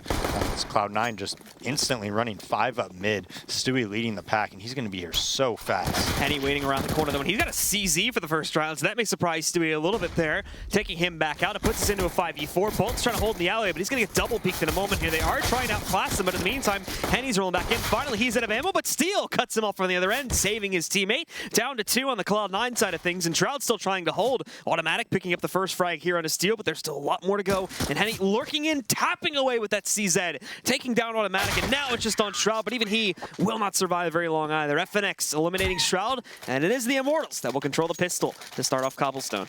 Yeah, Stewie jumping out before the smoke gets Henny a freebie right here. Had he waited for that smoke or had that smoke come, a little bit earlier, I think that round changes a lot. But that kill is very important because Stewie was kind of ahead of the pack. He would have been able to cut off a lot of those rotations had he not died. He would have been able to either go in that rat hole or go underneath heaven really early. But that death kind of spelled doom, I think, for Cloud9. And now they just kind of get a few deagles, and God, their deagles, Stewie's deagle is insane. I think if you just give him time and you just let him work for like a minute and a half, a lot of the time you can win these rounds that you barely spend any money on. Having said that, that was a really nice double nade play by FNX and Steel. Nades getting tossed deep, and we do have the rest of Cloud9 here holding back now as Shroud is looking to move in for some drop control. Nothing else is sitting at the border of Long A, where he actually tags Henny pretty heavily, down to 7 HP. He's now going to have to fall back towards, Henny down at 12 HP. It's Lucas at 7 HP from before. And, all right. Rip the chicken. PETA. As the rest of Cloud9 are going to try to go forward here with more than likely what will lead into a B player. Could be also a drop split, but they have a pretty heavy amount of players over here towards drop if it were going to be that. Normally it's only 1 or 2 that do go down here in that split, so we've yet to find out. And we can also see Stewie has crept up to, I don't think he's noted that FNX is sitting in that corner yet, so he has a flashbang, but yeah, Lucas will still be able to take him out quite easily. And as the time gets lower and lower here, we have not really seen Cloud9 been able to successfully move forward and take any map control yet. So more than likely, this is still looking pretty good for the Immortals to shut it down, unless there's a big slip up here from the player over on the A-bomb site that leads to his own death. And I mean, even just this like 5 to 10 seconds he's delayed it is going to be great. Nade goes deep. It's a little bit too deep, but it's still enough to finish off Automatic here and does some damage to the remaining members of C9 2. Seems like Bolt is going to handle this pretty well on his own. Shroud's already left as the last man alive, and he's not going to get a single kill, so it's a clean sweep for the Immortals on the second round. Yeah, and no bomb plant either, so it's going to be a save. And the only one to even get on the board so far is Automatic with his 2 kills. Bolts gets that's a nice kill right there on nothing. Had they come up on the right side, you know, like around that tree, Bolts could be caught out in the open, and that round could actually go differently since his rotator was heady. First responder, you know, with like 2 HP. But it is, you know, 4 umps and a mag 7 against a Deagle, bunch of Glocks and P250s, so it should be another easy win for Immortals. Shroud kind of ahead of the smoke, trying to work something and drop, but already into a 3v5. Yeah, Immortals already taking full control here to try and push this up to an easy 3-0. And again, Cloud9 not really moving into anything decisive here to follow up the loss of both Nothing and Stewie. They're just spread out across the map, evenly hunting for any frags they can get to try and drop the economy down a little bit. Automatic actually does find a kill back over there on the A-bomb site, but Shroud immediately countered back out there inside of drop. Skidoodle and Automatic actually do have them cornered a little bit here at some off angles, but Automatic, unfortunately, although he'll find that one additional kill, FNX swings right back out to take him down, and now it's just Skidoodle left alive in the 1v3 over there. As he pushes backwards, you can see him actually aligning for the kill on a Steel, but Steel quick on those headshots. It's not even going to give him the chance.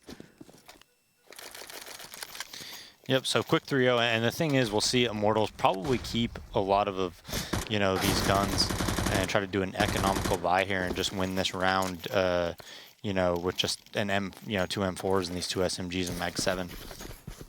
And Cobble is one of those maps that you really can't do that. There's a lot of close angles, a lot of good mag 7 angles on this map. Not just drop either. You can play, there's really 3 mag 7 spots, right? You can play basically anywhere in the drop, E-box, you can play close broken wall, and you can play close long A, right? There's a lot of mag 7 spots, so it's a great gun on this map. Well, now for Cloud9, again, focusing early on what we usually expect from almost every T side on this map, it is going to be the pressure leading out towards that B-bomb site. Already having 2 inside of drop to defend this one as well. And Molly's actually going to transition room. Normally it's not this deep, so massive damage done to FNX as he wants to prioritize getting out of there instead of just standing his ground outside of the Molotov and taking the fight. Cloud9 will not get any huge advantage off of that. Like I said before, they do kind of clear out the room, but because there's a smoke up on top, they actually don't want to go through with challenging that themselves. Automatic is pushed forward, though. The Molotov continues to bloom. He's going to be pushed to the border, down to 34 HP, and it works out so beautifully for the Immortals as Lucas is able to capitalize on that in big terms. He takes down Automatic. Now they've got this as a man advantage. Cloud9, again, still have made 0 progress of actually getting out onto this bomb site. Thankfully, time is still working to a certain degree in their favor, but if they don't execute soon, that's going to change very fast. Cross spray angle here over towards Broken Wall, but Steel is handling all of it, and now Henny, here you go, just casually, full control to shut down Nothing as the Immortals push forward, now 4-0 in the lead. Yeah, and still no kills on the board for Cloud9 besides Automatic, and Henny just walk flanks A, gets behind Nothing, and then just mag 7s him in the back. But his informational play there, knowing that they have to hit B, you know, he has all the info at A, and he's going to play long A again with this mag 7, so Cloud9, just a couple Deagles, pretty economic here. They're going to have a complete full buy in the next round, but they kind of played right into Immortals' trap. Immortals had 3 players towards drop while they were taking control, and then they reacted to B, right? So these calculated risks that they're playing, Steel dying there to Shroud's Deagle, though. And that could bring up an opening for Cloud9. But, you know, the calculated risks by them are really doing well. They... You know, like when we saw Winterfox play, they just did a default like every single round. But Immortals is one of the most impressive teams that I've seen on this map. Them and Virtus Pro, about being on the CT side and adapting to what you think the enemy is going to do and doing a really good job of it and giving yourself chances to win rounds, especially when you have umps and things like that. Well, FNX and Bolts are going to get challenged here, but again, it's Cloud9 not really making any impact whatsoever beyond that kill and a steal that they got, you know, good 30 to 40 seconds ago now. It's down to 3, 2 of which have already been lit quite heavily in the case of Nothing, and taking about half the HP off of Stewie. Lucas waits for it outside of the window. If he doesn't see it, he's certainly going to hear it. Well, he will pulse this, catches the first one. It is Lucas that jumps back into the window to immediately trade up the final 2 and give the Immortals their 5th. Yeah, Lucas is a really good draw player, and I wonder if Cloud9 is going to start nading underneath it. I know he's playing here right now, but oftentimes he'll play drop. And I mean, I've seen him play 15 rounds in a row on this map, since we see it every time in every game that we cast. So, and I've seen him, a lot of the time he just plays underneath drop with a smoke out for like 15 rounds in a row. Well, not a smoke out, but with his gun out, and then as soon as nades come out, he counter smokes it. And, you know, we'll see if they counter that. I mean, you could definitely can with just like a couple nades, but it looks like he's doing it here right now from what I've seen, but I guess he used his nades actually pretty early, so he's probably not going to do that. And look at them adjust again. So they have, I believe it's Henny opping the B plat, and now they have 3 towards A and Lucas holding drop. So every round they essentially are going to predict what you're going to do, and they're going to try to counter it on that CT side. And if you're a strat caller that does things like, oh, hey, that shot didn't work, let's hit the other side of the map, which is what Cloud9 is essentially doing right now, right? Oh, this B drop switch didn't work, let's start working A. Immortals almost always adjust to that and will just pick the opposite side after you lost the round at that site. Bolts, he'll be waiting, but he is going to have to check to his right in a moment here. Stewie swinging back out, and Stewie has a bit of hesitation, so Bolts gets the first kill. Nothing swinging back out, though. He is able to get a trade, so we go down to a 4v4. Cloud9, though, again, sitting at the gates of A, but they haven't followed through with anything just yet. Automatic going in for that spray, fully commits to it, but it still works out for him. Again, though, trades are in for the guys on Immortals. They continue to evenly trade this back out. Now it's down to a 2v2, and the CTs have control of the bomb as it's just gone down in the hands of Skadoodle there. So now FNX looks to control this. He even does great damage to Automatic. They'll flash him back out. There's that kill. I don't think he realized that Nothing was sitting so close to the corner. Well, he's certainly going to know this now as he goes down to him. So at the end of the day, we end up in a 1v1. And oh, it seems like it bounces off the Molotov again there. I think it was actually a little bit in front of it. So that one made a bit more sense. But Nothing is basically just going to hightail it out of here, rush over to the B-bomb site, and plant it there to finish off this 1v1. And he's going to be able to get whatever position he wants. Henny's pretty far away. He's coming up to the connector doors now, but Nothing's going to be able to get in a great position. He still thinks it's A. So once he realizes it's B, Nothing could be wherever he wants, and Henny's probably just going to have to run to the bomb very, very quickly. But you know what? He does have a smoke, and he has 2 flashes. So he still doesn't realize it. I mean, at this point, he's going to realize it's too late, and he might just have to call for a save, or just rush in and attempt this as quickly as he can. So it looks like he is going to go for it, but he's wasted so much time for this. He has the kit, he has that little bit of extra time, but still, you can already hear how rapidly the bomb is beeping as he moves into this bomb site, going directly for it, checking every which way he possibly can with the time allotted the smoke. He doesn't even go over the bomb right now, so he's pushed out. He's in the open, there's nowhere to go. It looks like he's just going to do a quick run around here, but he stays in the site, and now he's going to die to the explosion. And in the meantime, Nothing is long gone. So he just gives away his life, and Cloud9, well, they'll finally get on the board because of that. Yeah, not the most well-played 1v1 by Henny that I've seen. Unfortunately, he was probably hearing the bomb ticking from B and stayed towards A. I mean, you have to think, like, the sound was a little off there because none of his teammates told him, you know, hey, it's B, bro. You know, because, he was there for like 10, 15 seconds, right? So probably just kept getting the sound, you know, that the bomb was beeping and didn't realize it was beeping at B. But Cloud9, you know, that's a round that, even though Cloud9 won, I mean, Immortals, positionally speaking, you know, they had the advantage, right? They knew kind of what Cloud9 was doing. They were overplaying A. And now they still kind of have the positional advantage. They have 4 towards B, playing long A, pretty aggressive, not even getting pushed back as Henny. So, again, they're kind of outplaying them positionally. And this is what makes Immortals Cobble so good at times. Well, for Cloud9 here now, again, everybody basically just stacked outside of the B approach, as we've seen many, many rounds already here. Molotovs to move in and trying to flush out some of the Immortals players. But currently not really working out. That's the second one here that can do damage, and Automatic Soul just deletes Lucas. Not only this, but Nothing finds his mark against Henny, so they can drop with the FNX. Walks right into the Hornet's Nest there. He's going to go down. FNX at least burns out Stewie here with the assistance from Bolts. But after everything is said and done, through that chaos there, it's left to Steel in a 1v2. Something he could certainly attempt to clutch out, but I think the problem is he assumes that they're already on the A bomb site with full control, so I doubt he's actually going to attempt it. Well, he's just gambling. He's hoping they come B and maybe overthink it. Unfortunately for him, he's wrong. It is going to be an A play.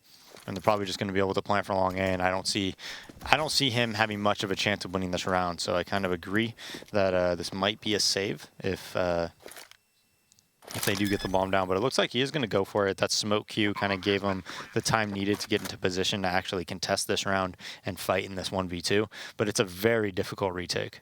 And he does have a little bit of utility to weigh out here. Again, the flashbang is just going to rain right out, but the timing is horrible. Skadoodle peeks him directly at the moment that he was trying to pop flash that out, so very quickly putting him down, and there will be no save at all that time for the Immortals. Everyone goes down, and I believe they'll call for a pause here. Yeah, FNX getting caught out of position, not realizing they're out of the window already. Still manages to get a Molotov kill onto Sui, though. So it is actually going to be, to clarify, a technical pause, not for the Immortals either. It is going to be a Cloud9 technical pause. So as soon as we get, I'm assuming just some issue with someone's computer or something like that, or internet, and as soon as we get that fixed, we'll go right back into the game, guys. Should be pretty short. Yeah, while we're waiting, could we take a look at the money on Immortals? I'm curious if they have, you know, funds or not. I'm assuming they're going to save here. Just USPs on them. Haven't bought up yet, but you know, Cloud9 winning these 2 rounds in a row. But again, I mean, I think positionally speaking, Immortals had the edge. You know, they just weren't able to execute. Yeah, unfortunately, just being knocked out there, and even in the 1v2 scenario too, if he lost amount of life for Immortals, if he had read that a little bit earlier on to be able to rotate into that, then he might have actually had a really decent chance. But because he took the gamble there, as you were saying, on playing it into the B-bomb site, hoping they would overthink it, doesn't really work out, and he was outmatched as soon as that bomb went onto the ground in the A-bomb site. So it just didn't really work out. And now Cloud9, obviously still a bit of a ways to go, but they are on the comeback path here, especially if they were able to successfully break the Immortals and put them down to a point where they're going to have to full eco here. That should be a fairly simple round for Cloud9 to push through up to 3 at the very least. Yeah, we'll see with Immortals and what they opt to do, you know, to try to adapt to this Cloud9 attack, because Cloud9 is going drop pretty consistently, and right there even it came down to like a millisecond timing, right? The Molotov came out, automatic pushed past it once again, and the round before that he pushed past it, you know, he got caught out and died, right? But this round that he pushed past it, he was able to get that entry. FNX kind of bailed out because that Molotov came, you know, rained down on the E-box side, and it opened things up. And that's one of the things about drop room on Cobble. It's so just unforgiving, right? Just half a millisecond is all it takes, whether you're getting a kill or not, you know? So it's a very difficult spot to play. And in this match, it's been relatively back and forth with who has actually been able to successfully control it on round to round. Sometimes, as we've seen, you know, Molotovs from C9 have not really worked at all, and Immortals were able to swing right back in and kill them when they attempted to go for the waterfall play. But other times around, we've seen them actually being quite successful with it. Molotovs rather completely burned out the Immortals players. They forced them into the arena, essentially, and allowed for Cloud9 to punish them there. In the meantime, you know, as we look at the rest of the B-bomb site, one area that Cloud9 has actually been pretty bad at getting control of consistently has been the Broken Wall there. They've been almost over-reliant on drop to get themselves into the bomb site, as the guys that are pushing out towards Broken Wall haven't really been able to make that kind of progress consistently. Yeah, and you know, you're right. And who's playing over there? I think it's FNX is playing like E-box and B side, and Bolt's usually playing that B bomb site. And he's been A by himself quite a lot this game. Actually, I think they switched Bolts and he's playing A rotator now, and Steel's playing main B. But they kind of switch up their setup so much that it's kind of tough to see which player is actually playing and responsible for everything. Henny is almost always A, but sometimes they bring him over to Op B. So they kind of just mix it up so much.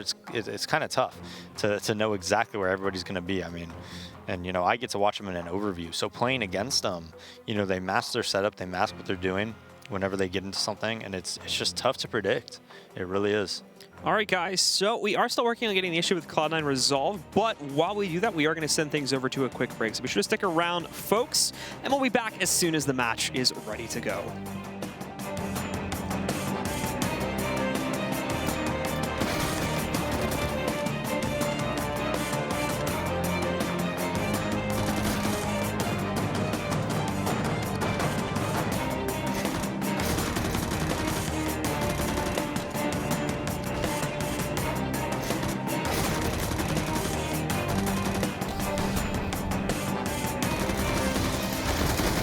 ESL Pro League is brought to you in part by Logitech G, Pay Safeguard, Mountain Dew League, and ESEA.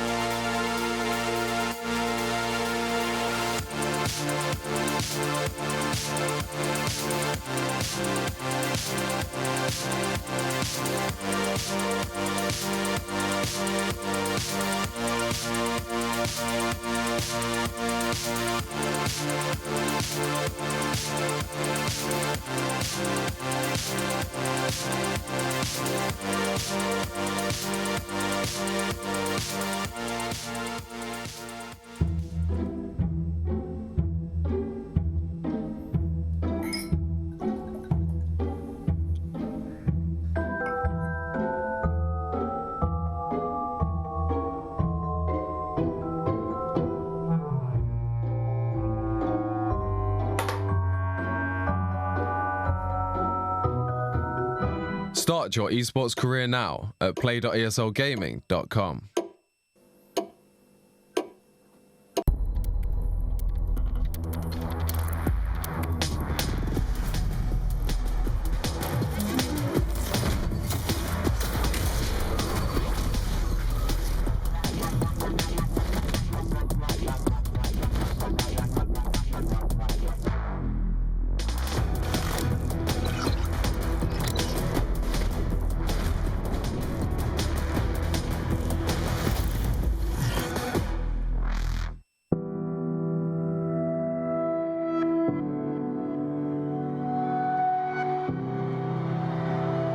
Ladies and gentlemen, welcome to ESL.com!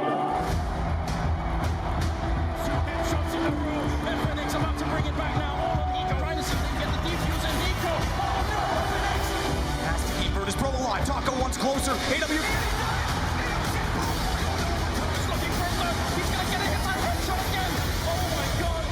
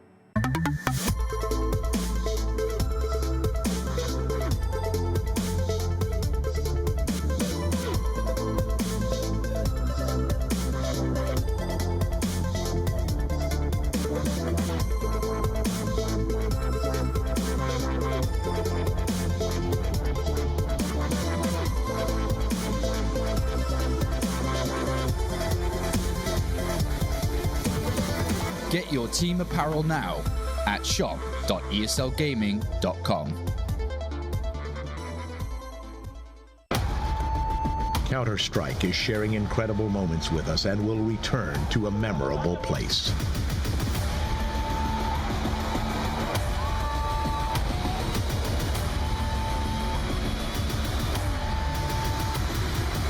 Get your tickets now at proleague.com/Dallas.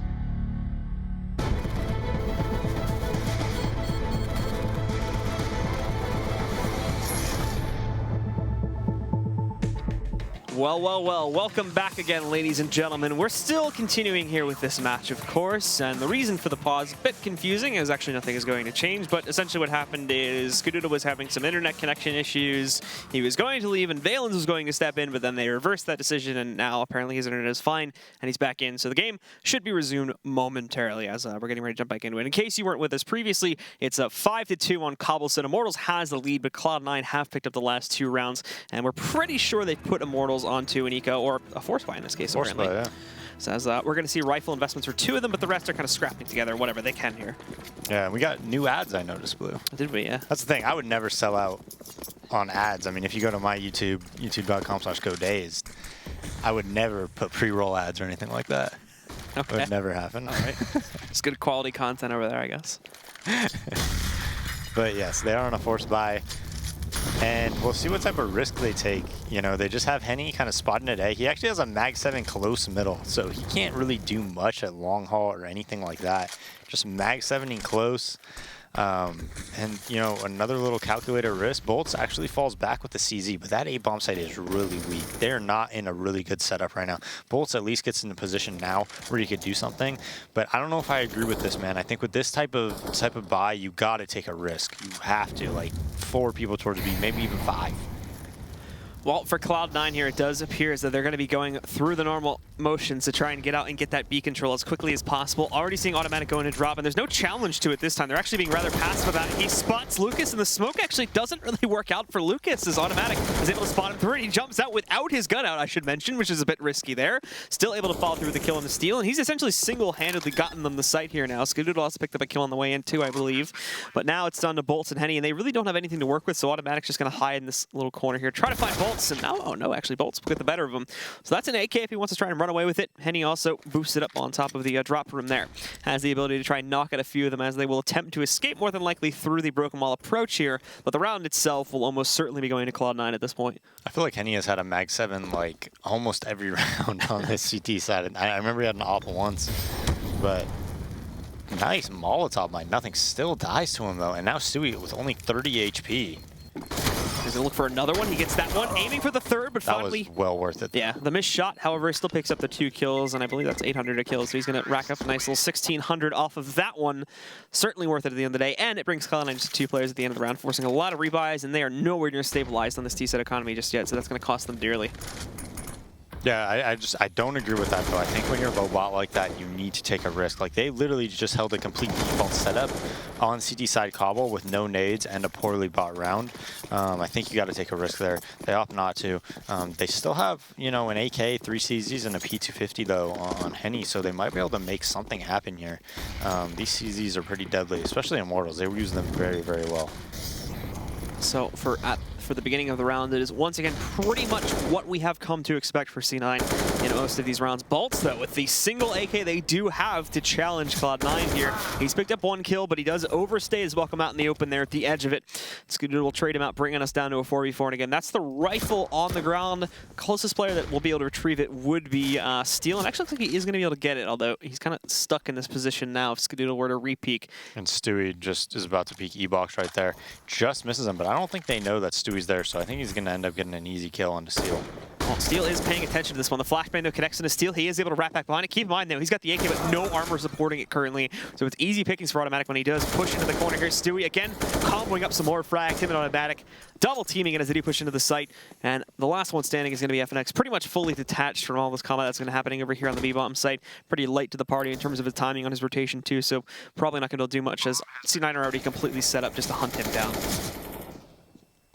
FNX just trying to look for some type of an exit. He does have half armor though, and we'll see if he can get a gun and you know, off somebody chasing him. And if he does, he could probably do some damage. Well, picking up the first one and actually having an opportunity to do more, but he pulls out the knife in the corner. But Stewie realized that, so he picked one up himself, and he steals the glory from his opponent as he finishes things off with a cheeky knife kill. Yeah, both players were thinking the exact same thing there. Knows he has him in the corner, realizes he's out of ammo. Nicely done from Stewie. Always the player that is willing to try those sorts of things in matches like this too. He'd definitely be on my all CS Nike team. Him, Simple. Who else? I don't know really. Well, Config after the major. True. Him, Simple, Config. We need 2 more to make the all-night team. Yeah, we have to keep the prospects open on that one. But for right now, as we take a look into this next gun round here, FNX is actually going to get his hand forced a little bit. He was trying to hold an aggressive angle in front of the smoke, but a team Molotov, he is going to send him barreling back down below the broken wall there. It doesn't take that much damage, though. Only down to 88, so it's not a huge deal. Just has to change up his position and play into something a bit more normal, and generally what the T's would expect to when they do look to push forward here, as they have in many rounds in the past. Yeah, and they're setting up to clear that left side. I think Shroud's going to throw a Molotov as soon as the smoke dissipates and try to get the guy running out. So the usual molly going to the backside there to flush out the Cubby player. Won't be seeing one. In the meantime, though, if you take a look at Cloud9 over there on the backside, obviously we have Skadoodle and Stewie kind of playing to the front line here over towards Broken. But over there in the mid connector, there's actually quite a few guys also pushing in here, too, to try and throw this over towards the A bomb site. Well, the two with the bomb are still pushing in here. Henny missing that first shot, despite having the blind, misses the second one, too. They're getting all this ground for free right now, and Henny has been forced into the corner. They haven't fully rotated off the B bomb site as they are going to go through these doors and shift down. So FNX is ready for this one, but he's only able to get one. Automatic and Shroud pick up 2 more kills directly after that, and now Automatic's holding off the rotation. Bolts just get clothesline on his way into the bomb site, and all they have left is going to be Henny here. Automatic. Oh, what? Oh, Henny misses a shot against the player with his knife out, and now he's stuck in this corner, missing another shot. Henny's falling to pieces, and he cannot connect to anything here as nothing finishes it off, and Cloud9 tied up at 5-5. Yeah, and Henny he whiffed 2 very important shots right here, and that's kind of something that happens when, well, first off, I don't know, for me, I always felt whenever I went to a LAN and then came back from one, like it always took me a day to kind of get settled down and get used to my setup again. I don't know, for whatever reason, just getting used to like online play again and whatnot. And Henny especially plays such a style where he shoots so fast. Like his firing rate is even faster than Kenny S in my opinion. Like I don't know anybody who shoots as fast as him and like flicks as fast as him. So what does that mean? That means like, if he's even just a tiny bit off, just a fraction off, right, then he's going to be missing. And back on the Mag 7 with 4 CZs, but, you know, it is 4v5. But I think, you know, just being a little bit uncomfortable can really affect somebody with that type of a playstyle. Well, nothing in... Whoa, all right. He's trying to blast off into space there. Shroud takes him down. Steel, Lucas, and FNX, again, hold position spread across the map, but nothing really to bargain over. They are only down by 1 player, but with no one having really any utility or even a rifle to work with, and only one of them having armor in the hands of Steel there. Prospects are certainly not going to be looking good. I also think Shroud might have spotted Steel jumping past the boost-up box there a second ago, too, so I think they realized that they are going to be trying to hold in that position. They even go for the molly off there, too, and another deep nade. They're being flanked from the right side, though, and they may not catch that at first. In fact, yeah, Steel gets the kill. Now it's Skadoodle missing these shots. Nothing's here, though, and he will be able to bail him out to a certain degree. And there we have it. The remaining 2 from Immortals will end up getting knocked out pretty quickly, and it's Cloud9 that now steal the lead away from the Brazilian roster. Yeah, not only that, but so much money built up by Cloud9. I mean, I think they've just dominated the past few rounds here. Really nice play by Lucas there. If you saw, he was crouched and waited until Automatic actually got pushed up pretty close, and then took the battle and got the kills. Or got the kill. So Immortals are buying into this one again, still having that cash flow to work with, which does include Henny on the op, but that could prove itself to not be as good of a thing as it has been in the past, since it's not really looking to be too hot today with his connections. As for the rest of C9, though, again, it's still the type of play that we have come to expect so far in this half. Pretty much everybody is lining up into that default opener here. We'll only have a couple guys posted back to watch for the flank. Shroud, though, already catching off FNX there. Tapping through a little bit, he grabs the headshot to be able to take him down, and this is going to send Steel back. Watch out more towards drop, and he's just changing up his position a little bit as he tries to play over here on the sidewalk instead to give him a little bit more real estate to work with. But that also opens up the site for a much easier control on the Cloud9 side of things when they do decide to push back in, which they are setting up for smokes and whatnot now. So we can expect that execute to roll in here pretty quickly. And there's still no sign of Henny, you know, rotating into this either. You can see it. Smokes and everything else just raining down to the bomb site. They're going to push back in. Steel hit by a flashbang. Perfect timing, and in they go now. Stewie grabs the first kill. Steel's able to hold for a trade. Trying to get more going on here, but Steel dipping back in. He's still finding the impact necessary, but unfortunately shut down by Skadoodle. And without any of his teammates being able to find additional impact, Henny is not really going to have a hope in the world unless he pulls off a miracle here of this 1v3. He will push back in, and he's looking for anything, but he's not checking to his right. And if he goes too far forward, oh, scratch that. He destroys Automatic, even though it didn't even see him up until that point. He knows he's got the bomb planter somewhere sitting here behind the statue, but Shroud, he's not moving an inch. He'll have to force his hand with this Molotov, but even that, he's not going to do it, as Shroud will just be able to back up instead. Now Henny trying to lurk back around. He actually might think it's all clear, but the missed shot, he's going to seal the deal. Shroud will finish off the round, and it's Cloud9 up to 7 now. That was just so nicely done by Stewie. If you saw when he jumped out from that smoke, it was like the most perfect timing possible. I know Steel was still able to get 2 kills there after that, but it kind of opened up everything else. And Shroud just opened up the round, just tapping like twice through the smoke, gets a kill on FNX. Immortals, though, you know, they still have 5 rounds. It's not terrible. The T side can lend to even blowouts on this map at times. But they flash over and they push, you know, A with all 5, only able to get 2 kills now. But I think that is all that they will get. Oh no! Oh, what? This is somehow going down to a 1v1 as FNX takes down nothing since he runs out of ammo, and then he grabs the headshot on the Skadoodle as well. But 12 HP, and he's up against a full 8 HP player, and it's Stewie. Still has a smoke, still has a flashbang. So Stewie's looking okay. The thing is, though, with Stewie, he's just trying to DM this out right now. He's not actually bringing the bomb over to one of the sites, and it's still sitting way back over here behind the fountain. And in the meantime, Stewie has gone into the bomb site, thinking that FNX would have retreated to prepare for essentially just a regular push into that site, but it's not the case. And now, look at this, FNX has even pushed through. Doesn't have armor, mind you, but still, he's upgraded to an AK, but he might get caught reloading here. They both jump out in the open, and FNX, oh my God. What is that? He destroys Cloud9 and does the impossible. How did he just do that? No clue. I think that was 5v1 with a Deagle. It was. With no armor. And they all knew where he was. Here we go. Let's take a look at the replay right now. There's 1. There's 2. It's the 3rd and 4th ones that are most impressive. And actually, at the hands of nothing, this is a big mistake. He ran out of ammo on that 3rd kill where he almost had him dead to rights. And then the follow-up is beautiful. N. He's allowed all that time to run around, pick up an AK, and finish the job. That was absolutely insane. That was ridiculous.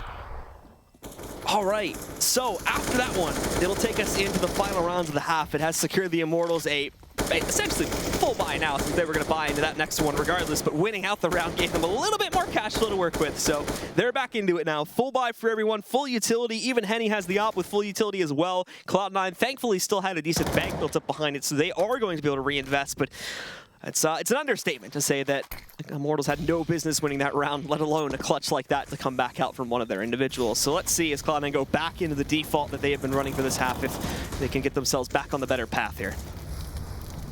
I'm still like amazed. That was so absurd. The odds of that happening, just astronomical. But we do see Bolts picking up his first kill here. Steel tries hide in the corner below Broken, doesn't find it. However, FNX is going to chain 2 together. Lucas, 1 for 1, but ultimately it's brought down to Skadoodle. Immortals have the advantage now in a 2v1. Skadoodle is just going to be hanging back here. Smokes himself off to make it look like he's crossing, and he has the angle versus Bolts. Fully commits himself to the spray, but Bolts will win out at the end of it. So now they've retied it 7-2 all after it looked like Cloud9 were going to push up to something like 10-5 just a few rounds ago. That's no longer the case, and we will be even as we go into the final round. Man, Stewie must be so mad, though. How does he end up in a 1v1 in that scenario? Right? I would be so pissed. He's pretty detached from all of that that's happening as well, because I think he was like somewhere near the B. Oh yeah, he was holding B while they 4 were, you know, outside of A. So Henny again pushing himself out through A long to try and see if he can spot anything early on. There is a presence from C9 position just outside of the mid connector, but he has not been able to spot any of that just yet. And yeah, we just took a look at that there at the hands of Stewie. He's with 2 of his other teammates. Henny, though, actually does transition himself back down, finds a spot in a Stewie, and grabs the first kill of the round. More Immortals there as they knock him out. And again, really no follow-up from C9. They've been mostly immobile when it comes to this sort of thing. And he, again, is just given another opportunity, and he connects the shot. Down will go Skadoodle. They've got this into a 5v3. The only real damage that he's done has been on Distill, though that'll change now since nothing gets the sentry on the Bolt today long. Automatic, sneaky, but he finds his way all the way up the sidewalk.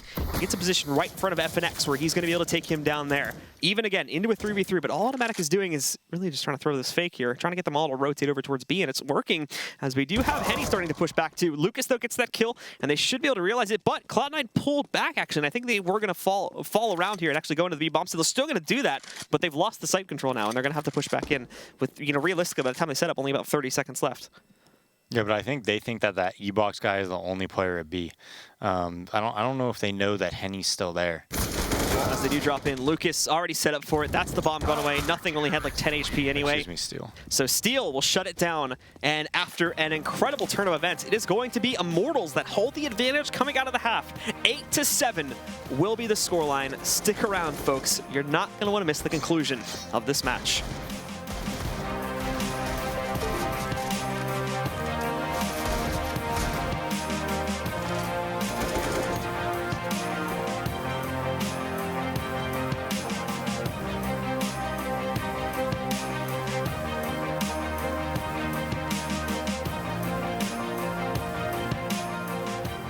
ESL Pro League is brought to you in part by Logitech G, Pay Safeguard, Mountain Dew League, and ESEA.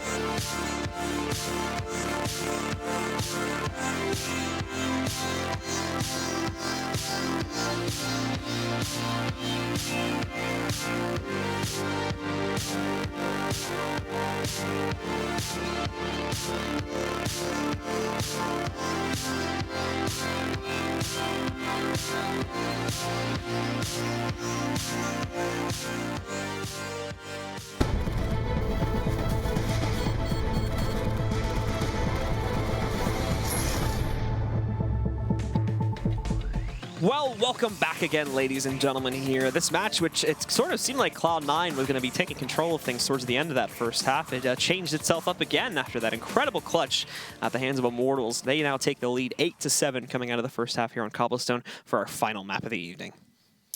Yeah, I'm still just amazed at that round. It's you never expected it. Just pops out of nowhere. I mean, even you were talking about there at this point. Like we were both just like, yeah, this is going to be easy cleanup because they pretty much decimated everybody before that. I feel bad because if you were just talking, you would have just brought the hype. It would have been awesome. But instead, I'm just like, yeah, just easy cleanup. You know, wait, what? 4 kills out of nowhere. Yeah. So it's certainly surprising everyone. I think not even just us. But we do go into the second half now here as we can see the pistol round getting started. The Immortals now jumping onto the T side. And again, pretty standard opener here for the most part.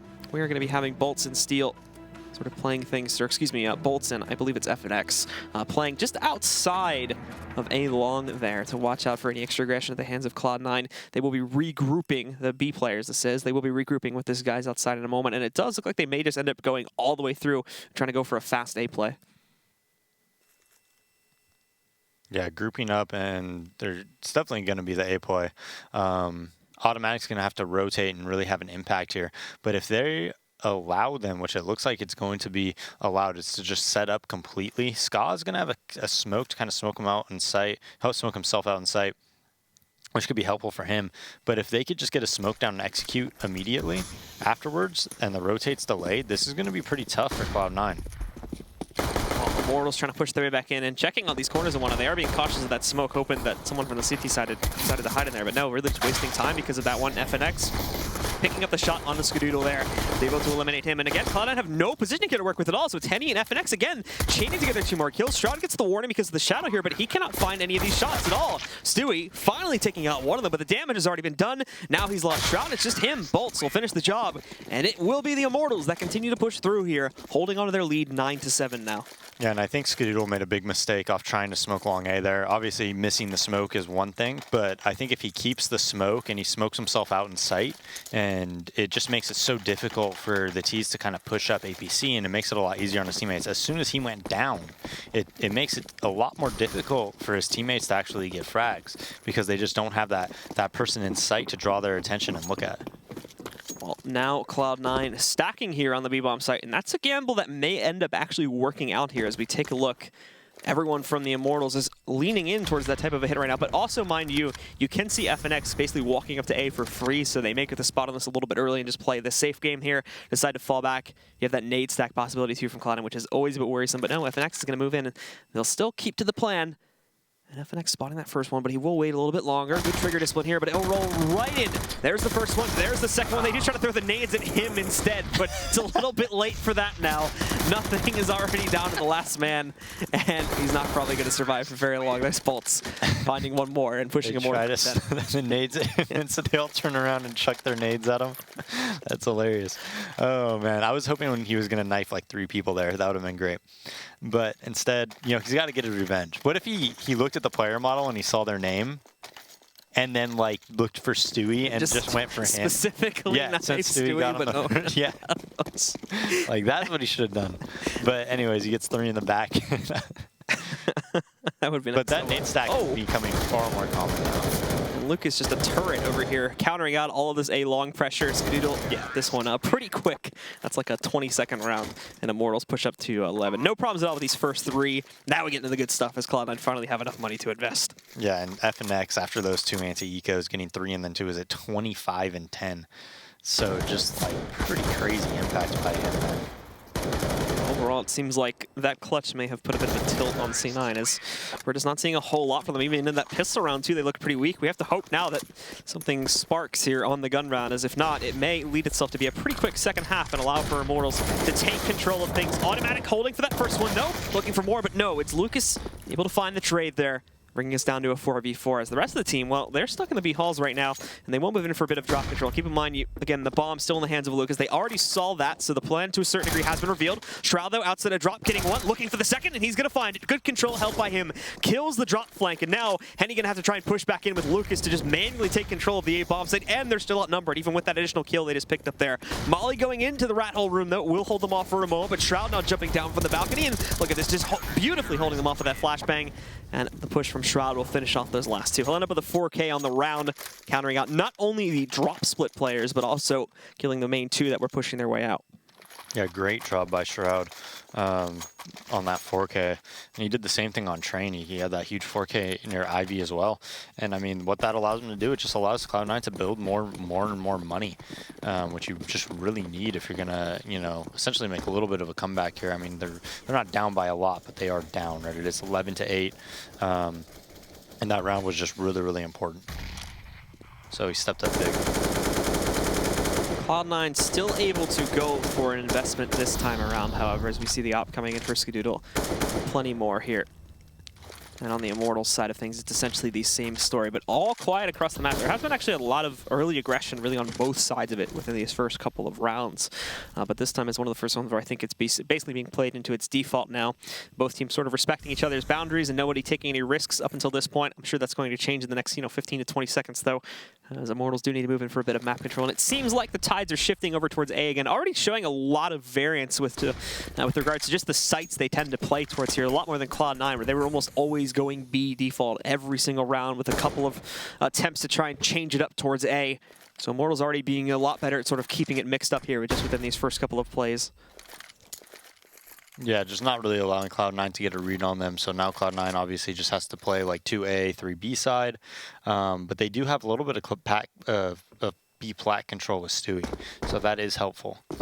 Steel along with Henny now moving in and fully committing themselves to drop without any hesitation at all. Nothing will be caught jumping, so Steel, he'll be able to punish that, but a Molotov goes inside, so it's going to inhibit them from pushing out anymore. They cannot support the players pushing out their broken wall. Shroud's going to be able to find one there, but is immediately traded out by Bolts. Now Henny trying to push his way back in. He successfully eliminates Stewie, and it even looks for the second one too, but that's a bit over-aggressive, and now he's put things back down into an even scenario here. Lucas knows that he's sitting outside, and with the time being low, they do need to prioritize the plant, so they'll put that on the ground, but they have a flank coming in through a broken wall. They need to be very cautious of that. At the same time, Skadoodle has not been able to find anyone through this transition room hole. So he moves out. The swing is a miss, though. But at the same time, we also saw Steel finding Skadoodle there. So it goes down 1 for 1, and they're already on the bomb. I don't even think Steel realizes he's just going to be able to peek up. Is he going to get the kill? Thankfully, he will, but that was close. Less than a second on the clock. Yeah, Steel played that actually perfectly. He waited until automatic crossed towards the bomb and then just started crawling out and not making any noise. And if he didn't play that down to like the half second perfectly, he probably doesn't win that round because he probably makes noise when automatic's defusing. Automatic gets off the bomb, maybe gets that kill. Instead, he played that very, very well, especially with like 20 HP, and puts Cloud9 onto another save. I thought they would have enough money here to buy, since they did have, I believe, 3 alive on the round they won, but they just purchased so much utility, maybe dropped a couple guns, and now they're not going to be able to. So they're in a bad spot. They should be 13-8, especially since they don't have FNX to just pull out a miracle. So for Bolts here, yeah, not even a Deagle either. So if we saw it with a PT50, that would be something else. But for right now, it's Cloud9 that are pretty much going to have to get this one up. Actually, no, they do find a Deagle. They're sitting on Shroud, so they still have that. But Bolts is really just playing with them at this point to hold them back for a little bit as they slowly dispatch them one by one. And he's a nice slow tapping there against Skadoodle is going to take him down. And FNX will push back in. He does get lit to 9 HP, but yeah, as you mentioned before, this is going to be a pretty casual round for the Immortals. They'll just walk right through this one, and now they know where Shroud is, so they can try to close out on him and get themselves that 13th. Yeah, so 13-8, and I believe they're, well, let's check out Immortals' money. It's pretty strong. So even if they lose this round, I think they'll be able to, I think they might be able to buy even the next two if they get, get a bomb plant. Even if they lose this round and the following round, I think they'd be able to buy the round as well. So they're in like a really good spot, and this is going to be very difficult for Cloud9. No op, not much utility. Just really just 4 M4s here. So we'll see if they try to take some type of a risk. They have 2 towards A early, Henny opping the danger, and they're playing pretty slowly on Immortals to start off, but it's going to be a burst towards the A halls very quickly, maybe even going off contact right here. And the round's going to be decided very fast. Automatic trying to go for the knife peek there. A little bit of a jiggle, but it backfires tremendously. Skadoodle, he is able to push back in and find 1 kill, but again, he also overextends, and that is going to lead to FNX taking him right back out. 4v3, nothing with a nice shot, though, through the door. Does manage to take down Lucas. There's no room for a trade currently at the hand of the Immortals, so this goes down even again. Problem being, though, Cloud9 were sort of surprised by how quickly this push came back in, so there's no room for a flank to line itself up over there through the mid-connect or anything like that. They're all just going to have to bang their heads in through the door and over through Heaven, which is 9 times out of 10 really not going to work out, especially with the utility they brought into this round, so seems like they're going to fall back and make the save, which is certainly going to seem to be the smarter choice at this point in time. Yeah, and Automatic almost never gets caught out like that. I think he was probably communicating with Skadoodle, maybe talking about their setup a little bit, but I almost never see him make that mistake. He's usually one of the he's one of the best Cobble players in North America at that long A. He almost never gets caught out. He's very difficult to lurk on, plays it very, very solidly, and is usually really just solid on that site, but gets caught by a pretty scrimmy strategy. I mean, that's something that people have done for a long time on this map, is you just kind of walk through A halls with one guy throwing something middle and somebody, kind of making noise B. And the idea is that guy B keeps the 4th player at B there, and then maybe there's 1 player A, and you could just decide the round very, very fast, right, based off those frags. And if he doesn't play it perfectly and get a spot and a smoke down, then that happens, right? It just opens up the site, and it's not even worth trying to take control. You have to go for it if you're Cloud9. Well, there is a lot of combat already actually happening just within the first couple seconds of this round. Automatic, he's been able to find the kill back over here at A long. That's dropped FNX, and we also saw Henny trying to go for a quick peek over there at Broken Wall approach. Didn't really work out, though. He actually got dinked through the walls, was brought down to 63 HP. And in the meantime, because of all that action, it has pushed everyone on this T side back. Stewie has a great corner angle here, and he's just going to push right in as soon as the smoke fades, knocking out bolts. That's given them a 5v3 advantage to work with. Stewie, obviously no reason to stick around here and risk his life. They're far too happy with that advantage, and it's certainly going to be bold, to say the least, if he sticks around there to look for more. The rest of Immortals are going to try to push back in, trying to take control, at least over here towards drop, but it's very messy from Lucas. Brings down Shroud to 7 HP, and it's perfect timing on the peek there from Stewie as well. Was completely blind, but was still able to spot one in the back. Unfortunately, they kind of lost the narrative a little bit here. Lucas and Steel trading out 2 more kills. The site itself still a little bit weak, and the CTs are focusing mainly all their defenses on drop, but with Automatic aligning that flank there to take down Lucas, this should be a little bit better. The problem being, though, is again, they are still expecting this all to come in from Dropper over there on the sidewalk. Steel finds the headshot kill on the Shroud, taking him back down. There's going to be the Molotov that comes back in, so to delay the plant temporarily. And in the meantime, all the CTs are changing up positions here. Steel is going to kind of jump back up just to make sure he's not being pushed over from Broken. Now to deploy the smoke to allow him to plant in this corner. And again, actually, no, he's still not committing to it. Sprays in, has the good angle about it, brings Skadoodle down to 10 HP. This is really his last chance, though, so he does need to commit. 3rd time's the charm for Steel here, as he finally goes and fully commits the bomb to the ground. But for the rest of Cloud9, they're staying together. These two are going to try to play this and try to double peek this more than likely, but Automatic moves in. This could still work out to where Steel could isolate these in a 1v1. There's the first one. Now he's looking for Automatic, and he's going to close out on it. So Steel ends up with the 4K, and Immortals continue to push through now in dominating fashion, up to 14 now. Or excuse me, I think they go up to 15 now. Yeah, I mean, and that's one of the troubles. I've seen Cloud9 do that consistently, where whenever they're in a 2v1, they try to group up, and I think it hurts them a lot more often than it helps them. I remember watching them versus Virtus Pro on Mirage, and Neo had 1 HP.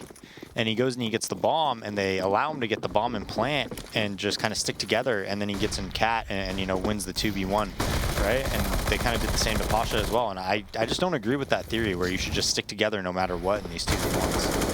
Well, now it's looking like Immortals are in full control here. Cloud9's still at a full buy, but it doesn't matter. The only one that's gotten a kill in this round has been Nothing, and he's already been dispatched of there by Steel. Automatic is trying to lurk his way around for a flank, but FNX is paying attention to that, and now it's just Automatic. FNX knows he's there. They may try to have some fun with this one as they push him, but nah, unfortunately, he's a little bit too quickly about that one. So it is the Immortals with an incredible clutch at the hands of FNX there, and just an overall huge turnaround as we were seeing. I mean, it was them controlling it at the beginning. Then we saw Cloud9 sort of start to come back, but as soon as that clutch happened, it was pretty much all Immortals from that point forward. Yeah, and I mean, I feel great. I think Vendetta has to give me his entire pay rate after that 2-0 prediction battle.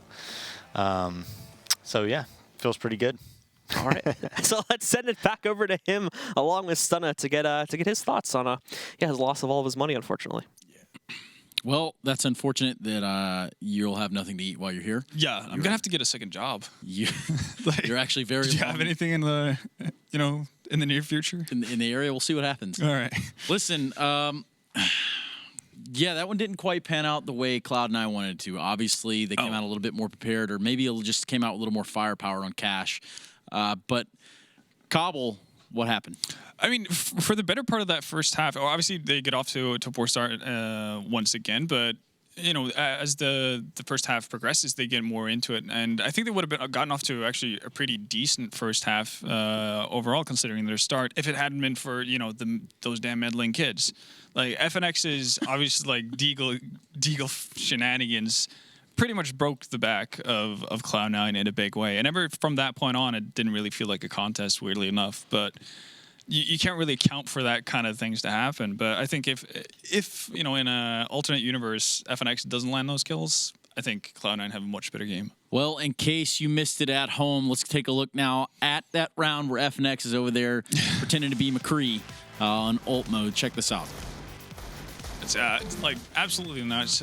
Obviously, you can put some blame on Cloud9 for not obviously being able to get a return frag on FNX after those two first frags, but sometimes stars just align and you have to let the magic happen, and that was pretty much the case of it. The fact that he normally would expect him to just get those, or normally it'd be perfectly fine if he only got those 4 kills and didn't end up in the round. Obviously not going to create the same kind of a highlight, but the fact that he's able to still play it so patiently and come back in to close it out as well is absolutely nuts. And we talked about it in the pregame as well, like FNX in the past, like if you go far back in time, was an utter beast at this game for good reason, right? Like there's a reason why you talk about him as like so highly, and you didn't necessarily have him in a position in SK to do the same things as we see him doing for Immortals right now. And you can tell him, like, for a ton of their T-side rounds, he's the first guy in as well. And even on the CT sides on Train, he's the one initiating aggression.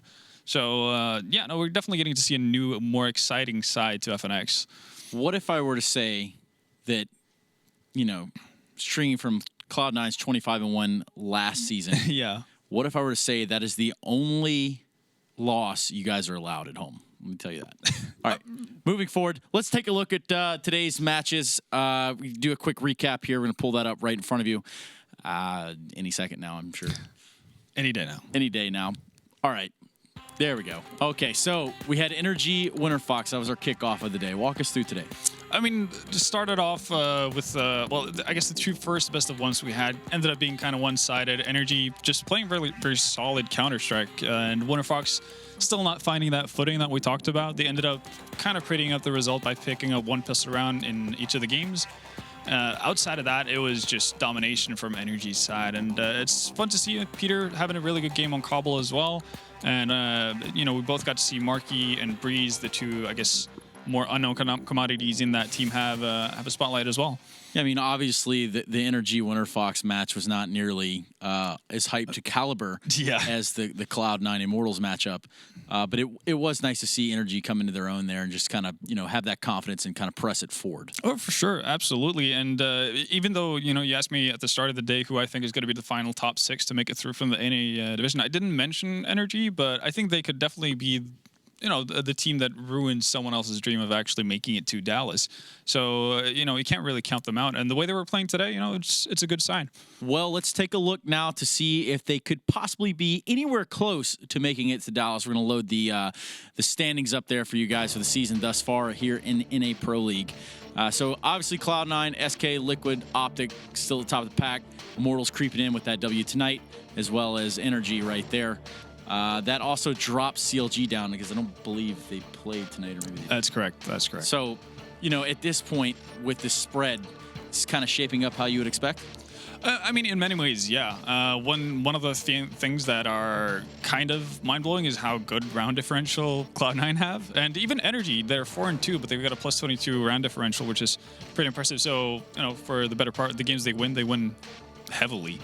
Now, I'm going to pull up something here that you're going to be extra excited about, and that would be the European standings for the ESL Pro League Season 5. I'm going to let you just take it from here. But, I mean, this is not looking the way you would have expected it to look initially. Obviously, G2 have a lot of hype going into the season with a new roster. They're at 1-4, not doing too hot already. But Mousesports, who just, whenever you hear people talking about Mousesports on broadcasts and whatnot, it's always with a bit of a sigh and, you thought of what could have been, but they're doing great for themselves. Starting off 5-1 in Pro League, that's absolutely amazing.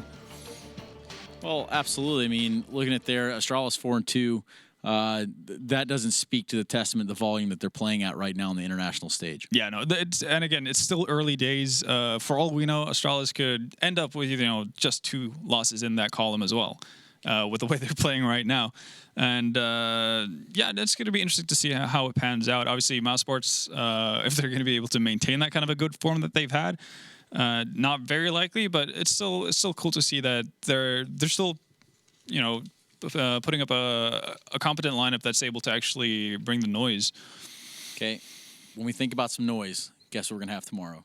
Oh, I mean, there's a lot of guys to show from here, but nope. There's AKs going off, there's M4s going off, there's AWPs going off. We got more Counter-Strike for you guys tomorrow. Let's take a look at it. I'm not going to put you in the spot like that. Yeah, we're starting to wonder. So we've got CLG Misfits early on in the day, and then we've got Selfless and Liquid. Which one excites you more? Honestly, given how my predictions for the top 6 was panned out, I'm kind of interested to see how CLG versus Misfits plays out. I haven't gotten to see too much of Misfits after they created that team yet, and CLG, obviously with Ricky coming into that team, it's going to be interesting to see how they mesh early on. And then on the other side of things here with Liquid, obviously taking Stanislaw, and that addition to the team now having more time to have kind of meshed and worked. Yeah, so I mean, with what they're able to put together with more time, that would be a little bit exciting. Absolutely, and that's going to be a journey. I think that's the storyline that you can follow for the entirety of the Pro League season, more or less. I'm not sure if Selfless is going to be the team that brings them to the brink in that sense, but every game is going to be testing grounds for them, and that's going to be cool to see what kind of progress they make or what progress they fail to make as we go forward. No, absolutely. Selfless is one of those teams that is, I think they barely squeaked into the Pro League this season. And then now, they need to make sure they're not in the same position at the end of this. Exactly. So it's very important for them not to find themselves in that same position and crossing their fingers and toes. Yeah, and I guess if you want to go up against Liquid at any given point, it's probably better to do it right after a roster change than when they've gotten, I guess accommodated with each other, right? Like once Team Liquid start feeling good and firing in all cylinders, that's when you want to avoid them. So Selfless, they have to look at this as one of the better opportunities they have at actually grabbing a W versus one of the better teams in the league. So as we wrap up today, let's take a look. We had Winterfox, NRG. Yeah. We saw how that went. Pretty much a landslide for NRG. Definitely. We had Immortals, and Cloud9. And, 16-9, 16-8, it's pretty fair and even trade across the maps. That's I think that was to be expected. Obviously, we didn't even really, and there's no real way to quantify this, but, are they lagged? Are they not lagged? I guess that's not on us to decide. No, I guess that's on the players. But in the end, I guess both teams can be happy about them splitting the series in that sense, or getting one best of one each. It's not going to be the end of the world for any of them. And that's pretty much the outtake you can take from it. But how much they got impacted by the travel, I mean, judging from FNX, he didn't seem too affected by it on Cobble. He was all about it. Yeah. Okay, well, that does it for us here at ESL Pro League Season 5 North America Match Day number 7, Week 3. Whew. But we'll be back tomorrow with Match Day 8. There we go. That actually comes after 7. It's weird how that works. True, yeah. We'll be back tomorrow. Same great time, same great place. So make sure you're here with us.